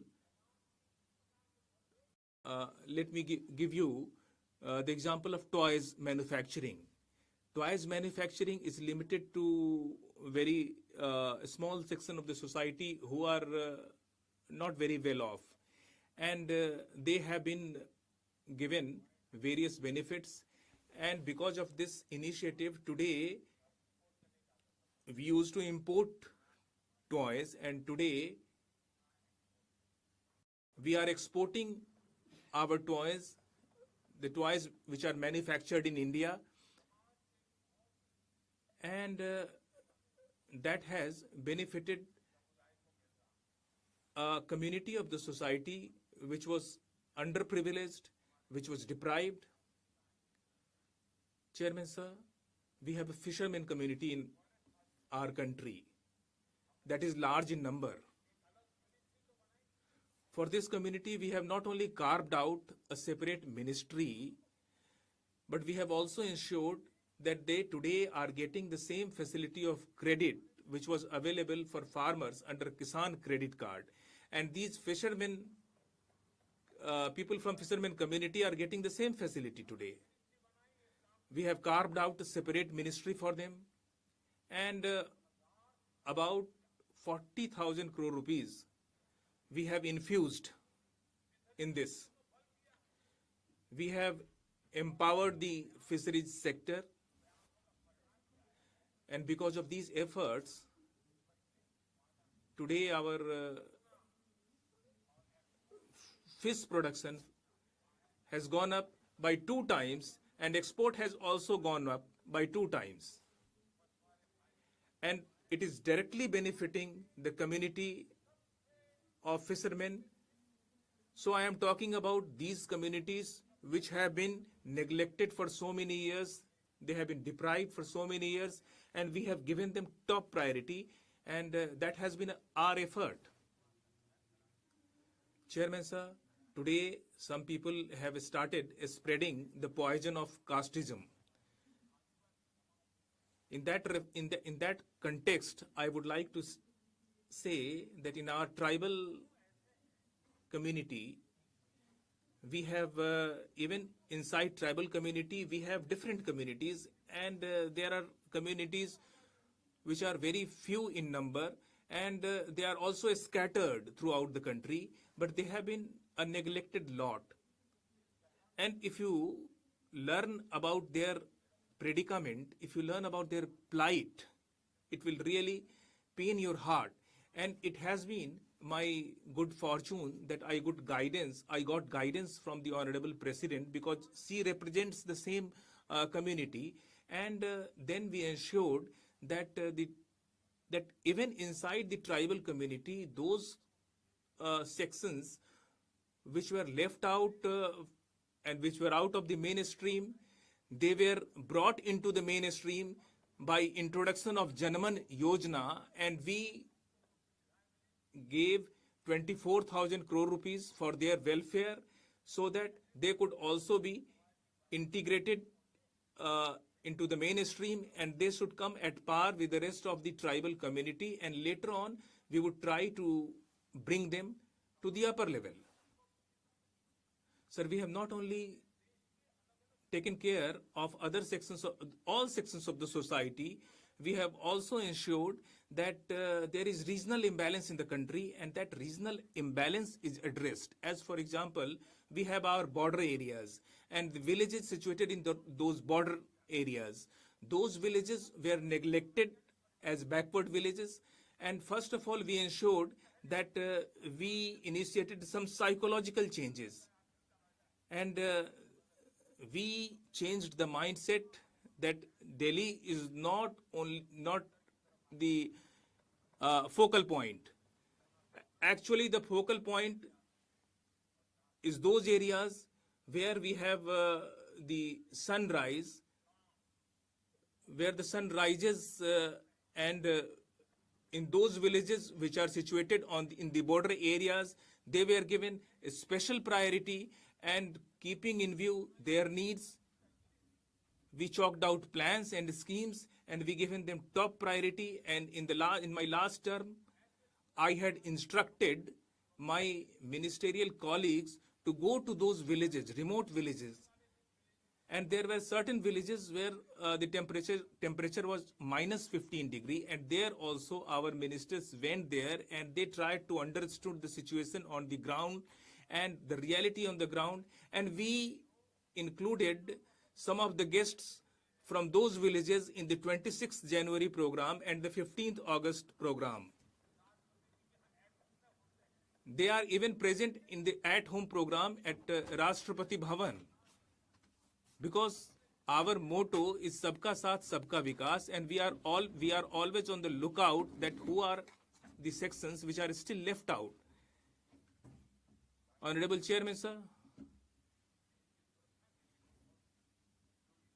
And this is also becoming crucial for national security, and we are giving it sufficient priority. Honorable Chairman, sir, the Honorable President, on the occasion of the 75th anniversary of the Republic Day, also asked us to take inspiration from the Constitution framers. With full satisfaction, I can say today that the feeling of our Constitution framers have been respected, and we have taken inspiration from that, and we are marching ahead today. Some people must be thinking, what is UCC? But if you look into the debates of the Constituent Assembly, you will get to know that we are trying to translate that spirit into reality. Maybe some people are bothered by politics, but we are living the feelings of the Constitution framers, and we are trying to translate their feelings into reality. Sir, we must respect the framers of the Constitution. We should have taken inspiration from all that they had said, but the Congress Party, right after independence, started hurting the feelings of those who made the Constitution with a lot of pain, I have to say today. Can you imagine when the country did not have an elected government, and stop-gap arrangement was there till the elections took place, and the person who was there during that stop-gap arrangement, he amended the constitution as he came. Had it been done by an elected government, we could have understand that a little. But who did it? They trampled upon the freedom of speech. In the newspapers, the press was put under restrictions, and the most important pillar of democracy was trampled upon, and it was complete disrespect to the spirit of the constitution. Sir, it was the first government of the country, and Nehruji was the prime minister. And in Mumbai,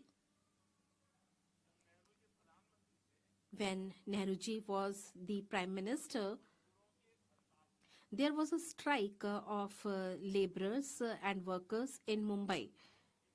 And a very famous lyricist, Majruh Sultanpuri, sang a song in that strike. The title was Commonwealth Ka Das Hai. And for reciting this poetry, Nehruji sent this very great poet of the country to jail. A very famous actor,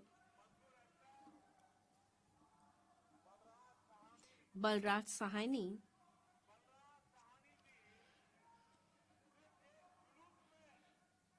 participated only in one rally, and it was a rally of protesters, and for that Balraj Sahani ji was sent to the prison. Honorable Chairman Sir, brother of Lata Mangeshkar, Hriday Nath Mangeshkar ji,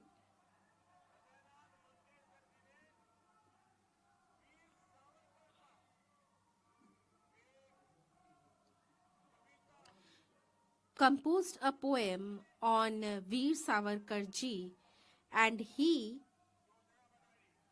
made a plan to broadcast it on Akashvani.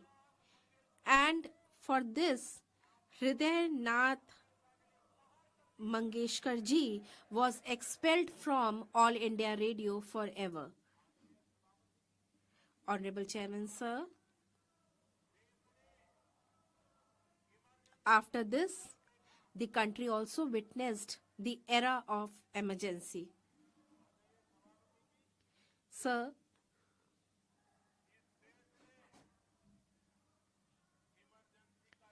this country also witnessed the time of emergency.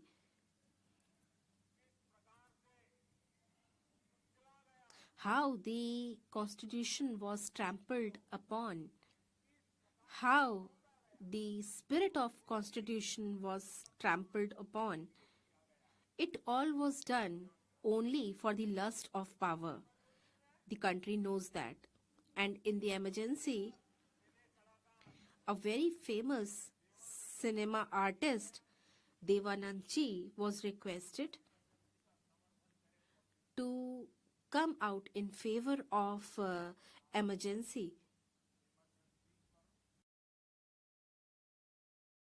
Devanand ji refused to do that. He did not have the courage to do this.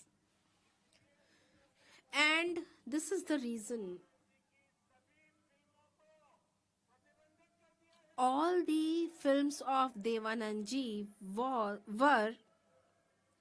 banned on Doordarshan for this. Sir, these people who talk about the constitution, For years together, they have kept the constitution in their pockets, and this is the result of the same. They have never respected the constitution. Kishore Kumar ji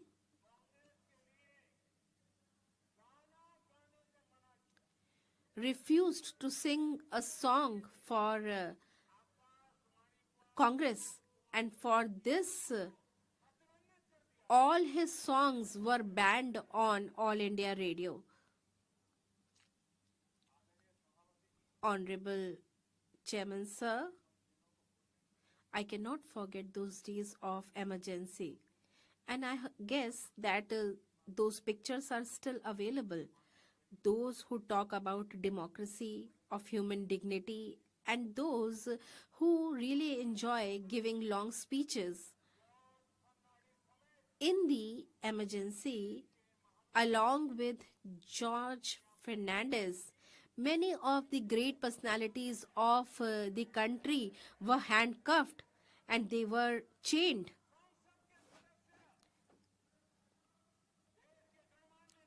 Parliament members, many great leaders of the country were handcuffed and they were also chained. And for them to talk about constitution, I think that it doesn't suit them.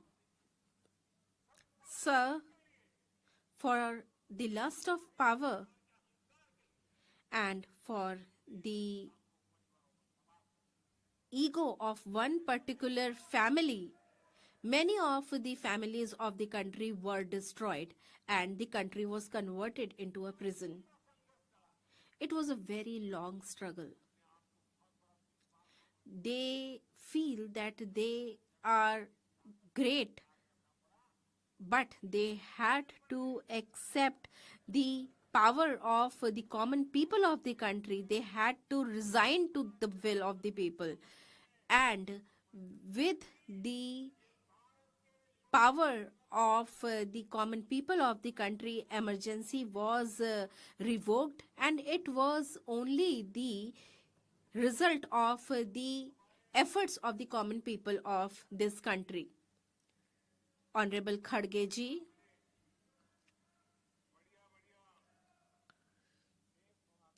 recites very nice poetry and couplets before you.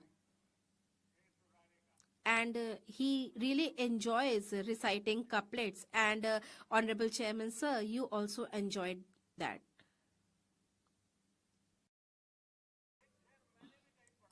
I also had read one couplet.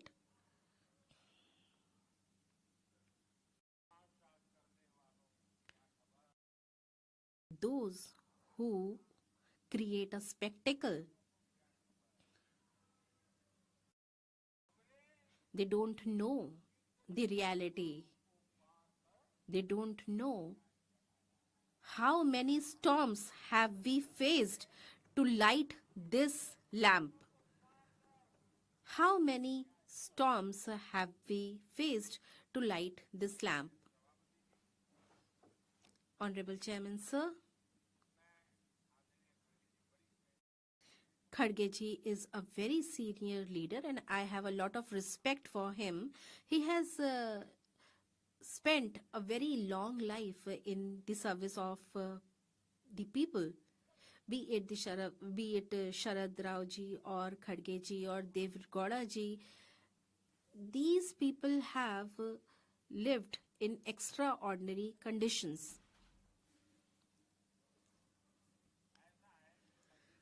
Khadge ji, you won't be hearing such great things in your own party. That is the reason I am telling you all this.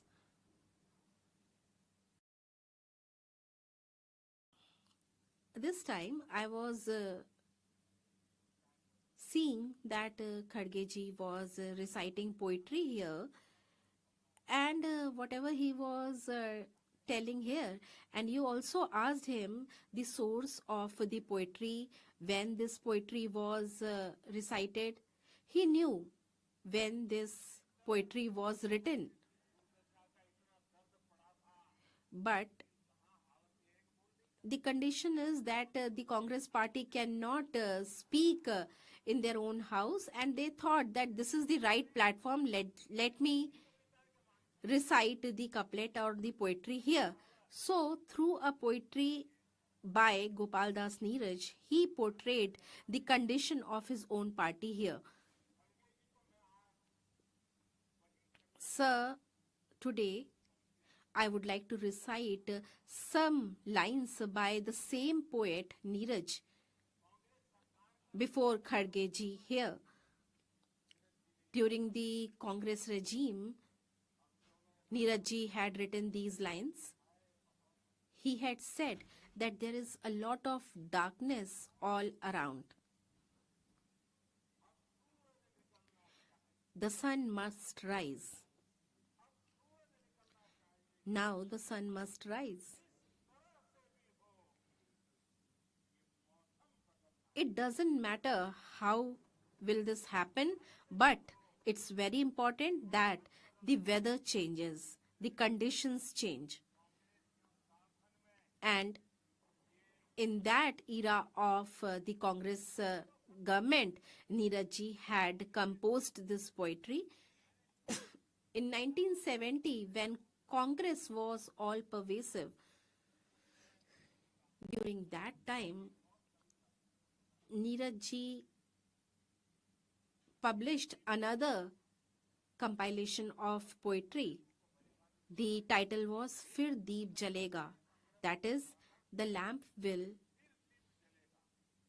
be lighted again. And in that, he had said,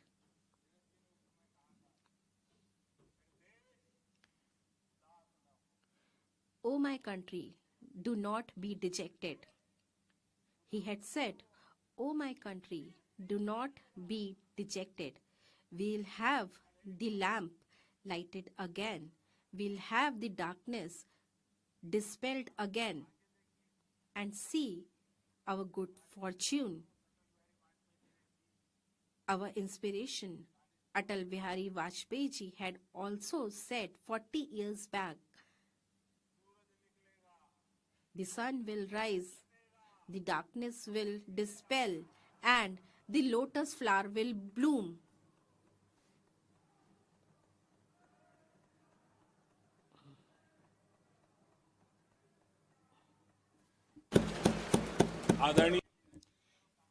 Respected Neeraj ji recited these lines, and till the time Congress government was there, we had darkness all around. For decades together, the conditions remained the same. Honorable Chairman Sir, to empower the poor people,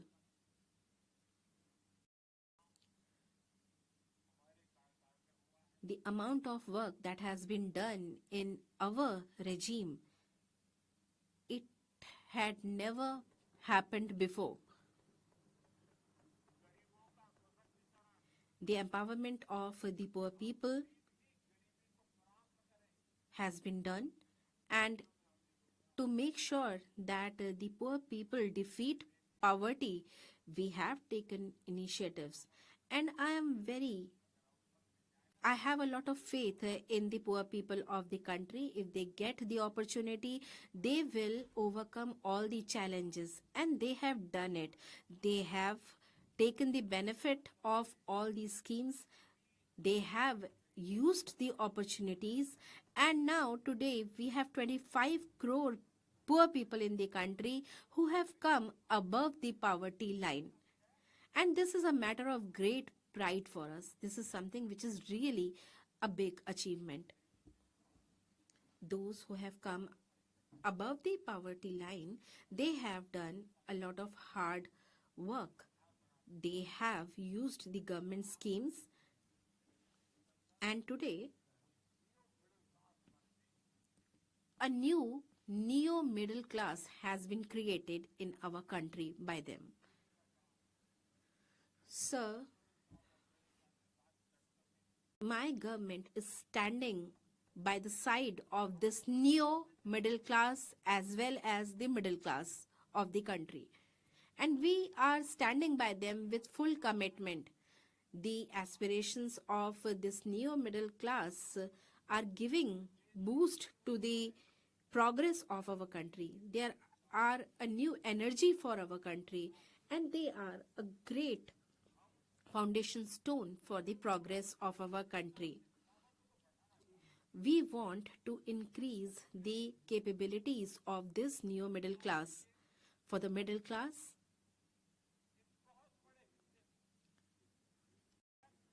we have given huge relief to a big part of this middle class, and their tax has been made nil.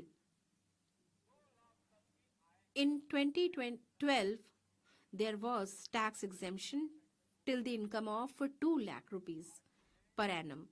And today, we have increased this exemption limit to 12 lakh per annum.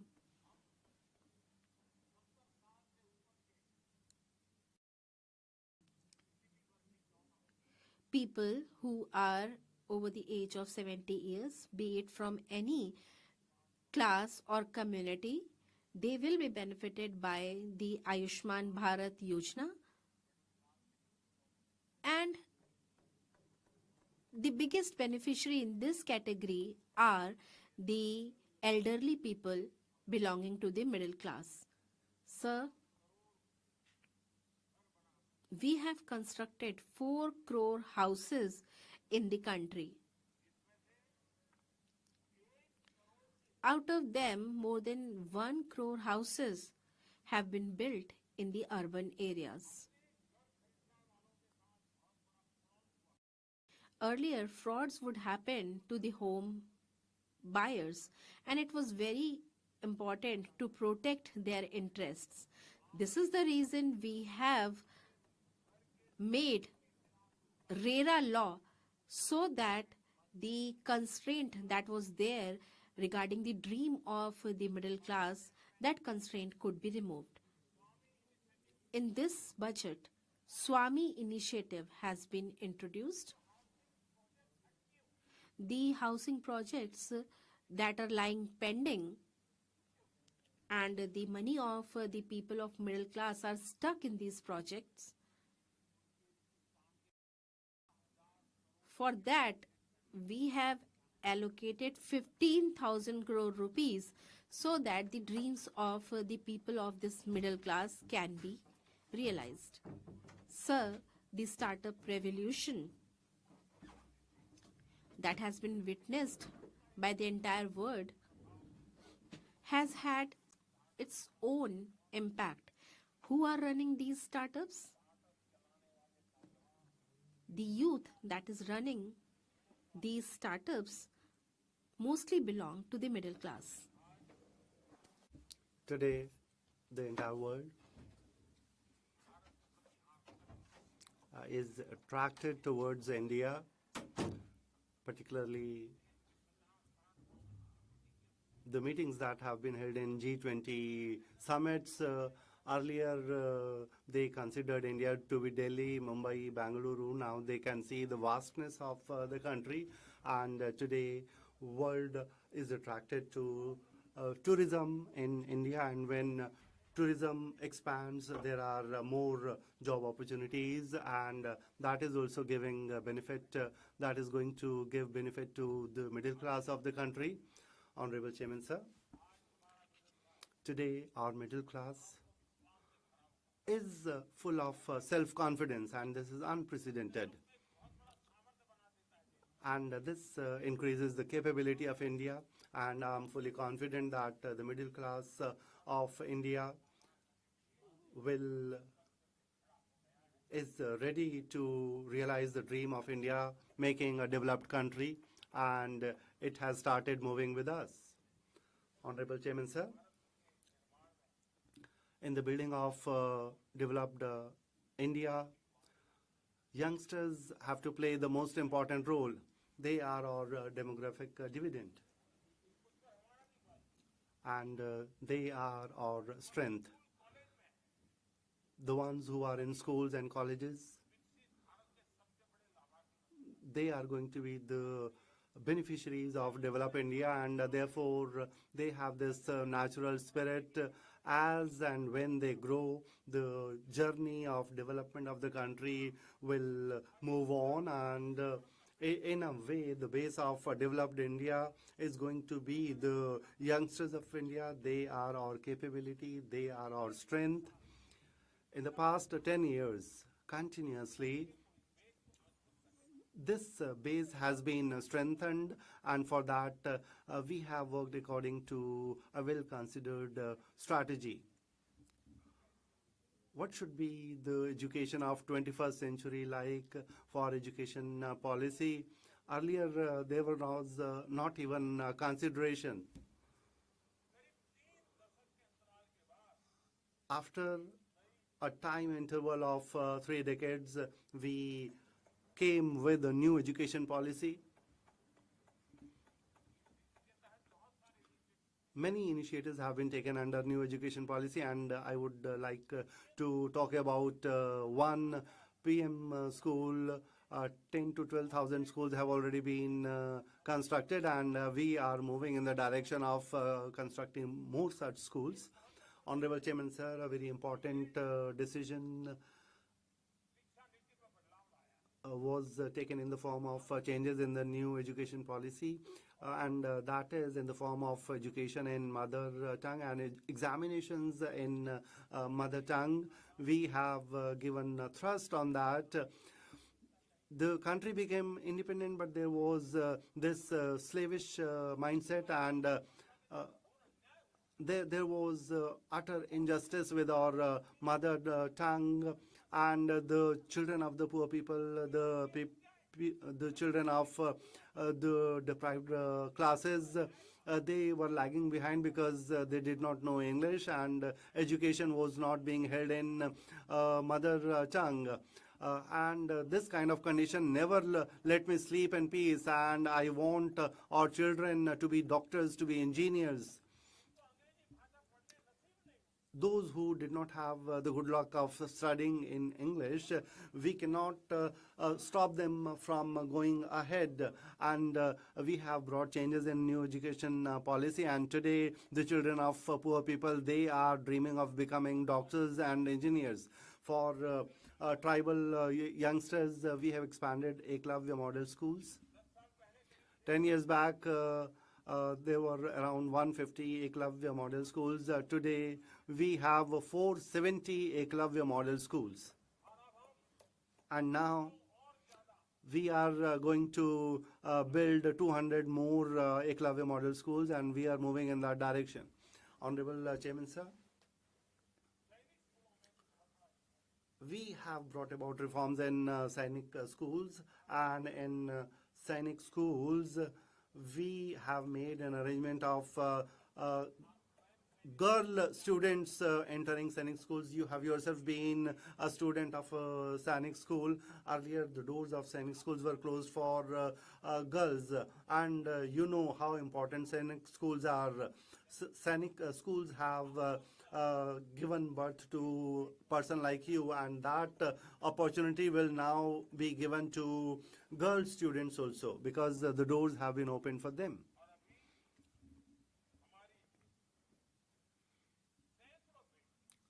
Hundreds of our daughters who are full of feeling of patriotism, and they are having education, and they have this feeling of living for the country. Honorable Chairman, sir, NCC has a big role to play in the grooming of youngsters. All of us know that in young age,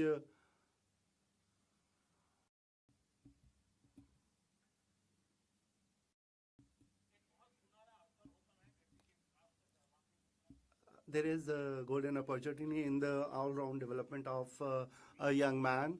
But in the past years, there has been an unprecedented expansion in NCC. Till 2014, around 14 lakh cadets were there in NCC. Today, the number has grown it has crossed 20 lakh. Honorable Chairman, sir, in the youth of the country, the kind of enthusiasm, the kind of spirit we have, they have the feeling of doing something new. They want to do something different from what is routine, and that can be seen very clearly. When I launched cleanliness campaign, I saw that groups of youngsters on their own motivation, they are taking this movement ahead. Some youngsters are going to slums and they are taking this cleanliness campaign forward. Seeing all these things, we felt that the youngsters must be given a new opportunity and there should be organized efforts. And for that, we started the movement called My Bharat, My Young India. This campaign was started and around 1.5 crore of youngsters have registered themselves in this program. And the current subjects facing India, they are being discussed, and the youngsters are doing this on their own volition. They are not needing any spoon feeding. They are doing it on your own and they are adopting new things. Honorable Chairman, sir, sports arena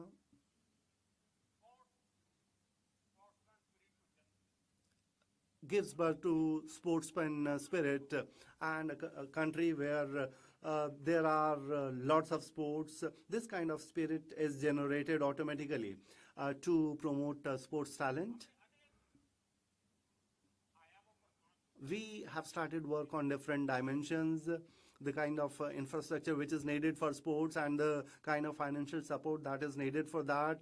There has been an unprecedented increase in that, so that the youth of the country gets a new opportunity. And Target Olympic Khelo India campaign, they have the strength to transform our sports ecosystem. In the past 10 years, all the international sports events that have taken place, India has brought laurels, and India has shown its capability. The youngsters have proved themselves, and our daughters are displaying the strength of the country equally. Honorable Chairman, sir, if a country has to be made from a developing country to a developed country, public welfare work have their own importance.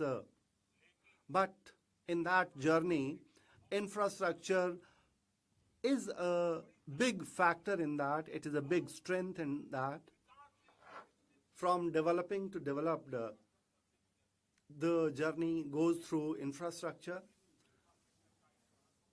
And we have understood the importance of infrastructure, and we have emphasized that. And when we talk of infrastructure, it is necessary that infrastructure projects are completed in a time-bound manner. But if they keep pending, it doesn't give us any benefit at all. The taxpayers' money goes waste in that, and the country is deprived of the benefit that it has to get, and it leads to a lot of loss. It cannot be measured in words. In Congress period, it was their policy to keep the projects pending. That had become their culture, and because of that, and it was a part of their politics that this project has to be kept pending. There was no mantra of Sabka Saath, Sabka Vikas.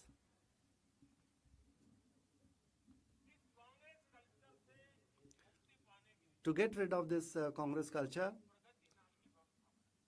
we devised a program called Pragati, and through this Pragati platform, I have been doing detailed monitoring of infrastructure projects and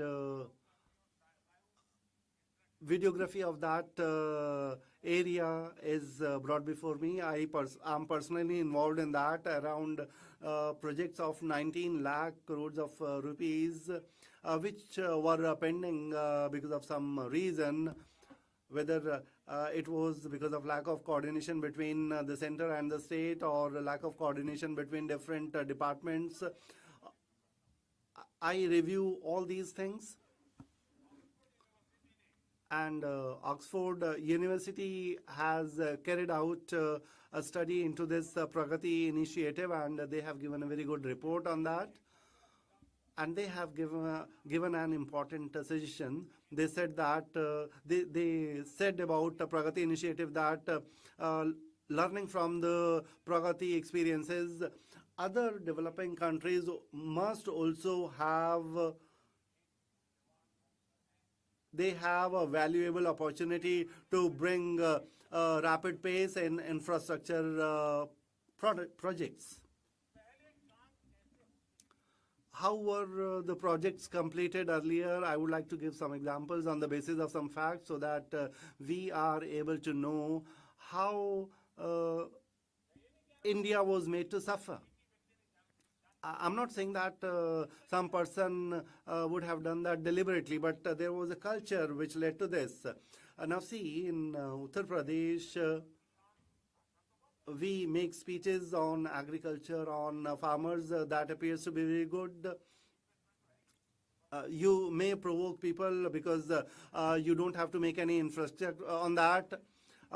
In Uttar Pradesh, there was a very important agricultural scheme, Saryu Canal Project.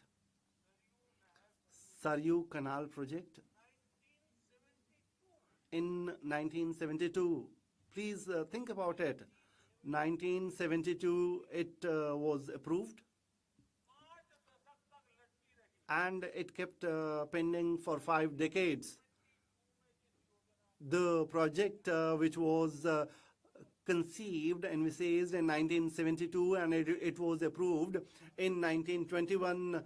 We took that forward and we completed it.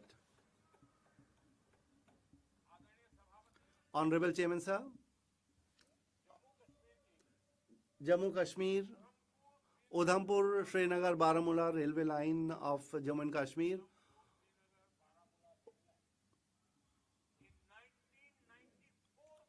In 1994, it was approved. This railway line was approved in 1994. And this railway line kept pending for years.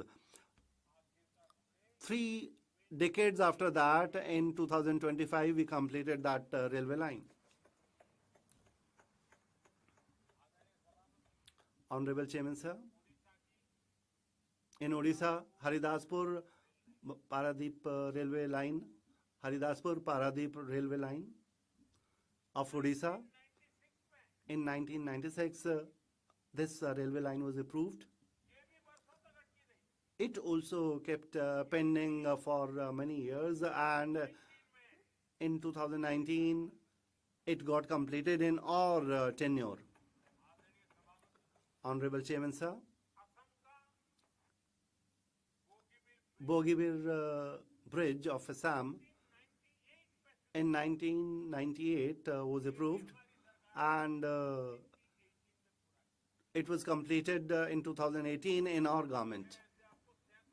I can give you hundreds of such examples.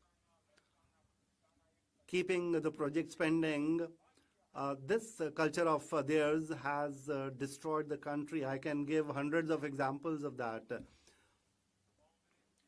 You can imagine that the Congress in its tenure, they deprived the country of what it deserved. There was a possibility of doing so much in the country, but they did not bring about any progress, and they have caused a lot of destruction. You can imagine that. In infrastructure projects, right planning and right implementation For that, PM Gati Shakti National Master Plan has been made.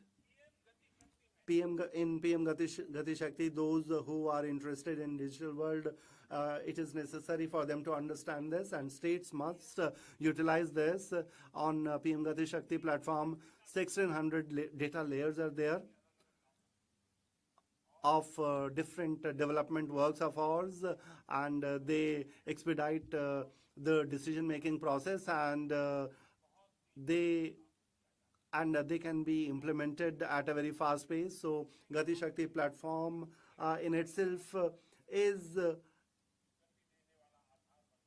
has become a basis which gives space to the development. Honorable Chairman, sir.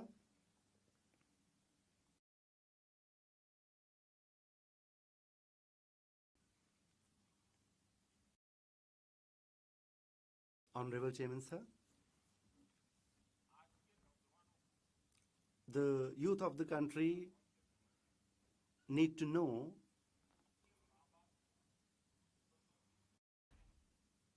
why their parents had to face difficulties. Why did the country have to go through that? They must know this. If in the past decades, if we had not been if in the past decade, if we had not been proactive in digital India, the kind of facilities we have today, we would have waited for that for many years. It is because of our proactive policy that we are moving ahead with time, or sometimes we are moving with time. Today in the country, we have 5G technology. It is being used in a very rapid and most effective manner.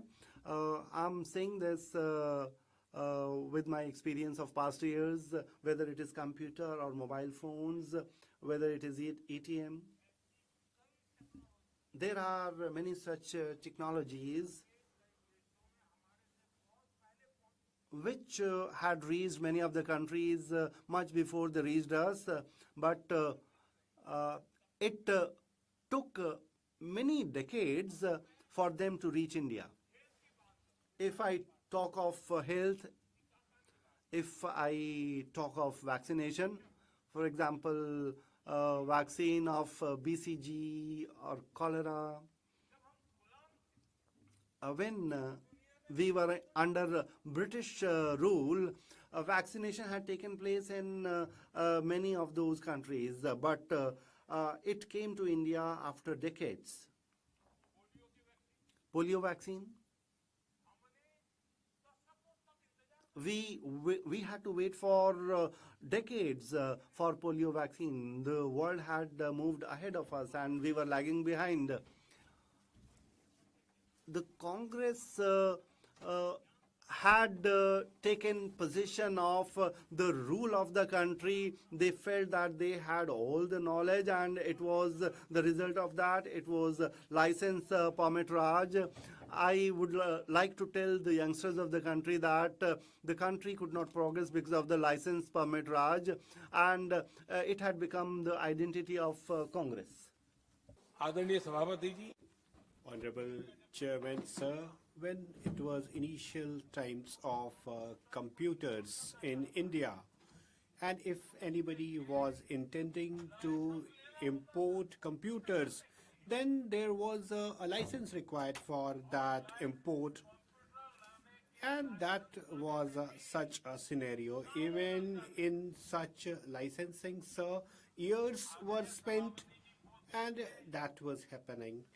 Honorable sir, if you were to build your house and cement was required, even permission was required for purchase of cement and construction of your own home.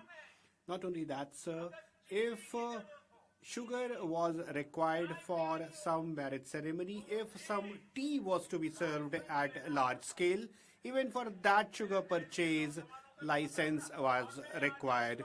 my youngsters should know that what was happening in free India, independent India, to that later years in Congress regimes, and that is not about colonial India.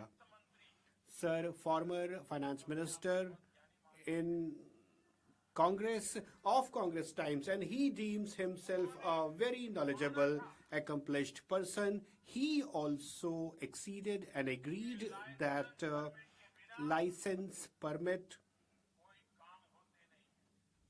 was all the times there. He agreed to that, and he said that a license permit is required for facilitating everything. And he also agreed, I'm referring to that former finance minister from the Congress ranks, that even license permit was always given whether some bribe transacted. So, sir, who was doing that bribery? Who was complicit in that? Who was receiving that? So, where that money was going, sir? These are questions should be answered, and our youngsters should know that what was the reality of those times. Sir, in those very times, one Congress member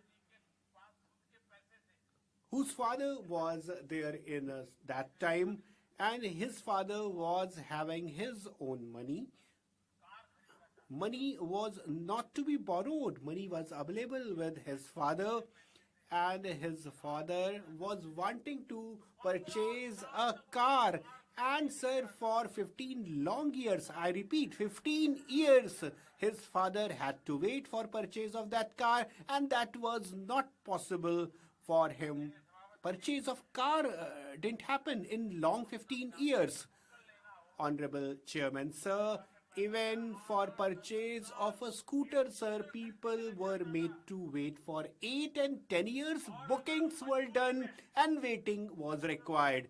And even if somebody was to sell his scooter, her scooter, permission was also required for that. So, sir, that was the manner in which they were ruling this country. Then, sir, LPG cylinder, gas cylinder, even for that, sir, member of parliament were giving coupons, and sir, 25 people, other number of people were given LPG cylinders with an MP coupon. Then sir, telephone connection was also one such thing for which people were to run from pillar to post for getting that. So sir, our youngsters should know that in what manner That's in what manner these people were running the country. Our youth should know that.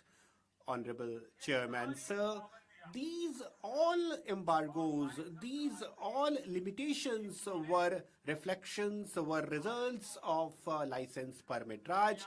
And now this made India as the slowest growing country of the world, one of the slowest growing countries in the world, and we should also know that because of this weak growth rate, because of this failure to grow at the faster rate, people were calling us Hindu growth rate. People were referring us with that nomenclature. Sir, our society, our nation was being denigrated with that nomenclature, and that was the responsibility. That was the result of these people being in power. Their regime was responsible for that because they were indulged in corruption all the time, and that resulted in this nation, this society getting that abusing from international community.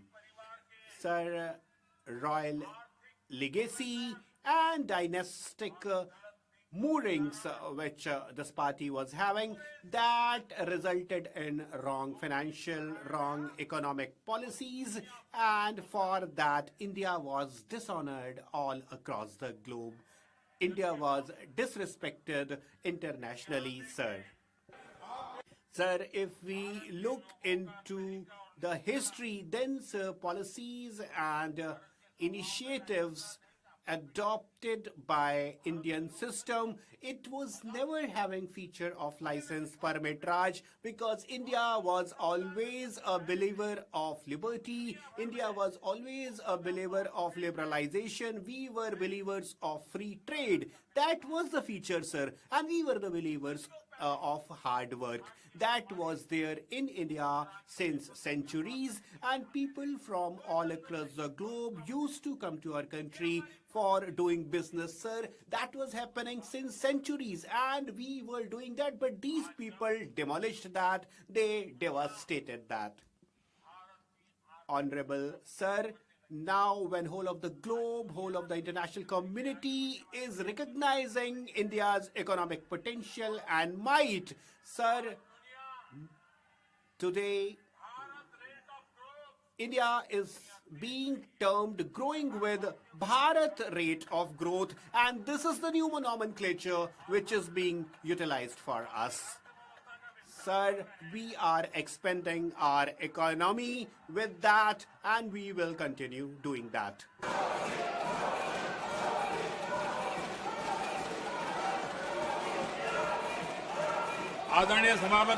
Honorable Honorable Chairman, sir.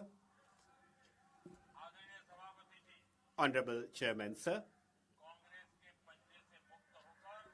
Getting out of the clutches of Congress, getting out of the clutches of their election symbols, sir, this country has now registered some new heights, and new flights are also being manifested. Sir, this license permit Raj is a story of past. Their policies are also a story of past, and we are encouraging Make in India.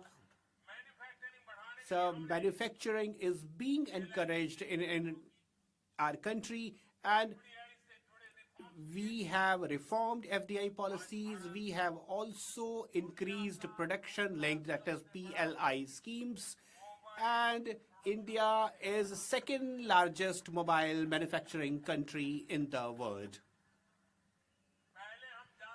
Sir, previously most of the phones were being imported from other countries. Now we are being recognized for this mobile manufacturing and mobile making. Honorable sir, today India's recognition is also about defense manufacturing, and in last 10 years our defense production has increased more than 10 times, and we are exporting with that quantum commensurate, sir. Honorable sir, solar modules are also being produced in our country like anything. That has also increased by 10 times. And we are second largest steel producing country in the world. That is also our new rank. In last 10 years, in machines and electronics, we have leapfrogged, we have marched forward, and toy manufacturing has also increased by 3 times.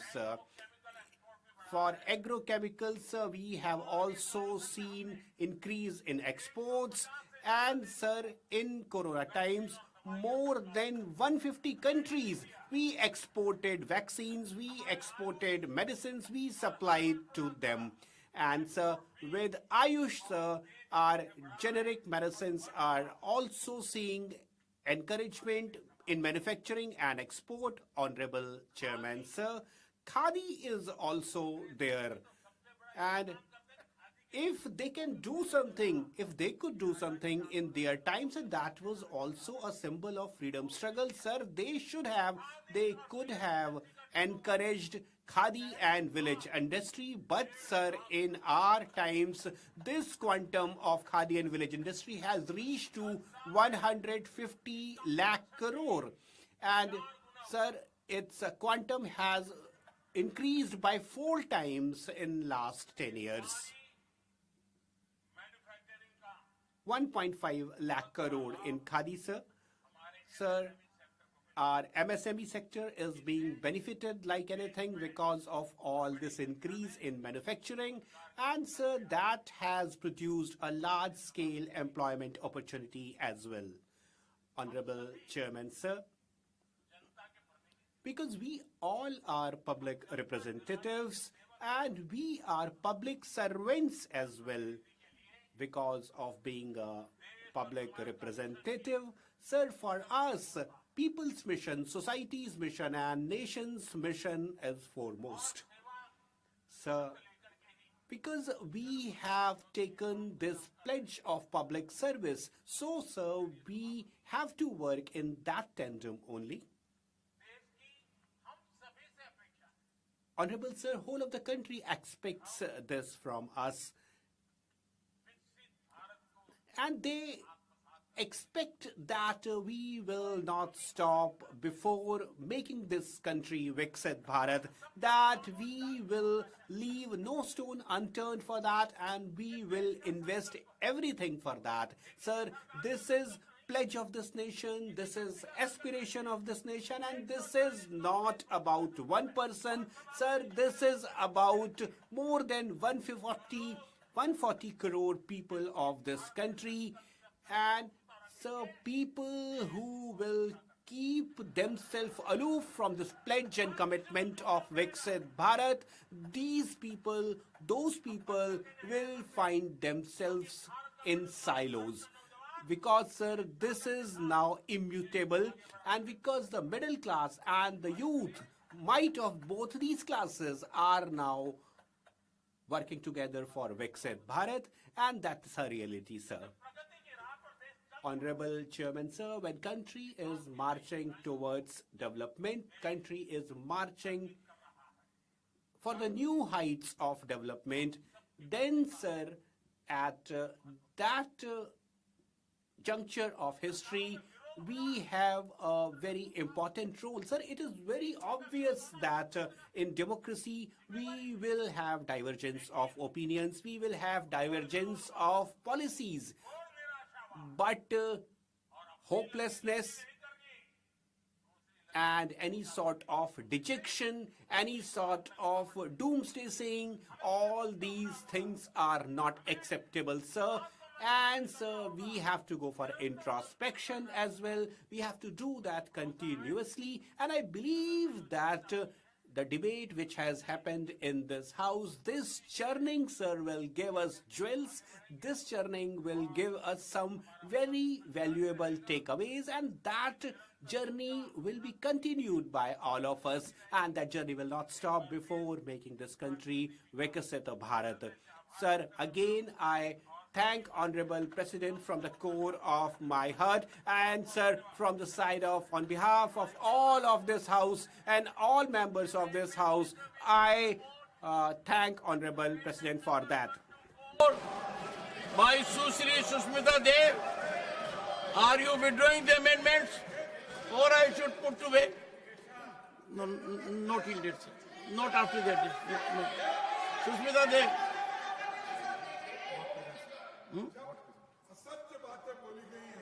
Sir, the things which have been said here.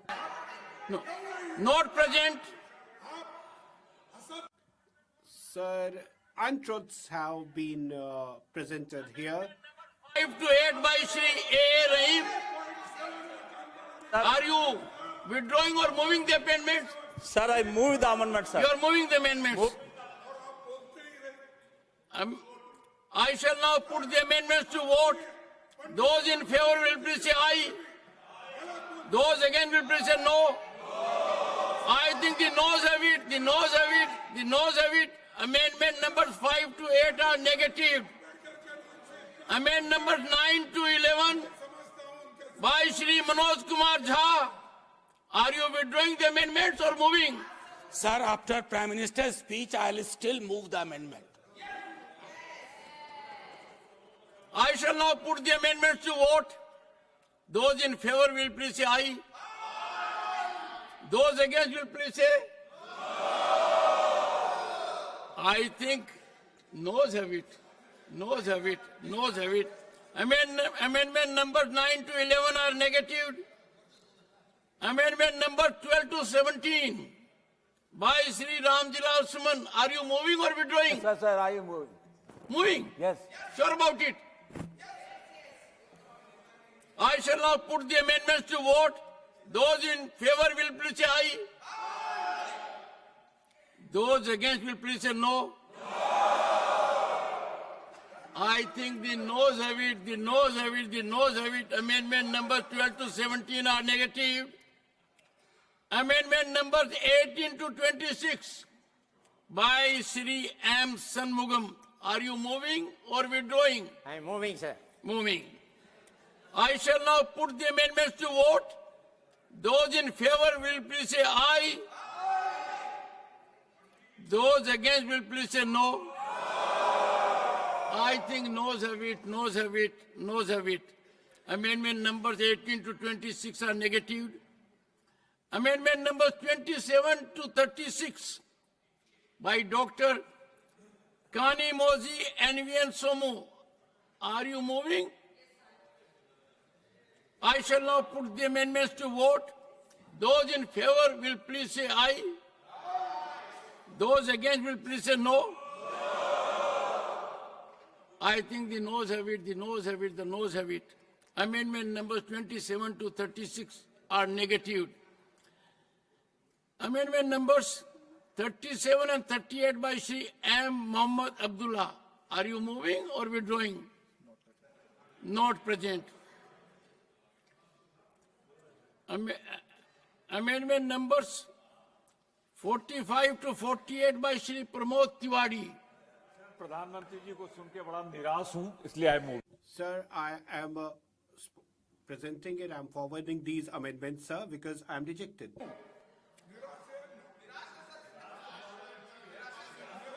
He is normally very objective. निराश तो parliamentary. I shall Sir, vote. Those in favor will please say aye. Aye, boli. Those against will please say no. I think the noes have it, the noes have it, the noes have it. Amendment numbers 45 to 48 are negative. Amendment number 49 to 52 by Susri J.B. Mather Isam. Are you moving? Certainly moving, sir. I shall now put amendments to vote. Those in favor will please say aye. Those against will say no. I think the noes have it, the noes have it, the noes have it. Amendment numbers 49 to 52 are hereby negative. Amendment numbers 53 to 57 by Shri Shakti Singh Gohil. Are you moving or withdrawing? Sir, प्रधानमंत्री जी के Sir, after negative speech by Honorable Prime Minister, sir, I... Withdrawing? Sir, I am moving. Okay. I shall now put the amendments to vote. Those in favor will please say aye. Those against will please say no. I think the noes have it, the noes have it, the noes have it. Amendment numbers 53 to 57 are negative. Amendment numbers 58 to 62 by Shri R. Giri Rajan. Are you moving, sir? Sir, I am strongly moving, sir. Huh? I am strongly moving, sir. Strongly moving. Yes, Only sir. one. I shall now put amendments to vote. Those in favor will please say aye. Those against will please say no. I think noes have it, noes have it. Amendment numbers 58 to 62 are strongly negative. Amendment number 63 to 68 by Dr. John Britas. Moving, Dr. John Britas. Yes, please. Sir, You are moving. are they accepting my amendment, sir? No, are you moving? I am giving a chance for them to accept it. No, are you moving? I am moving, sir. Okay. I shall now put amendments to vote. Those in favor will please say aye. Those against will please say no. I think the noes have it, the noes have it, the noes have it. Amendment number 63 to 68 are negative. Amendment number 69 and 70 and 78 to 85 by Dr. Ashok Kumar Mitra. Are you moving or withdrawing? After listening to Honorable PM, I withdraw the amendments.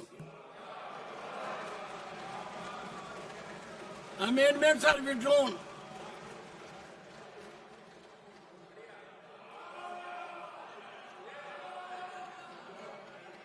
Amendment numbers 86 to 88 by Dr. Fozia Khan. Dr. Fozia Khan moving or withdrawing? Yes, sir. Yes, Moving. sir, I'm moving the amendment. I shall now put the amendments to vote. Those in favor will please say aye. Those against will please say no. I think the noes have it. The noes have it. The noes have it. Amendment numbers 86 to 88 are negative. I shall now put the motion to vote. The motion is that an address be presented to the President in the following terms. That the members of the Rajya Sabha, no, there must be some technical error, otherwise it would have been there. Except at the beginning. On the first day, on February 1st, it was accepted. No. I moved it. What is your amendment number? That technically I cannot remember right now because sorry, no. Why should I lie? No. I can't no, put an amendment sir, to sir, vote that doesn't have a number. No, why should I lie? Why should I lie? It's on record, sir. No, why should I lie? Why should I lie? No. It was moved. It was accepted.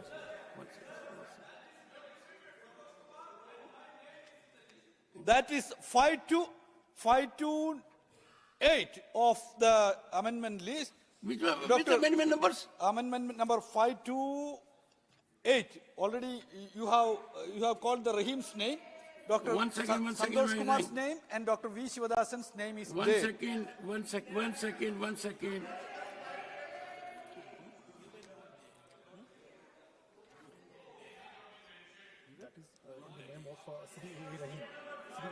Amendment numbers 5 to 8 were in the name of Shri A.A. Rahim. No, that... They were No. put to vote a negative. I am moving ahead. I have taken note of it. Sir, I have submitted it separately and I belong to a different political party also. I submitted it separately through my... Sir, you are not aware of the amendment numbers. Sir, I can't invite... that I agree. One second. Sir. One second. No, that I agree. I do agree. But that should not be the case, no. I may not be in a position to remember the exact numbers. All So right. what is wrong in it? Honorable members, I take note of amendment numbers 5 to 8. You are moving. Allow me to move it. Moving. I shall now put amendment numbers 5 to 8. Yes. Only for sake of clarity to vote. Those in favor will please say aye. Those against will please say no. Amendment numbers 5 to 8 are effectively negated for a second time. I shall now put motion to vote. The question is that the address be presented to the President in the following terms. That the members of the Rajya Sabha assembled in this session are deeply grateful to the President for the address which he has been pleased to deliver to both houses of Parliament assembled together on January 31, 2025. Those in favor will please say aye. Those against will please say no. I think the ayes have it, the ayes have it, the ayes have it. The motion is adopted.